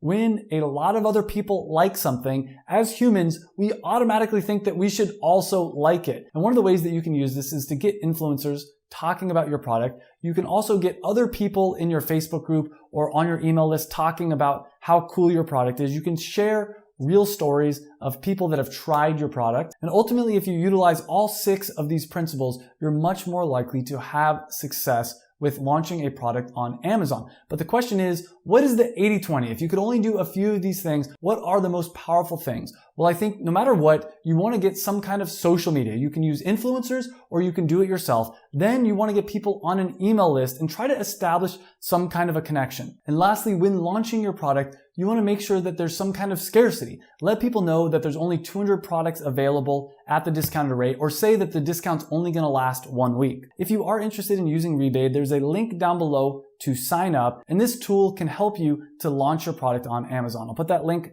down below. Once you've launched your product, one of the best things that you can do to continue to increase your sales is to use Amazon PPC. And I recorded this complete Amazon PPC tutorial to show you how to increase your sales on Amazon. There's 5 steps to setting up advertising with Amazon. And I've used Amazon PPC to start and grow a $1 million Amazon business. And Amazon advertising works. Last year, businesses spent over $10 billion on ads with Amazon advertising. And the thing is, in the US, 66% of all people that are searching for a product online start their search on Amazon. So if you're trying to sell a product, you should advertise on Amazon. And on average, for every $1 that a business spends with Amazon advertising, they get $4 back in revenue. This is a 4x ROI. This is a great opportunity. And this is going to be the most in-depth Amazon advertising tutorial out there. On top of showing you all the different steps for setting up your ads, I'm also going to give you a free Amazon PPC checklist. I'm also going to show you my secret Amazon PPC campaign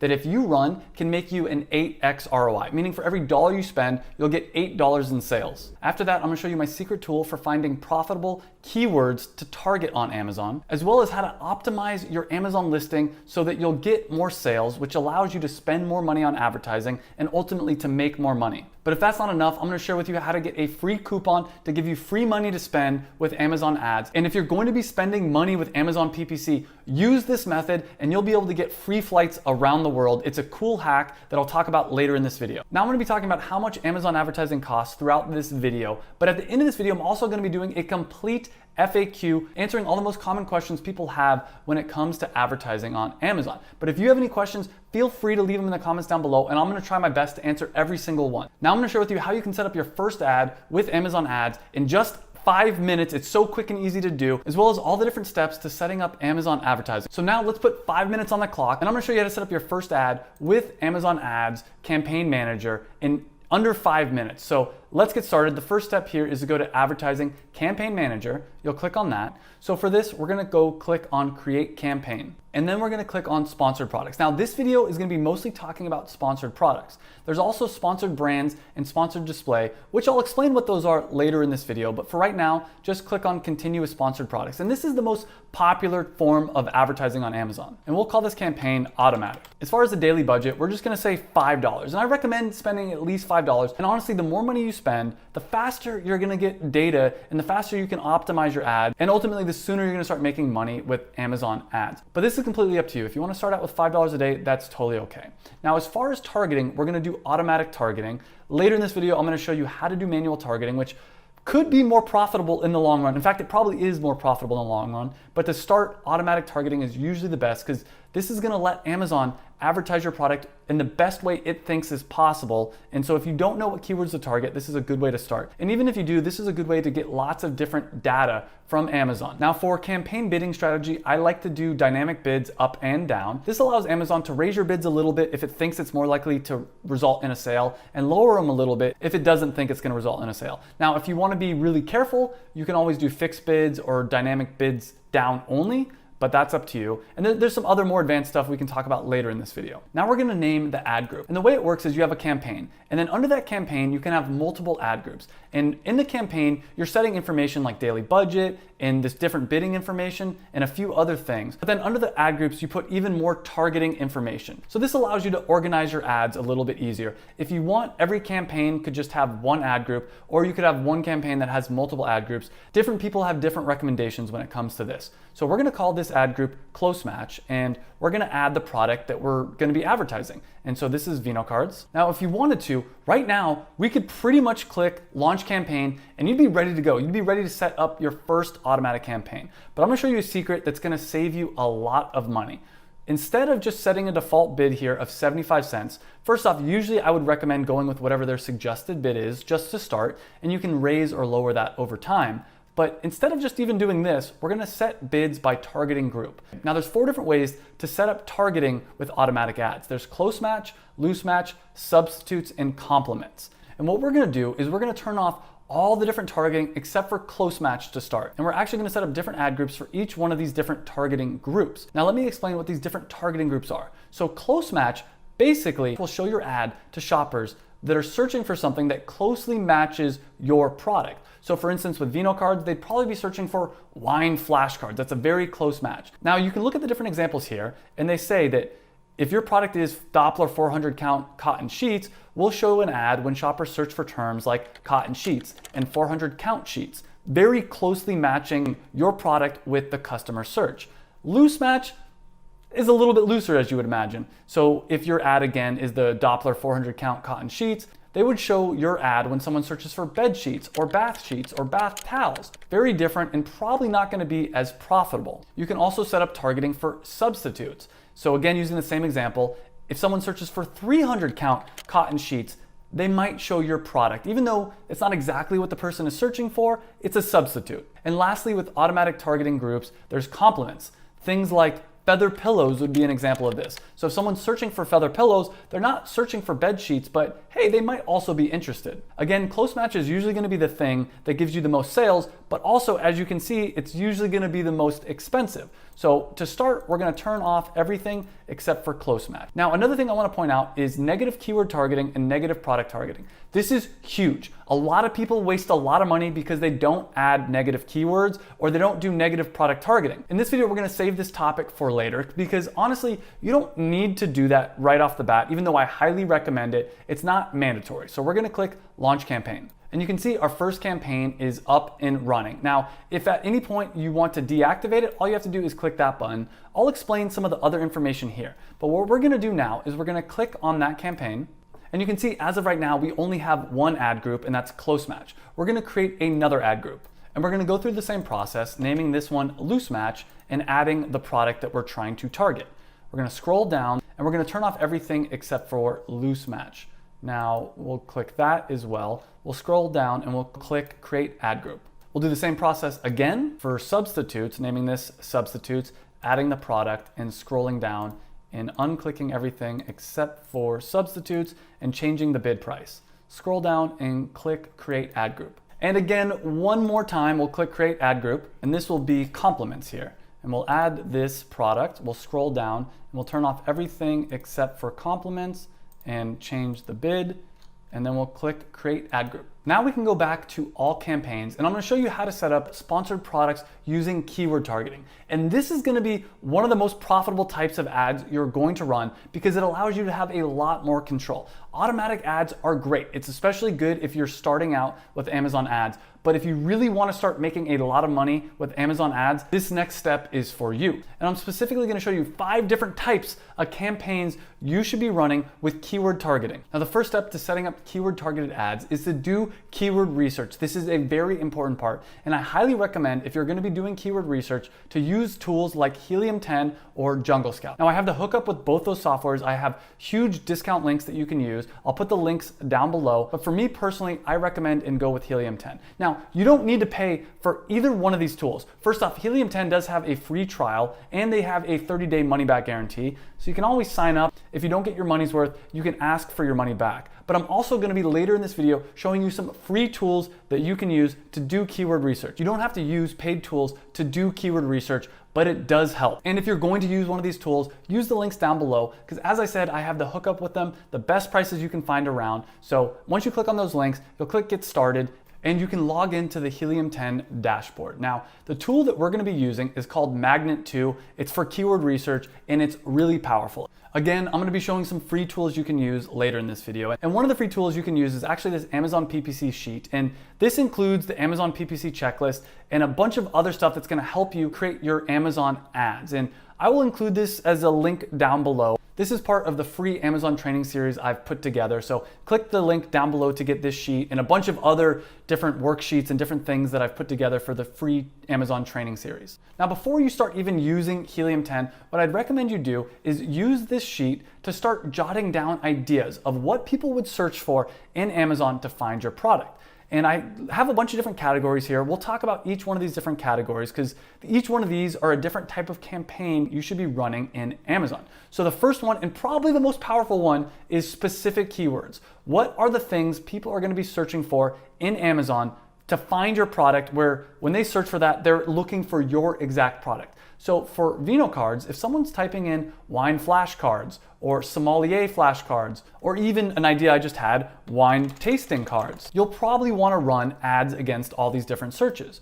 So this is what makes Helium 10 powerful. Let's take this idea that we have of wine flashcards and let's paste it in here. We can see at this point a bunch of information about this keyword. For instance, it has a search volume of 274, meaning 274 people a month are searching for this, which isn't a lot, but it's good to know that there is some traffic around this. It'll also give you a bunch of other related phrases and keywords that you can target. And this is where the real power is. For instance, right here, wine themed gifts. If someone is searching for that in Amazon, there's a high likelihood that they would be interested in Vino cards. So what I recommend doing is going through this entire list and trying to get as many keywords as possible to target your ads, because we don't know what's gonna work and what's not gonna work. But another cool thing is this word frequency. So let's click on cards, and this will give us some other ideas that include the word cards. For instance, we have wine information cards. Well, if someone's searching for wine information cards, they're probably pretty interested in this product. Another thing you can do to find keywords that people are looking for to buy your product is to look up competing products and then click on the listing and get the ASIN for that product. And the ASIN is the unique Amazon identifier. Copy that and then bring it over into this other really powerful tool, which is called Cerebro. And it's a reverse ASIN lookup. And it lets you know what keywords people are searching for to buy the product that you paste in here. So we're gonna put that product here and click Get Keywords. And this starts to give us even more ideas of search phrases that we can target our ads to show up on. Again, our product would perfectly fit this search. You can go through this, and I would recommend going through all 1,946 of these different keywords and clicking as many that apply to you. But for now, let's just take these keywords, and hopefully your list is going to be a lot longer. Let's copy it. Let's go over to Amazon advertising. Let's click create campaign. And let me show you how to set up the next campaign, which is going to be sponsored products with keyword targeting. Let's call this campaign sponsored products specific search terms. And we're gonna, again, put daily budget of $5. Now, one thing I didn't mention before is you can always put an end date if you wanna just be safe. If you wanna make sure that you don't go on vacation and come back and it's been running for months and months, you can always put an end date. I usually don't put an end date because I'm constantly going in and tweaking my ads. Now, instead of automatic targeting, we're gonna click manual targeting. And we can go with dynamic bids down only. This is really up to you. Different people have different preferences. And then you can go to the ad group name. And this is whatever you want to call it. I'm just going to call this specific keywords. And then we're going to add the product as usual. Now, this is where things get a little bit different. You have the choice between keyword targeting or product targeting. Now we're going to talk about product targeting later in this video, but for now, we're just going to stick with keyword targeting. We're going to scroll down and you can see that Amazon gives you a bunch of different suggested keywords. We'll talk about this later as well, but for right now, we're just gonna enter a list of the keywords that we wanna target. Now, before we go any further, we gotta explain what the difference is between broad, phrase, and exact match. And the way this works is when someone is searching, let's say for wine flashcards in Amazon, if we go with broad match, that allows Amazon to show our ad if someone types in wine flashcards or if someone adds a word before, in the middle, and or after. So an example of this would be someone could write food and wine flashcards and our ad would still show. Or someone could type in something like wine glass flashcards. Now, why would someone ever do that? I don't know, but if they did, they're probably not looking for our product. So sometimes you don't want to do broad match targeting. The benefit of doing broad match targeting is it allows your ad to show up for all kinds of different searches, things you would never think of. The next is phrase match. And phrase match only shows your ad if the phrase wine flashcards shows up in the search, meaning that if a word comes before or after, your ad will still show up. But if a word comes in the middle, your ad's not gonna show up. So if you uncheck this and uncheck that and only had phrase match and someone put a word in between wine and flashcards, the ad would not show up. The last example here is exact. And with exact match type, your ad only shows up if someone types in exactly wine flashcards, no more, no less. So with that in mind, it's up to you which one you choose. I like to do all three to start, just to get the ball rolling, to start getting some data. And usually there's gonna be different price points for all of these. So we're just gonna do a bid of 75 cents for now, add the keywords, and we can go in here and we can adjust the bid one by one. Usually, again, I like to start with whatever the suggested bid is. For right now, I'm not gonna get too in depth on how to figure out the pricing. We're just gonna go ahead and click launch campaign. Again, something to mention, if you're doing broad match or phrase match, that's where negative keyword targeting really comes in. Because the way that negative keyword targeting works is you can tell Amazon, I don't wanna show my ad if someone searches for a certain thing. For instance, I could have the negative keyword of glass, meaning if the word glass shows up in the search results, do not show my ad. And this is only really applicable to broad match and phrase match. If you're doing exact match, you don't need to add negative keywords. But if you're doing broad match and you know, hey, if someone types in the word glass, they're never gonna buy my product. But you know what? There's other times where someone might type something in the middle between wine and flashcards when they would buy my product. That's where negative keywords come in. This is a way for you to save a lot of money. Now, if you don't know what negative keywords you're gonna use right off the bat, that's okay. That's part of the process of running ads on Amazon. Basically, you run the ad, you get the data, and you see, oh, hey, when people search for these certain things, they never buy my product. Then you start taking those keywords and you start adding them to the negative keyword list. This will make much more sense as I go through this tutorial. We'll then go and we'll click launch campaign. And again, I didn't put a ton of effort into coming up with these keywords and doing a bunch of in-depth research. I highly recommend you spend a few hours really going in depth trying to figure out what keywords people are most likely to search for and buy your product. Now, before I go into the second type of keyword targeted campaign you should be running, I want to explain something extremely important to you. And this is the idea of long tail versus short tail keywords. So short tail keywords would be things like wine gift. It's pretty short. A little bit longer of a tail would be wine gifts men, or chef gifts for women is even longer. And usually the more keywords someone types into the search, the more likely they are to buy a product, especially if their keywords perfectly match your product. An example of this is with my first company, I sold dance clothing. And one of the items we sold was dance pants. And I could target keywords like dance clothing, but that's a very broad category. So it'd be better for me to target a keyword like dance pants. But even better than that would be something like high-waisted dance pants, assuming that's the product that I'm selling. And even better than that would be yellow high-waisted dance pants, because if I sell yellow high-waisted dance pants and someone searches for yellow high-waisted dance pants, the chance that they're gonna buy my product are extremely high. So you wanna look for, whenever possible, longer tail keywords. Now the negative part about that is less people are gonna be searching that per month, but in the long run, if you're doing lots of long tail keywords, you're gonna have more profitable campaigns. So with that in mind, let's talk about the second type of sponsored product keyword targeting campaign you should be running. And that is what I call broad or generic keywords. And these would be things that people would search for. And if they found your product, they'd be like, oh yeah, that's a really good product. It fits their search. So an example of this would be learn about wine, wine education, wine gift, wine lover gift.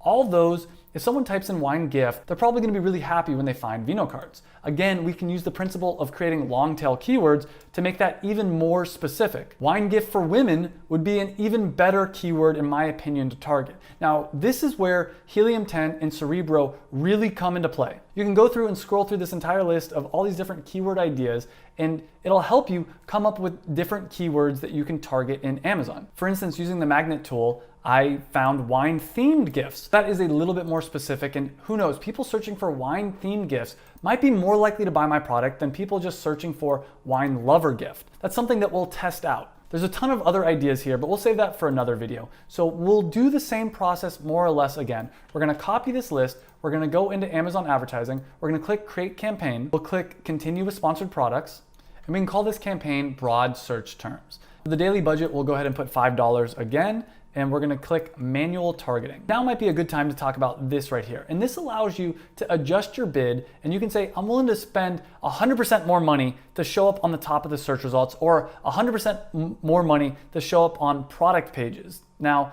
for the most part, I just leave this at 0. You don't have to worry about this too much. The next step is to change the ad group name, and we're just gonna call this broad keywords. We'll then add our product just like we usually do, and we'll scroll down into keyword targeting. And again, instead of the suggested list, let's go with enter list. And this suggested list is pretty powerful, but that's something we're gonna talk about later. I'm gonna keep all 3 of these checked. That's up to you, but for me, I'm gonna keep all 3 of these checked, and I'm gonna click add. Now, another thing that's interesting is Amazon does give some suggested keywords based on the keywords we put, and so it says wine themed gifts for women. Well, that's really long tailed. Someone searching for that would probably be really excited to see Vino cards. So let's go ahead and add that, and we're gonna click add keywords. Now, some of these keywords are really expensive. Learn about wine is $4.33 per click.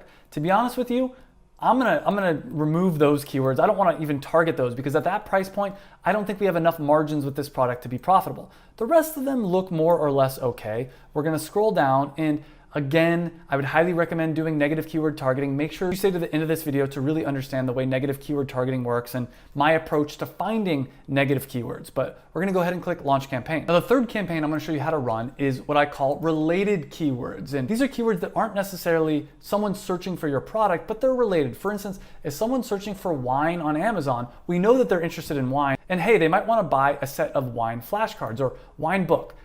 If someone's searching for wine book, they're not looking for Vino cards. They're not looking for these flashcards. But again, it's pretty related. Wine posters, wine game, all these different keywords are related to the product that we're selling. Now again, a really powerful way to find these different keywords is using Helium 10. Specifically, I like using Cerebro for this. I like to put a competitor product or a product that's really similar to the product I'm selling and see what shows up in the search results. And a way that you can do this is actually go to your product page if you're already selling on Amazon and look at the products that show up underneath your product. So if I scroll down, I will see here Wine Folly book. I'll also see things like this aroma kit and a bunch of other stuff. But we could take this book, we're gonna take that here, we're gonna put it into Cerebro, and we're gonna click get keywords. You can then look through these keywords and you might find some new ideas. For instance, right here, wine tasting book. That's perfect. It's a longer tail version of what we already have. We already have wine book, so wine tasting book might convert better. We'll then copy these keywords. We'll go over to Amazon advertising, create a new campaign again, click on sponsored products, and we'll call this one sponsored products related products. Put $5, and then you'll want to change it to manual targeting. You can change your bidding strategy here if you so choose. We'll go here and we'll type in related products, and we will click add. And we'll scroll down and we're gonna click enter list, and we're gonna click paste. Now another little tip I wanna give you is if you have a really long list, you can always upload a file. You can upload an Excel file or a CSV file basically. So we're gonna look here, wine tasting booklet.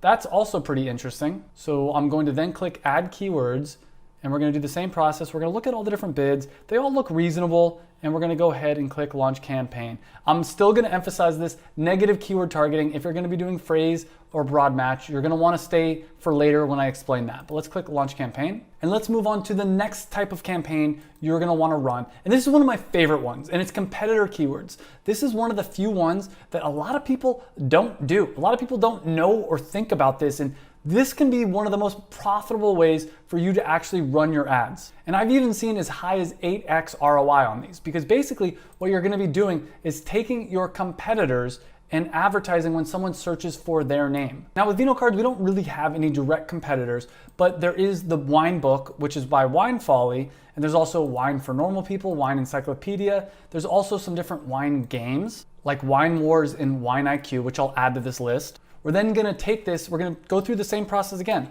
We're gonna copy this, we're gonna click here, go back to Campaign Manager, and we're going to add another campaign following more or less the same process. The name of our campaign in, put the daily budget, go to manual targeting, scroll down. Again, we'll put competitor products here, add our product, and enter the list. And let's see what happens when we add these keywords. Now, something you're gonna notice is, look at these price points, well, they're a little bit lower. They're not actually that much lower, but they're definitely 39 cents to 60 cents. That's a little bit lower. And we're gonna click launch campaign. Now I'm gonna show you the last type of campaign you should run. And this is also a free way to do keyword research. So if you don't wanna use the links down below to join Helium 10 or Jungle Scout, again, if you don't wanna use any of the different keyword tools out there, you can use this last method. And we're gonna call this other keywords.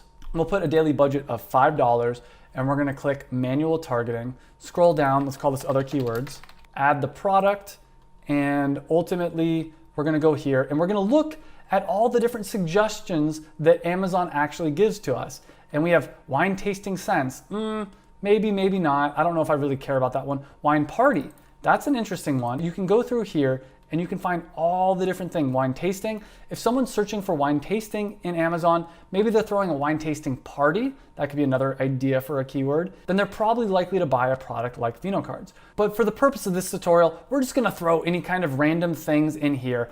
And what we can always do is if we see that this keyword's doing really well, we can clean it up a little bit. We can put it into different campaigns, put it into different ad groups. Now, of course, you should add some negative keyword targeting. We're gonna save that for later, however. Now that we're done setting up keyword targeting for sponsored products, we're gonna wanna get into product targeting. And this allows you to show up on your competitor's listing. All these different products right here, these are all sponsored, you can see. And so people are paying money to show up on this person's product, because if someone clicks on the Wine Folly Magnum Edition Master Guide, you know that they're probably pretty interested in wine. And if you know that they're interested in wine and learning about wine, being able to show up right here is very valuable, because maybe they're gonna buy this book, but instead they see your product and they decide, hey, I'd rather buy that instead. Or maybe they'll just buy it in addition to, because once people start spending money on Amazon, a lot of times they'll just add, hey, what's another $30 on a cool product?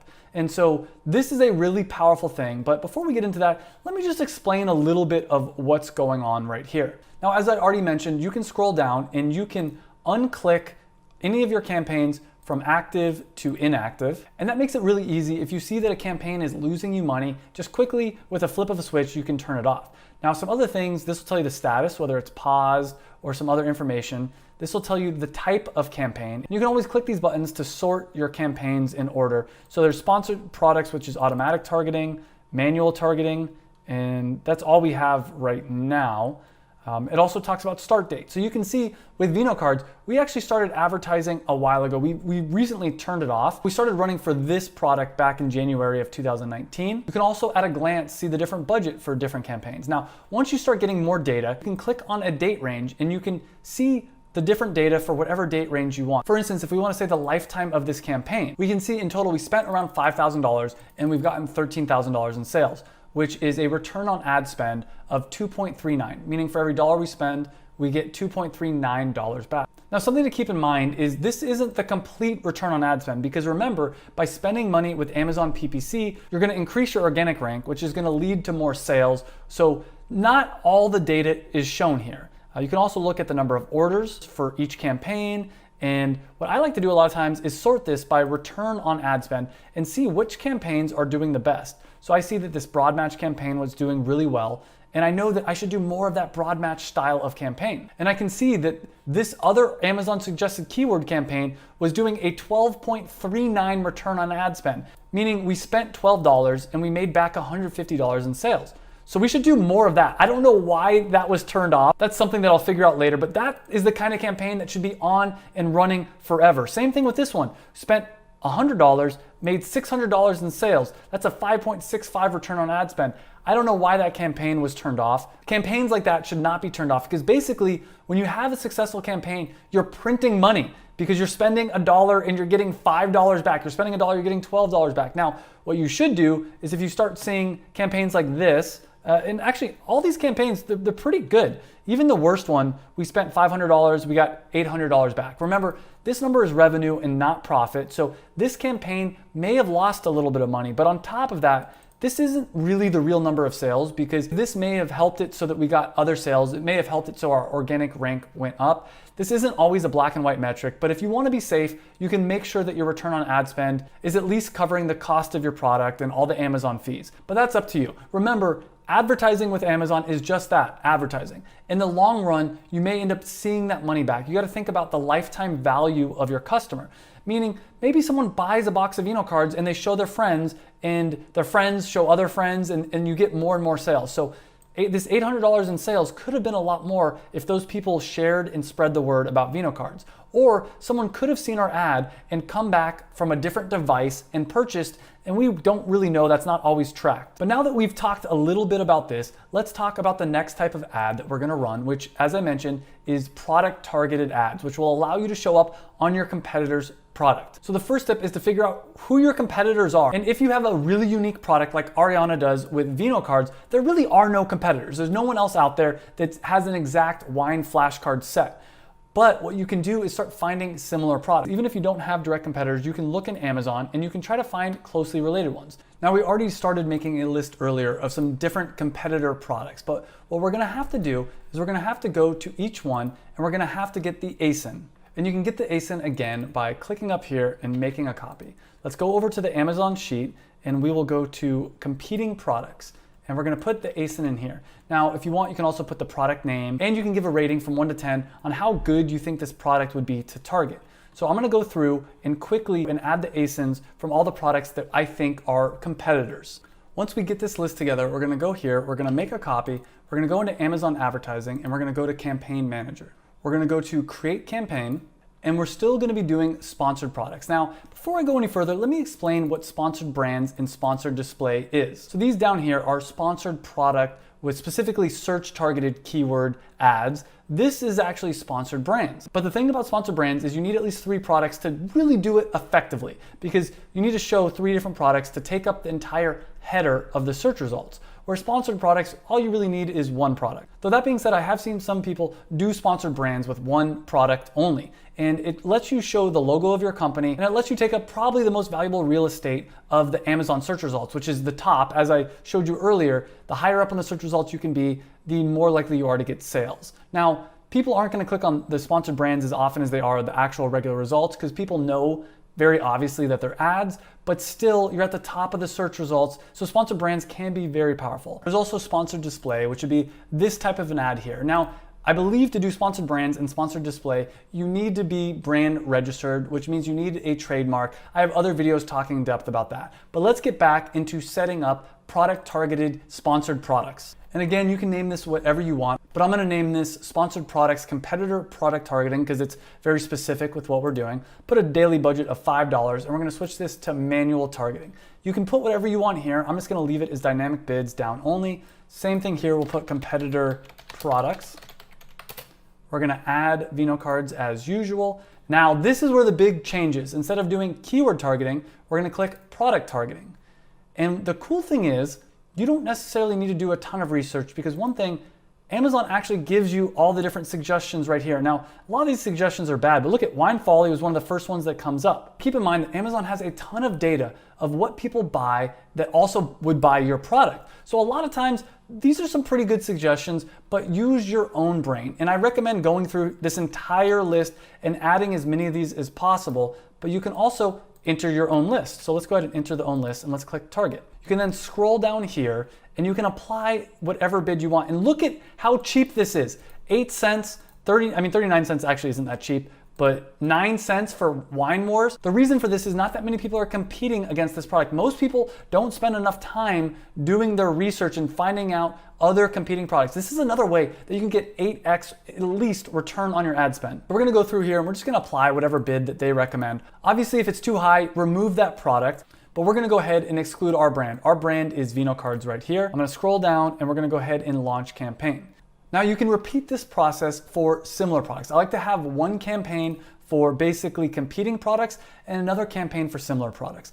Again, similar products to me is a broader category. Competing are things where someone might buy that product instead of my product. Where similar products, I'm like, hey, if someone's interested in that product, they might also be interested in my product. I'm not gonna show you how to set that up. Instead, I'm gonna show you how to set up category targeting with product targeting ads. And the way this works is it allows you to target an entire category, an entire Amazon category. I'll explain in just a second. Let's just call this category targeting for now. Put a daily budget of $5 and we're gonna go to manual targeting. The rest of the stuff we'll leave the same, category targeting, and we're gonna click add for our product. We'll scroll down here and we're gonna click on product targeting. Now, instead of individual products, which is what we did last time, we're gonna do entire categories. And on Amazon, every product has a category. For instance, our product is in the category of home and kitchen, kitchen and dining, wine accessories, wine education, and games. So we're gonna target all other products that are in that category. Any product that has that category on Amazon, we're basically gonna target them so we can show up in the products related to this item category. Now, if we wanna see what products we're gonna be targeting by targeting this entire category, one thing that you can do is go to your product, in this case, obviously, we'll click on the product listing and scroll down to the bottom here, and you can see the category. And so it says it's number 15 in wine education and games. So we can click on that because again, that corresponds with wine education and games. And so basically we're gonna be targeting all the products in this category. Now, if you notice something, there's people that are in this category that really shouldn't be. All these different socks, they're in this category, even though they really shouldn't be. And the reason they're doing that is they're trying to game the system. They're trying to be #1 rank bestseller for a category. So what we'd probably wanna do is we'd wanna go through and we'd wanna take all the ASINs of these products and let's paste this into a spreadsheet here. And we paste all the different products basically that we don't want to advertise in. And so this is where negative targeting starts to come in. So we targeted this one, but we can scroll down to the bottom and we can say exclude brands or exclude products. And we can enter a list and let's say we just did this one for now.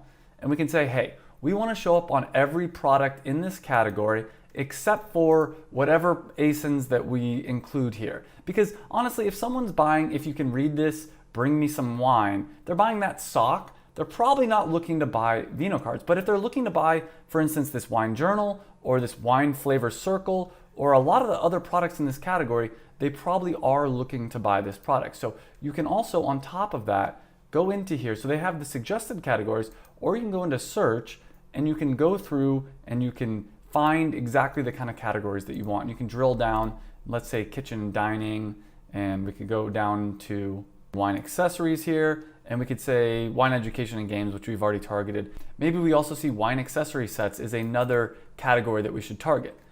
But once you go through and you add all the different products and all the different categories that you want to target, you can go ahead and click launch campaign. Now I'm going to get into some of the biggest mistakes that beginners make with Amazon PPC that end up costing them thousands of dollars. But first I want to share with you some free keyword research tools. And one of the ones that I talk about a lot on this channel is the Google Keyword Planner. And to get to the Google Keyword Planner, you do have to have a Google Ads account, but it's free. It's free to sign up for one. You're just going to click, first you need a Gmail account, then you're going to click sign up.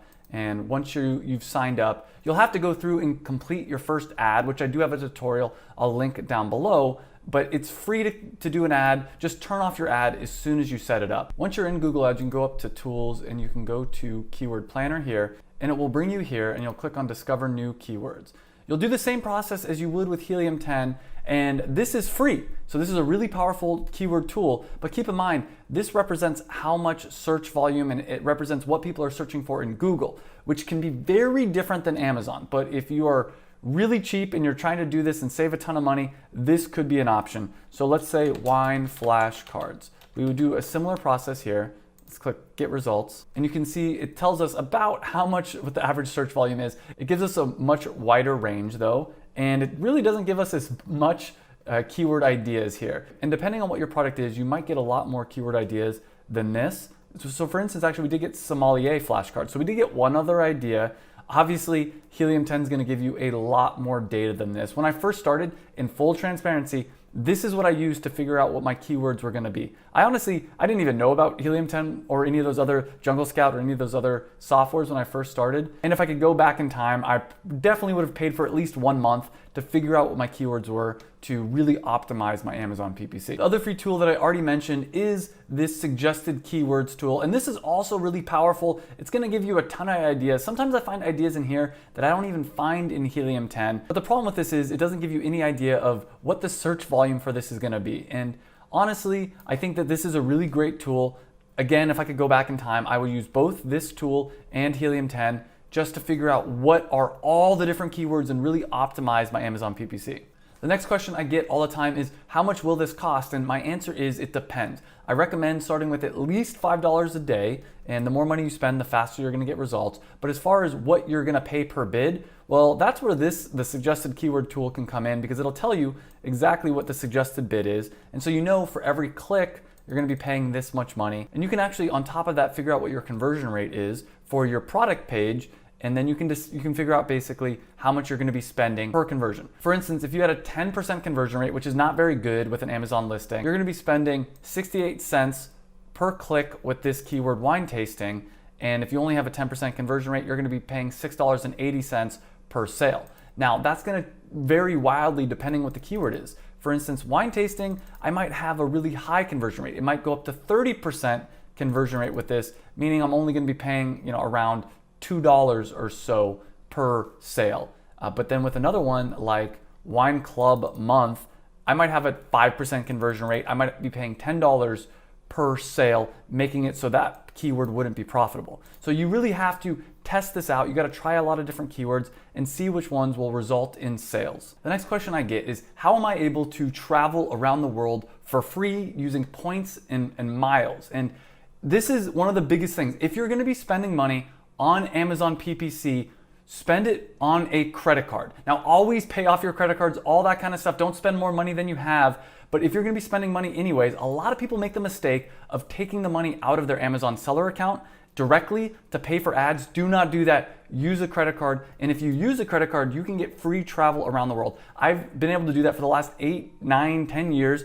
Almost none of the travel that I've done have I paid for. And it's been because of credit card points and miles. And I'm gonna show you some of the top credit cards right here. Now, if you're gonna be spending money on Amazon PPC, then the Gold Amex card or the Platinum Amex card is by far the one you wanna be using, because the Gold Amex card, not only when you sign up do you get 35,000 miles, which is it's pretty close to enough to get you a round trip ticket to Europe, but on top of that, you get 4x miles, meaning for every dollar you spend, you get 4 points, which converts into miles with airlines. And so a domestic flight will usually cost you around 25,000 miles. I've been able to go to Europe on 40,000 miles. I've been able to go to South America on 40,000 miles.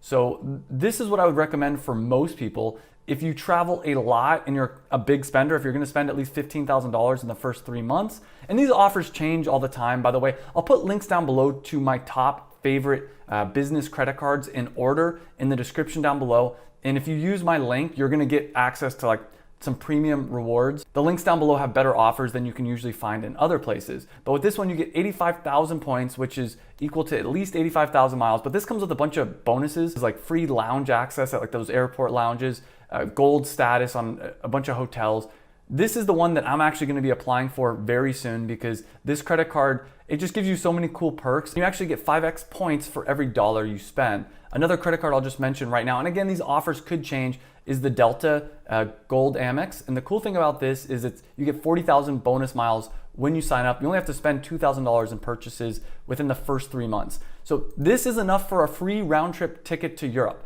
And what I do is every few months I apply for a new credit card, I get the sign up bonus, and then every few months after that I do another one and another one. Because I'm already spending a few $1,000s a month on Amazon PPC, why not get the free travel? And again, I'll put current links to my favorite credit cards down below for business. Another hack when you're first signing up for Amazon advertising is look in your emails, sometimes you'll have special offers. A lot of times you're able to get a free $50 in credit. So search around, maybe even contact Amazon if you don't have that credit. But now I want to get into the biggest mistakes, the most common mistakes that beginners make with Amazon PPC. And as a reminder, if you're not already part of the free Amazon FBA course, I'll put a link down below for an email sign up. And the cool thing about this free Amazon course that I put together, not only are all the videos available on YouTube for free, but when you sign up with the link down below, you're gonna get access to this free worksheet. You're also gonna get access to a Facebook group I put together just for people in the free Amazon course. On top of that, I will set you up with an accountability buddy, meaning I will introduce you to another person that's in the free course, as well as a group of people, so you can meet weekly with that group of people. And entrepreneurship is extremely lonely, and I'm trying to help out entrepreneurs, specifically Amazon entrepreneurs. So if that's something you're interested in, join for free. You'll get the worksheet, a bunch of other worksheets that I have, and you'll get access to the Facebook group and a bunch of other benefits. Now, the first most common mistake that beginners make with Amazon PPC is they go after short tail keywords. I talked about this earlier in the video.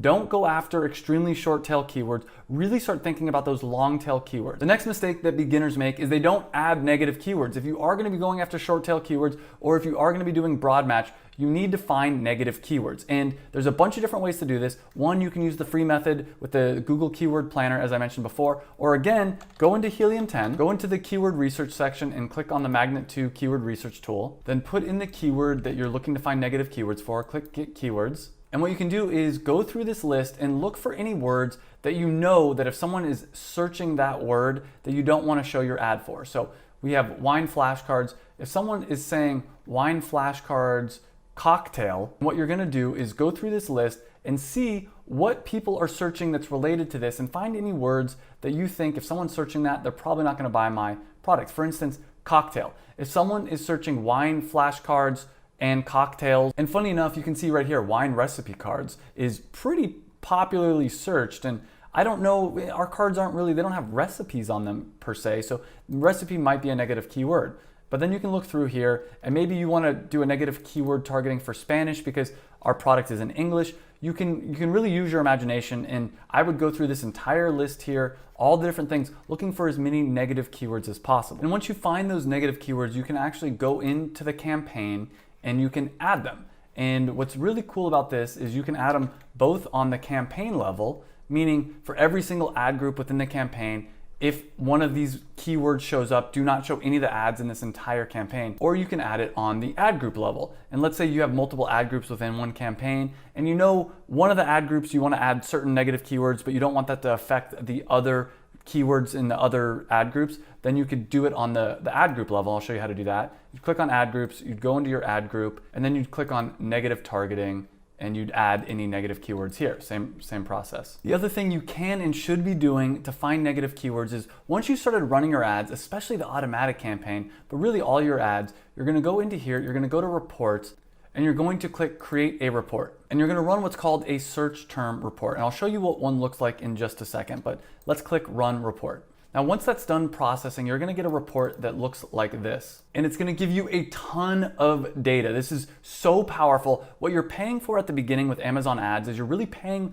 for all the different data. So it'll give you this entire spreadsheet and it'll tell you, here was the campaign name, here's the ad group name, the targeting, but specifically the most valuable column is this column right here. It'll tell you exactly what people typed into Amazon that triggered your ad for your ad to show up. So what you can do here, and there's a lot of different things you can do. One is you can go down and you can look at each one of these individually. For instance, Brazil nut butter squeeze packs. My product doesn't have Brazil nuts in it, so Brazil should be a negative keyword. And then you can keep going down this list looking at all this, but really the best way to do this is to actually look at the data. And what you can do is look at where you're spending the most money and not getting results and lower those bids, but also look at where you're spending a lot of money. Like I spent $30 on keto dessert and I got 0 sales, so dessert should be a negative keyword, possibly.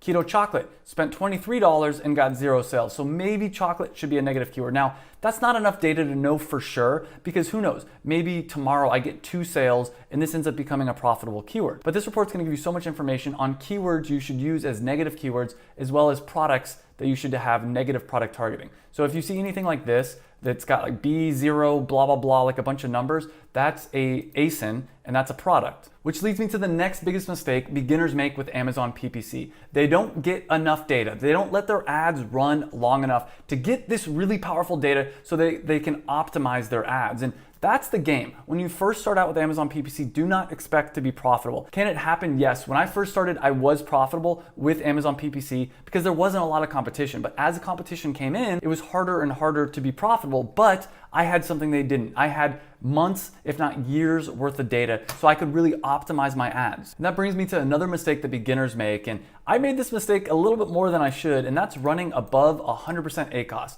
If you're spending more on PPC than you're making in revenue, that should be a red flag. Now, I was doing this because I was being really aggressive and I was trying out a lot of different things. And I learned from this data. I said, okay, a lot of these campaigns aren't profitable. So I tweaked them and ended up making them profitable. But be very careful, because if you do that for too long, you're spending more money than you're making. Now, do keep in mind, as you're spending money on Amazon PPC and you're getting sales, that is going to increase your sales rank, which is going to basically allow you to get more organic sales. So just because you're losing money on Amazon PPC, you actually might be still making money because you're increasing your organic results. Now, the last mistake I see so many beginners make is they're selling a junk product. Do not sell a junk product on Amazon. Even if you master Amazon PPC, if you have a junk product, you're not gonna be profitable. You're not gonna be successful with Amazon. Your goal every time you sell one of your products on Amazon is to make sure and get a 5-star review, because as you know, the more reviews that you get, the higher up in the search results your product's gonna be, which means that people are more likely to buy your product, which means it's gonna go even up higher in the search results. Ultimately, it means more sales for you and more money in your product. Here's the thing that makes this tough. Amazon doesn't wanna share with you the customer email or the customer information.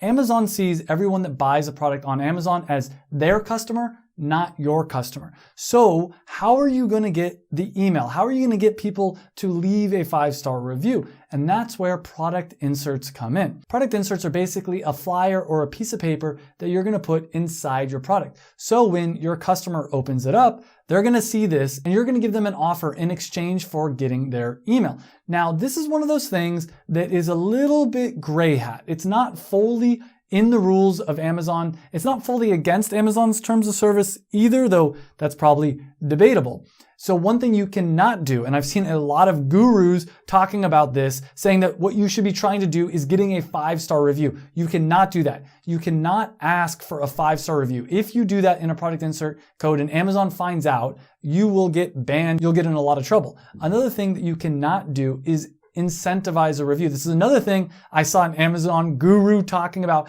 basically saying that, well, in exchange for this product, if you leave a review, I'll give you another product for free. You cannot do that. If Amazon catches you, you'll get in a lot of trouble. What you can do, on the other hand, is get people to enter their email.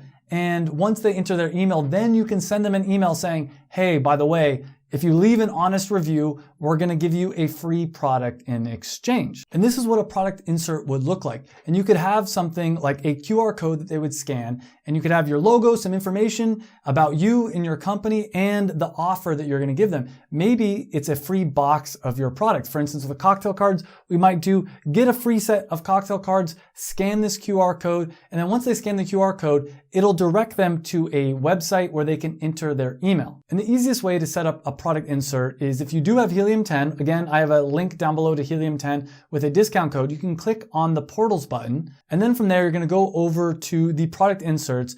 And they have a step-by-step way that you can design a product insert. They also have a way for you to generate QR codes. However, if you don't have Helium 10 or you don't want to sign up, you can hire a designer on Fiverr or Upwork to create your product insert. Then you're going to go to a website like qr-code-generator.com and you can generate QR codes from this website. You'll just quickly sign up for the website and you'll put in the URL that you want the QR code to point to. And the cool thing about this website is you can always change the URL that it's pointing to later. Even if you already have your QR code, you can change what that QR code will point to. Now, as far as collecting your customer's email, you can create a landing page using websites like leadpages.net, or again, Helium 10 does have the portals feature. You can click on create a new portal and it'll create a landing page where people can enter their email. You'll then collect the email and you can create an email follow-up sequence with all your customers where you basically ask for a review and you tell them what you're going to give them in exchange.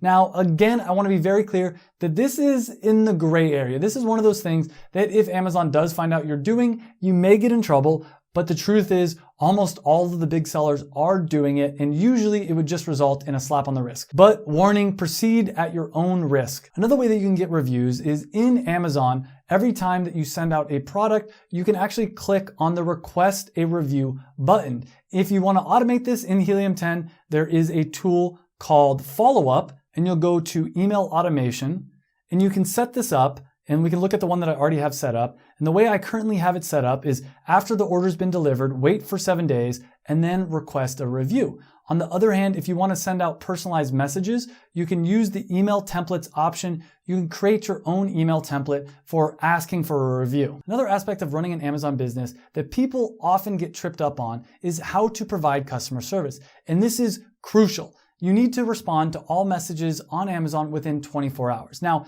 if you can't respond within 24 hours, one secret that I recommend is hiring a virtual assistant in the Philippines for around $2 to $3 an hour, and you can create some frequently asked questions with responses. Now, here are some of the most common issues that you're going to run into. The first thing is people are going to sometimes say that there was an issue with their order and they want refunds. Now, this rarely happens because usually if someone wants a refund, they're going to interact directly with Amazon. They're going to go to their Amazon account. They're going to click on return an item and they're going to deal with it. You're not going to even know when people are returning items and you're not going to have to deal with it. Oftentimes when someone orders a product from you and returns it, Amazon is just going to put that product right back in your inventory. So you're not going to even know. It's not going to really bother you. But sometimes there's going to be a specific issue and they're going to send you a message. Now, my belief is you should 100% of the time just give them whatever they want, give them the refund, as long as they're not asking for anything crazy. It's better just to tell them, go ahead, keep the product, here's your money back. And the reason for this is you don't want them to leave a 1-star review. You always want them to leave a 5-star review because oftentimes, even if they had a really bad product experience, even if they got your product and they didn't like it,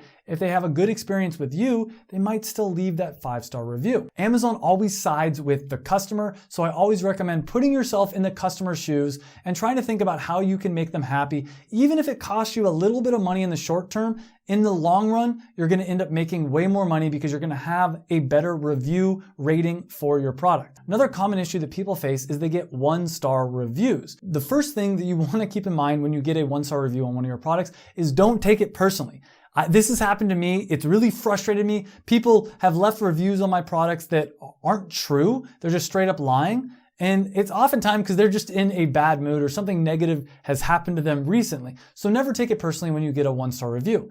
The next thing that you want to do is reply with the seller account to the review and try to fix the problem. Tell them, hey, we'd love to send you a replacement if there was an issue with their product. Hey, we'd love to give you a full refund. Because when people go on Amazon and they're looking at your product, they're going to look at the 1-star reviews. And if they see that you're always responding to the 1-star reviews and that you're really trying, it's not going to matter if you have some 1-star reviews because they know that you as a seller, that you really care. Another thing that you can do when replying to the 1-star reviews is tell them to contact you because oftentimes people leave a 1-star review, but they never actually contact the seller, which would be you in this case. So you always want to let them know how to actually contact you. So you would tell them, please contact us by clicking ask a question on our Amazon storefront, or walk them through the process on how they should contact you. Overall, even though I've had stores that get tens of thousands of dollars of sales every single month, I rarely get a customer message sent to my Amazon account. And when I do, I have it so that I have my virtual assistants handling 100% of the messages.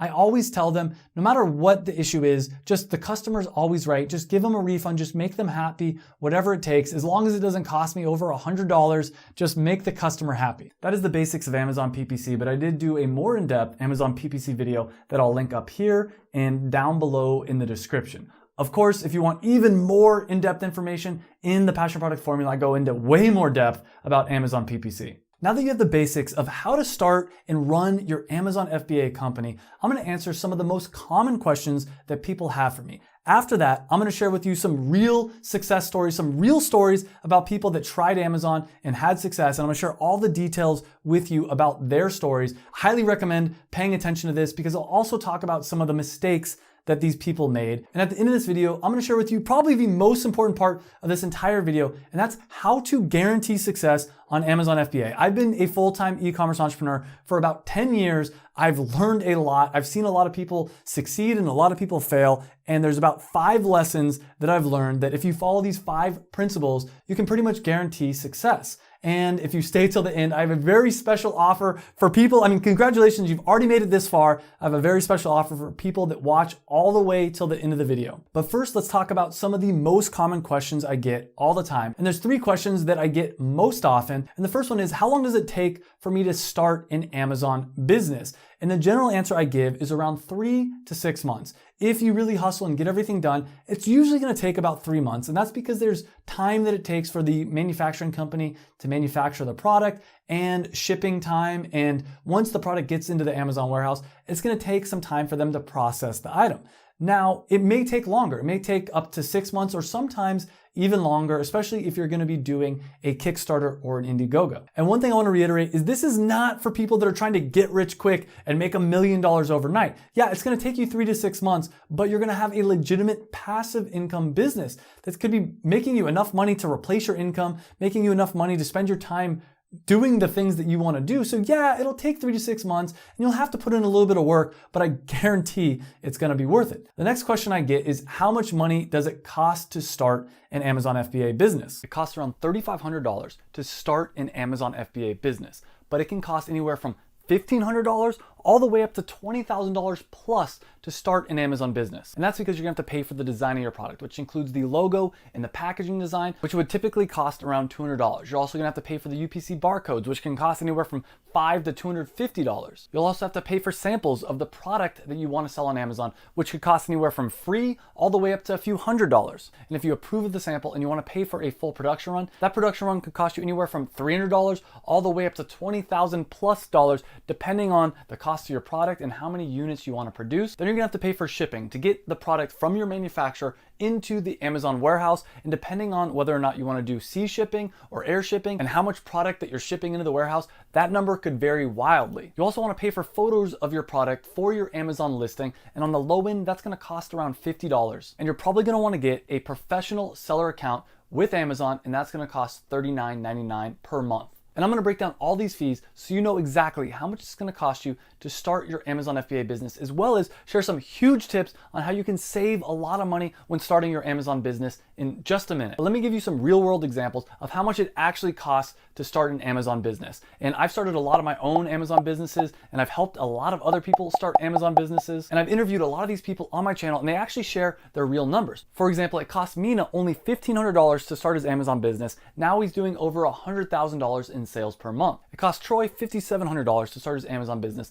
Now he's making a couple $1,000s in profit per month, paying for his Santa Monica apartment. Steven spent $1,800 to start his Amazon business. Now he's been able to quit his job and pay his bills from his Amazon business. Carla spent $5,000 to start her tea company. She's now making a full-time income. Rob, who is a friend and business partner of mine, started his Amazon business with only $1,500, grew it into a $70 million Amazon business, sold it, and was able to retire from the money he made before he was even 30. And AJ, who's a student in my Amazon FBA program, like most of the people I've mentioned so far, he was able to start his business with $0. He's done over $90,000 in sales just on Indiegogo. And when he launched his product on Amazon, within 2 hours of launching it, he sold out of all his inventory. And this is one of the secrets. If you don't have a lot of money and you want to start an Amazon business, do an Indiegogo or a Kickstarter. And it would have cost me around $30,000 to start my Amazon FBA business, but I actually raised $50,000 from a Kickstarter, and then for the rest of the money, I cashed out my 401k and paid for the rest of the production run. And even though that sounds like a lot of money to start an Amazon FBA business, for the last 3 years, I've been able to make over $100,000 in profit per year, passive income, because I started my Amazon FBA business. And this is one of the best things I've ever done. These last 3 years have been some of the best years of my life. I've been able to travel the world, work when I want to work, do the things that I love doing. But let's break down how much it's actually going to cost you to start your Amazon FBA business. And the first cost to think about is the cost to design your product. Now, I am going to be talking about some mandatory fees for starting your Amazon FBA business and also some optional fees. For example, a lot of people think you need to pay for product research tools. That's not true. I'm going to give you some techniques on how you can do product research for free later in this video. The first mandatory fee is the design for your product. And what I mean by this is the logo, the packaging design, things like that. And I would recommend spending at least $200 on the design for your product. Now, if you really want to create a solid brand, you can spend more than this. I actually spent $800 on my logo and $200 on the actual design of my packaging. You could also spend less on your logo and design and always improve it later. You also need to pay for UPC barcodes, which is required by Amazon for you to list a product. Now, you can get really cheap barcodes from sites like Speedy Barcodes or going on eBay. You can get barcodes for around $5. Now, I don't recommend using those barcodes because a lot of times they're not legit. The proper way to do it is to go to gs1.org and pay $250 for 10 barcodes. Now, you only need one of these barcodes per product, but the sad thing is you have to buy a bundle of 10. The next thing you'll want to pay for is samples of your product, because before you spend a few $1,000s on a production run, you want to make sure that the product you're going to get is going to be good. And a lot of times manufacturers will give you a sample for free. You'll just have to pay for shipping, which from China is going to cost you around $40. But depending on what kind of product you're selling, the cost of the sample actually might be a lot more. For instance, with cocktail cards, we spent $300 on a printed sample. And if you're unsure how to find a manufacturer for your product, don't worry. I've got a free video I'll link up here and down below, step by step, helping you to find a manufacturer. But once you find a manufacturer that you like, they send you a sample and it's good, it's time to pay for your first production run. And this is going to cost you around, let's say, $1,800, assuming that you purchase 300 units at $600 per unit. For instance, for Steven's product, it cost him under $1 per unit, so he was able to start with only spending $300 on the production run. The other factor to consider is how many units of the product do you want to manufacture in your first production run. For example, with cocktail cards, for the first production run, we manufactured 1,500 units. Now, I don't recommend that for everyone. For most people, for your first production run, I recommend starting with somewhere around 300 units. Basically, you want to purchase around 3 to 6 months worth of inventory. However much you think you're going to sell within the first 6 months, I would do that as your first production run. Once your product is manufactured, you're going to have to pay for shipping to get it from your manufacturer into the Amazon warehouse. Now, how much you pay for shipping depends on a few different factors. The first thing to consider is, do you want to ship your product via sea or via air? Air shipping is a lot quicker, but it's also a lot more expensive. There's also a higher chance that your product's going to get damaged. Sea shipping, on the other hand, is a lot slower. We're talking around 4 to 6 weeks at least, but it is a lot less expensive. Now, prices change for both these depending on market demand. It's also going to depend on how big your product is, how heavy your product is, but using cocktail cards as an example, it costs around $4 per unit to ship it via air and around $2 or so per unit to ship it via sea. And those prices are inflated because right now there is a lot of demand to ship products from China to the United States. Hopefully in a few months, those prices will go down. You'll also want to pay around $50 to get photos taken of your product for your Amazon FBA listing. Now, I recommend, instead of getting photos taken, to actually do computer renderings. And you can get a computer rendering of your product anywhere from $50 to $150. This is one of the most important places to invest in your business, because remember, when someone buys a product online, they don't get to hold it in their hand. The only interaction they have with your product is via images. So you have to let them know what it's going to feel like to own that product, and you're going to have to convince them using the images, your title, your bullet points, that they want to buy your product. You should also expect to pay around $100 to $150 for a DBA. And DBA stands for doing business as, and it allows you to open up a business bank account, a business credit card, and it basically shows Amazon that you're a legitimate business. Now, if you wanted to instead, you can get an LLC, which is generally much more expensive, but it gives you a lot more protection. Now, you can technically open an Amazon seller account without a DBA. I would recommend having that DBA. And the last fee to consider is the Pro Amazon Seller Account fee. It's going to cost you around $39.99 per month. Now, you don't necessarily have to pay for a Pro Seller Account. You can get the basic seller account, but the Pro Seller account comes with a lot of features and a lot of benefits. I think it's worth the $39.99 a month. Now, something that most people won't tell you is you're probably gonna have your Amazon seller account before you actually start selling on Amazon, so expect to have that for about 3 months. I would budget around $120 for it. Though thinking about it now, you may be able to start with the basic account and wait to upgrade until you're actually ready to sell to the Pro account. Most likely it'll cost you around $3,000 to $5,000 to start your Amazon FBA business. But remember, if you don't have a lot of money, you can actually start your Amazon FBA business for $0 if you use Indiegogo or Kickstarter. There's also a lot of optional costs, things like tools, product giveaways, Amazon PPC, getting a trademark, and a bunch of other things I'll quickly go over. But one of the best ways to save money is you don't need to pay for product research tools like Helium 10 or Jungle Scout. But I will say, if you're brand new to this, it's worth investing in a tool like Helium 10, and I have a huge discount code, 50% off. You can click down below. I also have a deal for Jungle Scout, and I'll link that down below. But for me personally, if I was new to Amazon FBA, I'd pay for Jungle Scout for 1 month,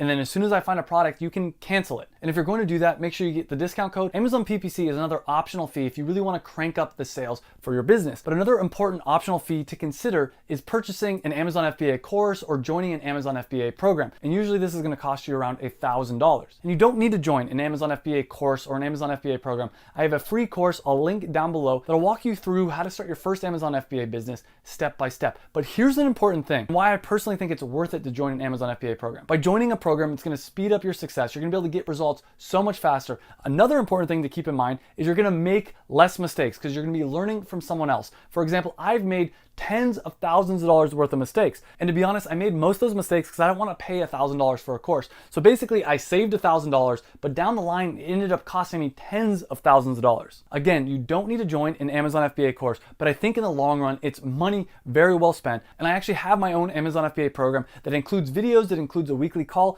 It includes a bunch of bonus things. If you're interested on that, I'll put a link down below to get on the wait list for the next time that I open it. But my biggest piece of advice is most of the money that people spend on starting their Amazon FBA business comes from mistakes. So what you should do is learn from other people's mistakes. And I've interviewed a bunch of the different students that have gone through my Amazon FBA program, and they share how much it actually cost them to start, all the different mistakes they've made, and I put all that together in a playlist you can watch by clicking right here. Another really common question I get is, I don't have any money, how do I start an Amazon FBA business? And I actually did an in-depth video where I talk about how even if you have $0, you can still start an Amazon FBA business. And as I've already talked about, AJ was able to do this, a lot of other people have been able to do it, but I actually have a video where I talk about 7 ways, 7 tips, even if you have $0, on how you can start an Amazon FBA business. And even if you do have some money, this video you might find really interesting. And I actually filmed this video in my old apartment, and I actually share some personal stories and some personal things in this video. I'm gonna share with you 7 tactics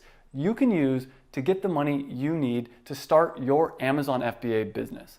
And people ask me all the time, how do you create a passive income business that makes you the money you need to be able to pay your bills, to be able to travel, to be able to quit your job if you want to do that? And my answer is Amazon FBA. And that's what I'm going to show you in this video, is how you can start your own passive income business. And the truth is, it does take a little bit of hard work to get started, but once you get started, as long as you have a little bit of money to start, you can buy inventory. You can buy things like what's in these boxes right here. And the product in this box right here makes thousands of dollars per month. And the cool thing is, as I said, it took a little bit of hard work to get started, but now that it's up and running, all that we have to do is buy this inventory, send it into the Amazon warehouse, Amazon gets orders, ships it out, and we get paid. And it really is the best way out there, best legitimate way out there to create a passive income business. And I'm going to show you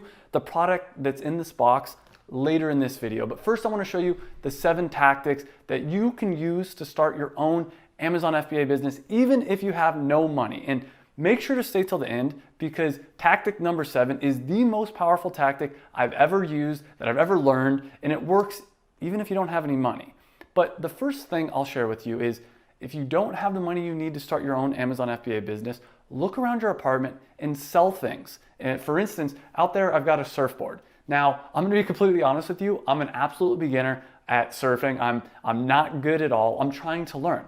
But if I needed some money to start a business, I could sell that surfboard in a minute, get $100 for it. Another example is, I got this hammock out here. Now this hammock is one of the best things I've purchased in a long time. It costs around $100, but the cool thing about it is I'll go out there and I'll read a book on the hammock, and I'll look out at the palm trees, and it makes me feel like I'm on vacation. And so I absolutely love this hammock, but if I needed some money to start a business, I'd sell this hammock, make another $100. And look around your house, look around your apartment, look for things that you could potentially sell to make a little bit of money. And that's a great way to get some capital to start your business. But here, come with me. I'll show you another example. So this coffee machine right here, I'll be honest with you, I don't drink coffee. I drink like herbal tea. I drink turmeric tea sometimes in the morning. I can't have coffee. I've got too much energy as it is. So potentially, right, I could sell this, but I wouldn't do that because it's actually not my coffee machine. It's actually my girlfriend's coffee machine. But the cool thing about this, and this is tactic number 2, is this coffee machine retails for $300. But we got it for $150. We got it on sale. We got it at a discount. So what we could do is we could sell this coffee machine that we got for $150 for $300 on Amazon, get $150 in profit.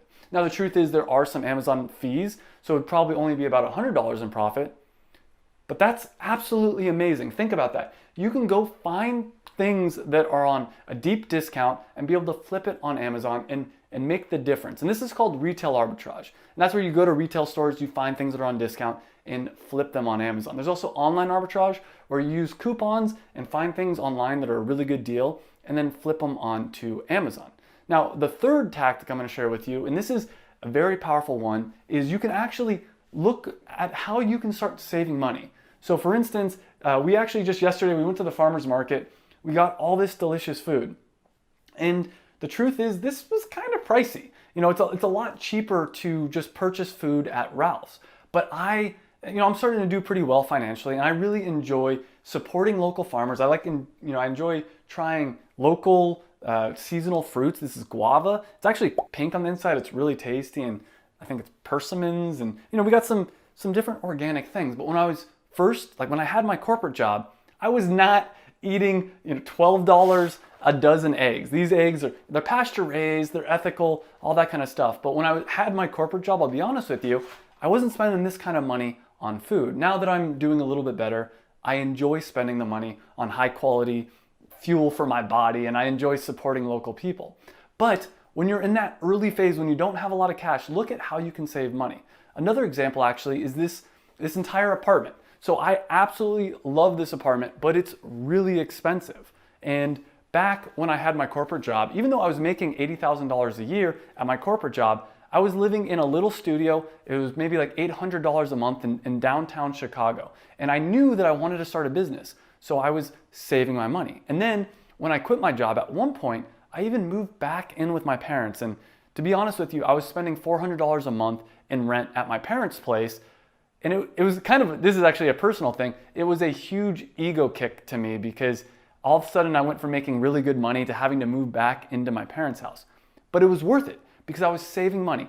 Every month that went by, I was saving a lot of money by living with my parents' house. If you are going to splurge in one area of your life, I do think rent is a good place to spend a little extra money. Because for me, for instance, living in this apartment, it's not just about, and obviously $2,500 a month for such a small apartment, it's a little bit crazy. But the reason it's so expensive is because it's really close to the beach. And for me to be able to go to the beach, to be able to recharge my batteries when I'm stressed out, or if I'm feeling really down, I can go jump in the ocean. It's completely worth it for that reason. But then the other side of it too is the people that can afford to live in this neighborhood are probably doing something really cool, something really interesting. And I found a lot of my friends in this neighborhood, it's because there are other entrepreneurs that are really successful.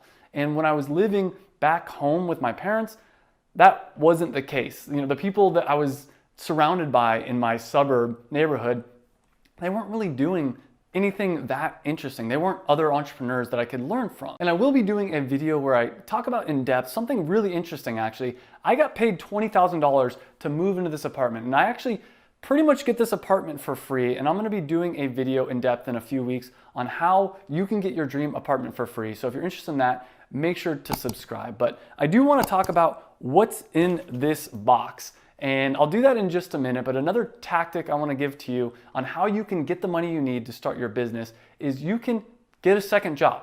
Now, I know that's not revolutionary, but here is something that's I think a little bit more interesting. The second job you get, you shouldn't just go flip burgers at McDonald's. You shouldn't become a barista at Starbucks. Instead, what you should do is figure out how can you learn the skills that you're gonna need when you do start your Amazon business. So what I recommend doing is contacting different people that have physical products and tell them that you're gonna help them sell that product on Amazon. A lot of local shops, they sell really cool, unique things, but they're not selling on Amazon yet.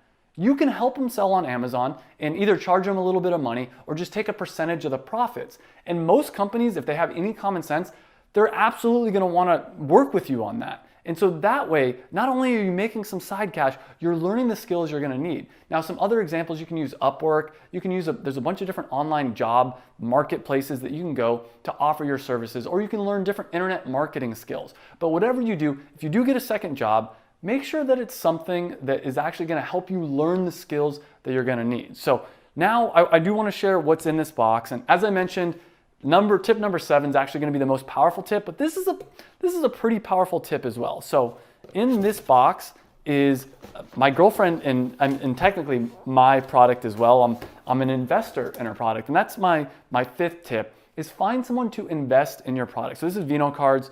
It's her product, and we had this idea for a product, but she didn't have a lot of money to start her business. So I went to her and I was talking to her about it, and I'm like, hey, why don't I give you the money you need to start your business? And some of the best money I ever spent. I gave her, a few $1,000s to start her business, but in exchange, not only have I been paid back my money, on top of that, I was able to help her create her own passion product, her own product that she absolutely loves, and she was able to sell it on Amazon and start creating passive income. And each one of these units, it costs us, maybe $7, $8 to produce the unit. And then we sell it on Amazon. We have to pay all the different Amazon fees, and we have to pay some other, just random fees for owning a business. But in total profit, it's like around $15, $20 per unit, and we're selling 50 to 100 units of this product per month. And like I said, it's completely passive. It did take some work to initially design the product, to initially get the customer base to launch the product. But now that it's up and running, all we gotta do is buy these boxes of inventory, send it into Amazon, and Amazon ships it out to the customers. And that is so powerful. So what I recommend doing is looking around your life. Who could you get to invest in your product? And I am starting to invest in more students' products, specifically people that are in my course, the Passion Product Formula. But if you have an idea for a business and you're looking for an investor, leave it in the comments down below. I am looking to start networking and investing into lots of different Amazon businesses. So now, before I get into tip number 7, first off, make sure you hit that like button. If you've been getting value from this video, smash that like button. But tip number 6 is you can actually get a loan.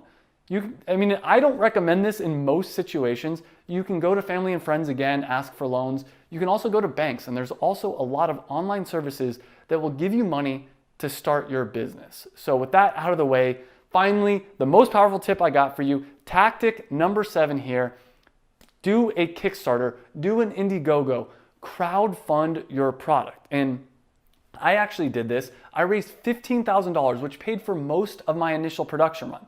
And the cool thing about a Kickstarter, the cool thing about Indiegogo or any of those crowdfunding campaigns is it doesn't take any money to start. You will have to put in a little bit of time and energy to get your marketing out there, to get your campaign up and running. But you don't have to pay for the product. The way that crowdfunding works is you do the marketing, you launch your crowdfunding, people give you money. In my case, it was $15,000. I take that money, I go produce the inventory, and then I send the inventory that I produce back to the people. So people are giving you money in exchange for a hopeful promise that you'll eventually send them a product. And this is so powerful. I raised $15,000. Ariana raised over $5,000. I recently invested in one of the students in my course. He made close to $5,000. And you don't really need to, like I said, you don't need to spend a lot of money to raise that money on Kickstarter. I've had a lot of other students that have had a ton of success. And the good thing is, after your Kickstarter, you produce the inventory, and you could be, once you start selling on Amazon, you can start making a lot of money. My product, Performance Nut Butter, I make around $300 per day profit from it. So now that you know how to start an Amazon FBA business, I want to share with you some real success stories of people just like you that started an Amazon business and were able to make tons of money in passive income. And there's something really interesting about human psychology. A lot of times, even if we know something is possible, until we start seeing other people doing it, we don't think that we can do it. And I'm here to tell you, not only is it possible to start an Amazon FBA business, you can do it because all these other people that are just like you have started Amazon FBA businesses. And a story that this reminds me of is there's a guy named Roger Bannister. Roger Bannister broke the 4-minute mile. And you may have heard this story, but around 1954, for decades and maybe even centuries, people thought it was impossible to run a mile in under 4 minutes. There was actually scientists that would write papers saying how the human body just can't move that fast. And in 1954, Roger Bannister ran a mile in 3 minutes and 58 seconds. The next year, 3 people ran the mile in under 4 minutes. And since then, 1,000 people have done this. So the reason I'm going to be sharing all these success stories with you is to show you not only that it's possible and that you can do it, but also during this next segment, I'm going to share with you some of the mistakes that people make. Because if you want to have success with Amazon or with any kind of an online business, you should look at what people did to have success, but also look at what people did and what mistakes they made and learn from the mistakes. And of course, I already told my story. I launched an e-commerce dance clothing brand, and that made a decent amount of money, but it wasn't that successful because it was something that I was not passionate about. So then I ended up launching a product that I was actually passionate about on Amazon, something that people actually wanted to go to Amazon and buy. And I've done over $1 million in sales with that product. And when you subtract all the different Amazon FBA fees, the production costs, all that kind of stuff, I've made over $400,000 in profit. After I realized what a great opportunity selling passion products on Amazon was, I taught my girlfriend how to create her own passion product, which I've talked about throughout this video, which is Vino cards. And she's done over $86,000 in sales on Amazon.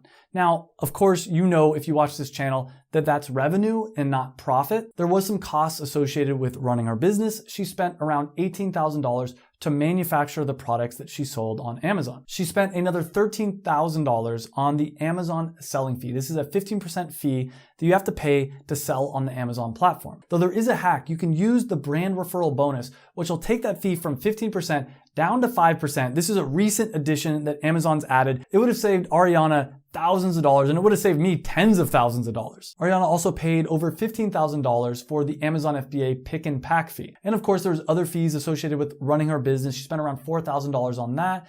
And in addition to that, she spent a few $1,000s on Amazon PPC. And at the end of the day, she's been able to make over $20,000 selling a product that she's actually excited about, that she's actually passionate about on Amazon. After I saw how much money I was able to make off Amazon and how much success my girlfriend had by selling passion products on Amazon, I started to teach other people how to do this. People like Steven, who's passionate about videography and films videos for a living, and he noticed a problem. Every time he used an SD card to film something, he would take a piece of duct tape, put it over the SD card and write what was on it. And he thought there has to be a better way. So he created memory card labels, and he started this business with only $1,500. And now he has a business that's making over $2,000 in profit every single month. That's enough money for him to be able to pay his rent. Mina also started his supplement brand with $1,500, and now he has multiple different Amazon businesses, and he's doing over $100,000 per year. Troy was a college tennis player, and he started selling tennis grips. And this isn't even that new or novel of a product, but what he realized is he could sell tennis grips in different colors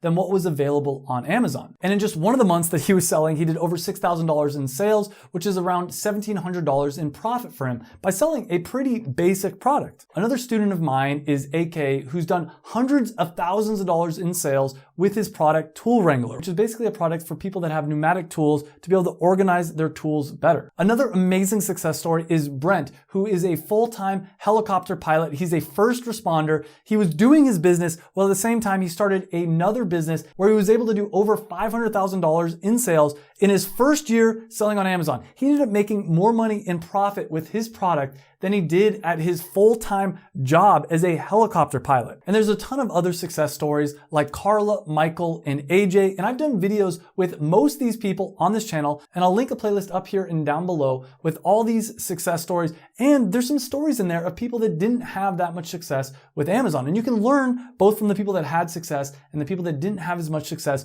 what happened, what went well, and what didn't go well. But still, one of my favorite success stories is AJ from Cocktail Cards, and I did a complete video with him where we broke down everything about his business, and he actually flew down to my beach house down in Mexico. We filmed the video together, and if you really want to see how to have success with Amazon FBA, watch this next segment and pay attention. He also talks about some of the biggest mistakes he made with his Amazon business. So I did over $147,000 my first 3 months on Amazon. And what's crazy about AJ's story is he did over $100,000 of those sales on Amazon and over $40,000 on his own website.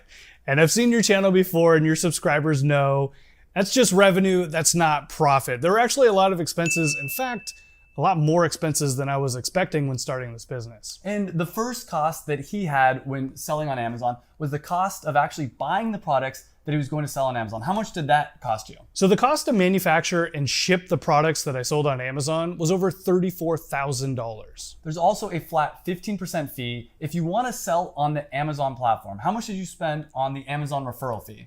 Over $16,000. There's also another fee, which is called the FBA fee. This is a fulfillment fee that every time you sell a product, Amazon picks, packs, and ships out the product for you. And this includes the postage and handling. How much did you spend on this fee? That was over $15,000. There's also just other fees to sell on Amazon, things like storage fees, receiving fees, and other little small fees. How much did you spend in those other fees? $3,000. On top of that, AJ did another almost $40,000 in revenue on his own website. So in total, in your first 3 months selling this product, how much money did you make in profit? So here's the thing. Before starting this business, I'd been a bartender for 10 years. I lost my job during the pandemic and I had to find another way to replace my income.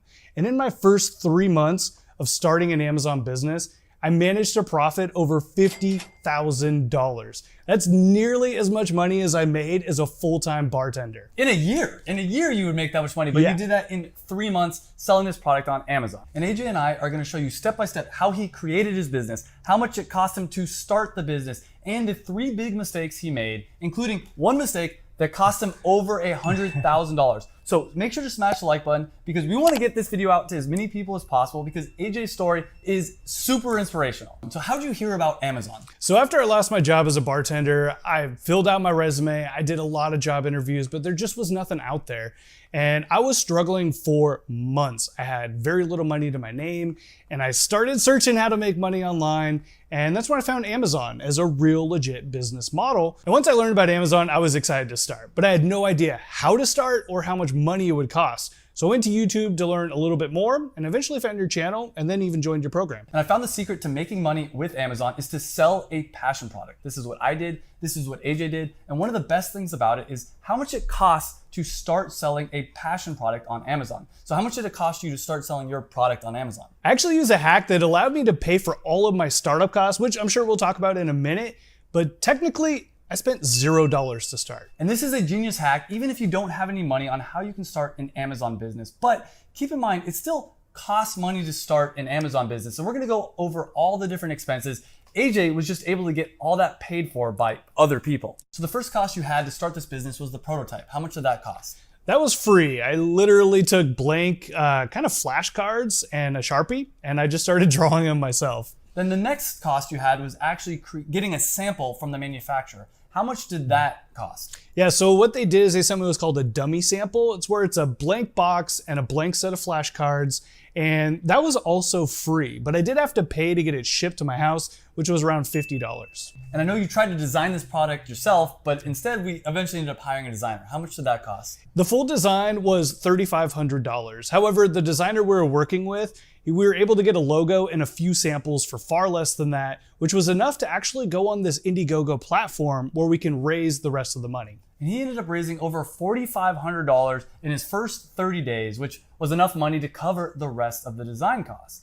After that, you took those designs, sent it to your manufacturer, and got a printed sample so you could see what it looks like. How much did that cost? That was $290. And then you took that sample, showed it off on TikTok, and ended up raising another $22,000 for your Indiegogo in one day. How did you do this? So one thing that a lot of people don't know is from the very beginning, I was actually building social media accounts like TikTok, Instagram, and YouTube because I had no idea what I was doing. You were brand new to social I was media. brand new. I had 0 followers. I didn't even know how to use TikTok.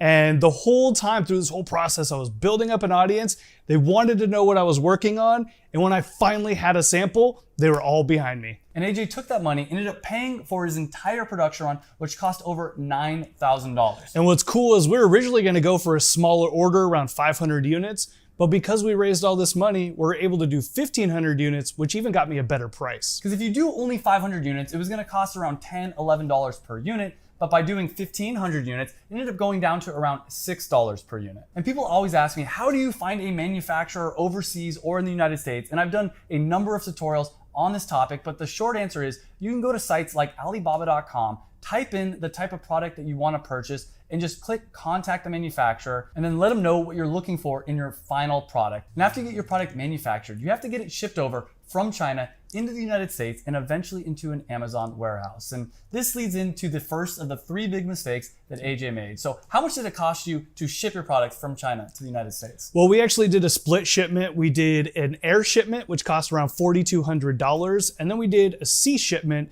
which cost $2,600. And we did the air shipment because we really wanted to get our backers on Indiegogo the product as fast as possible. And in hindsight, we really didn't have to do that. It was double the money, not to mention a lot of boxes that showed up were damaged. And it's important to note that air shipping is going to be a lot faster, but it's going to be a lot more expensive, where sea shipping is going to take a lot longer, but it's going to be a lot cheaper to ship your products by sea. And that was a big mistake because there were a lot of other additional costs, like for instance, I had to get a trademark, which cost $225. So it would have cost you over $20,000 to start this business, but by launching on Indiegogo, you were able to get all your startup costs paid for. But keep in mind that if AJ would have done a smaller first production run and hired a cheaper designer, he probably could have started this business for around $10,000, which is still a lot of money. I have other students I've worked with, like Mina and Steven, who started their business for around $1,500. So don't feel like you need tens of thousands of dollars to start an Amazon business. Let's talk about your first day selling this product on Amazon, share all the numbers,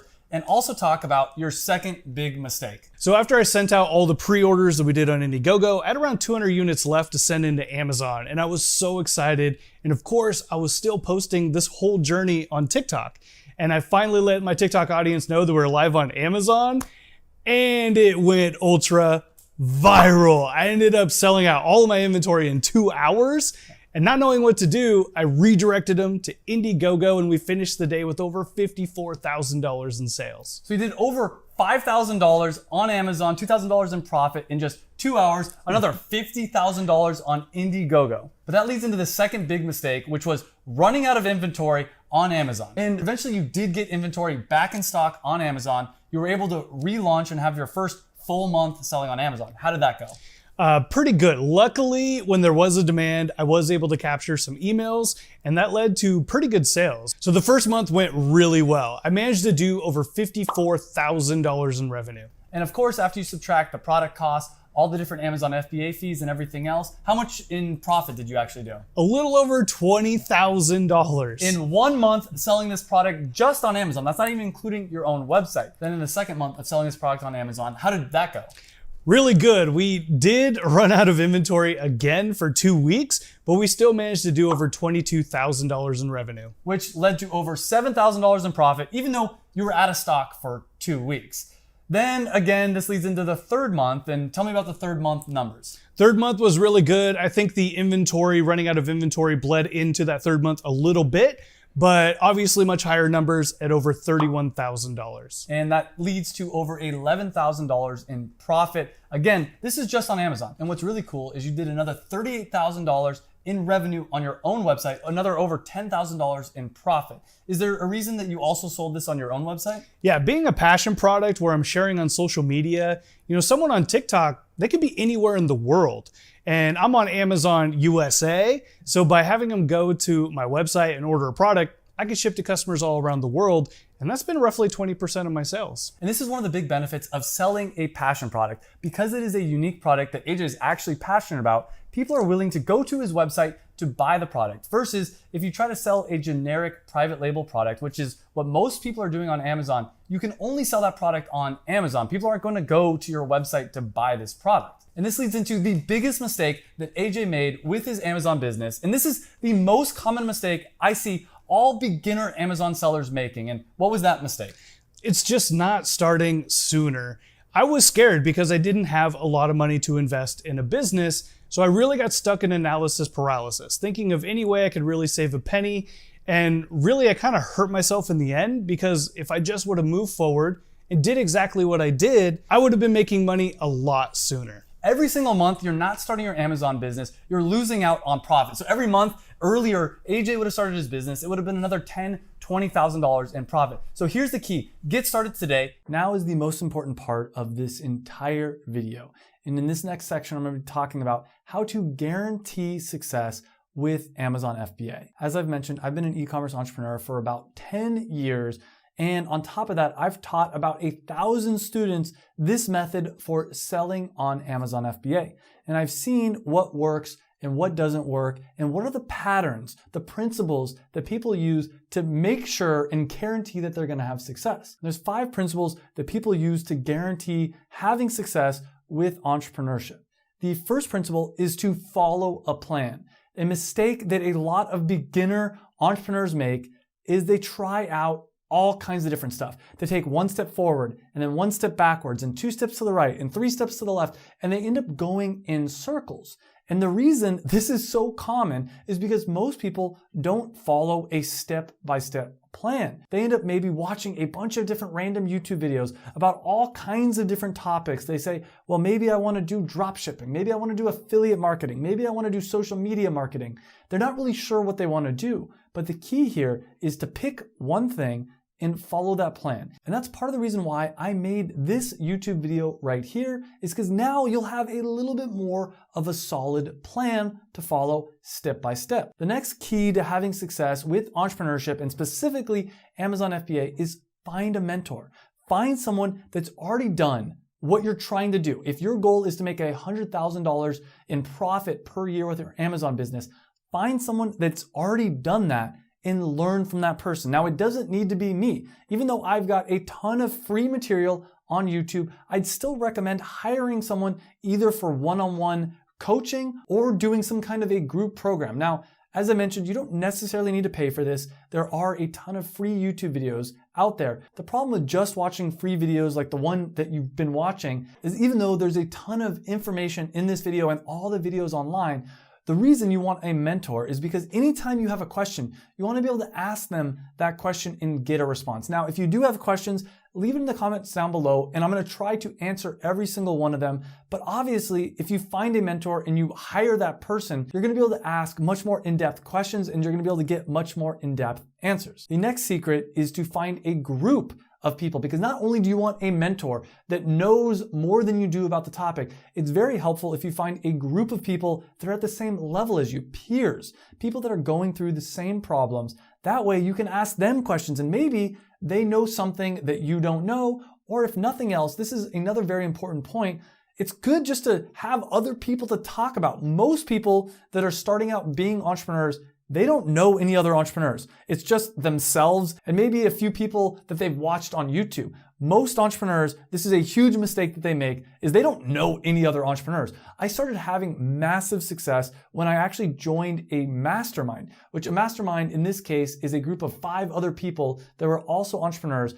And I was able to ask them questions. They were asking me questions. We were all learning together, which made it so we learned how to do e-commerce so much faster. So try to find a group of people that you can learn from. Now, there's a lot of different ways to do this. You can go to meetups using meetup.com. That's a great way to do it. And I'm actually going to start a monthly meetup here in Los Angeles. I'll put a link down below at the bottom of this video. If you're interested in coming, it's probably going to be the first Saturday of every month, but we're still figuring out the details. So I'll put a link down below if you want more information about that. That's a great way to meet other people. I also do a yearly in-person event. I'm throwing my first in-person event this year. It's going to be July 29th, 30th, and the 31st. Passion Product Live is the name of it. If you're watching this video in the future, you might not be able to attend, but I'm going to do another one in 2023.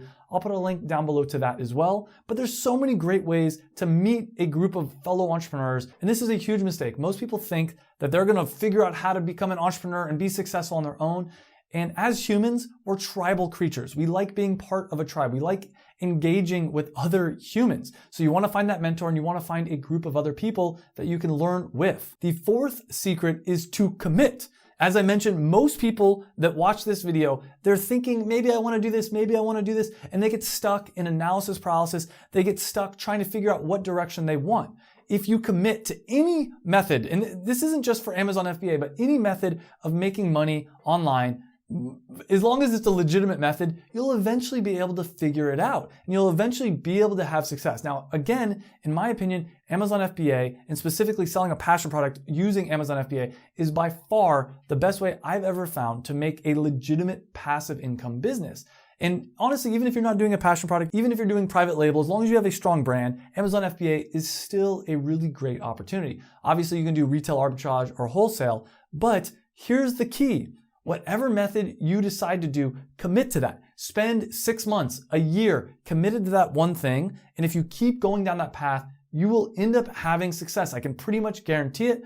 But the fifth secret, and probably the most important one out of this entire list, is you need to take action. You can commit to something, but until you actually take your first step, it's not gonna be very easy to have success. So now that you've watched this entire video, you know how to start an Amazon FBA business.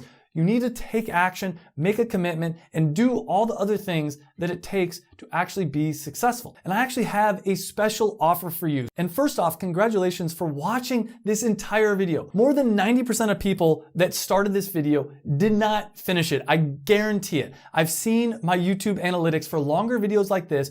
You're one of those rare people that you actually watched this entire thing. And that's a really big deal. And I want to congratulate you on that because that means that you're actually committed. And because you're committed, I want to share this special offer with you. As I mentioned, there's 5 principles if you want to guarantee success with Amazon FBA. The first is you need to follow a plan. Well, in the Passion Product Formula, which is my Amazon FBA course, it's a step-by-step program. There's over 100 step-by-step video recorded, a lot of them are screen recorded lessons showing you how to start your Amazon FBA business. So if you're looking to follow a plan, the Passion Product Formula is a great option. That alone, I could easily charge $1,000. I've seen a lot of other Amazon FBA courses and they don't provide nearly as much value as the Passion Product Formula, my Amazon FBA course, provides. But the Passion Product Formula is more than just a bunch of video lessons. It also comes with mentorship from me. This is the only way to get my mentorship. I do sell, actually occasionally, I sell 1-hour sessions, but I charge a lot of money for that. I charge $750 for 1 hour.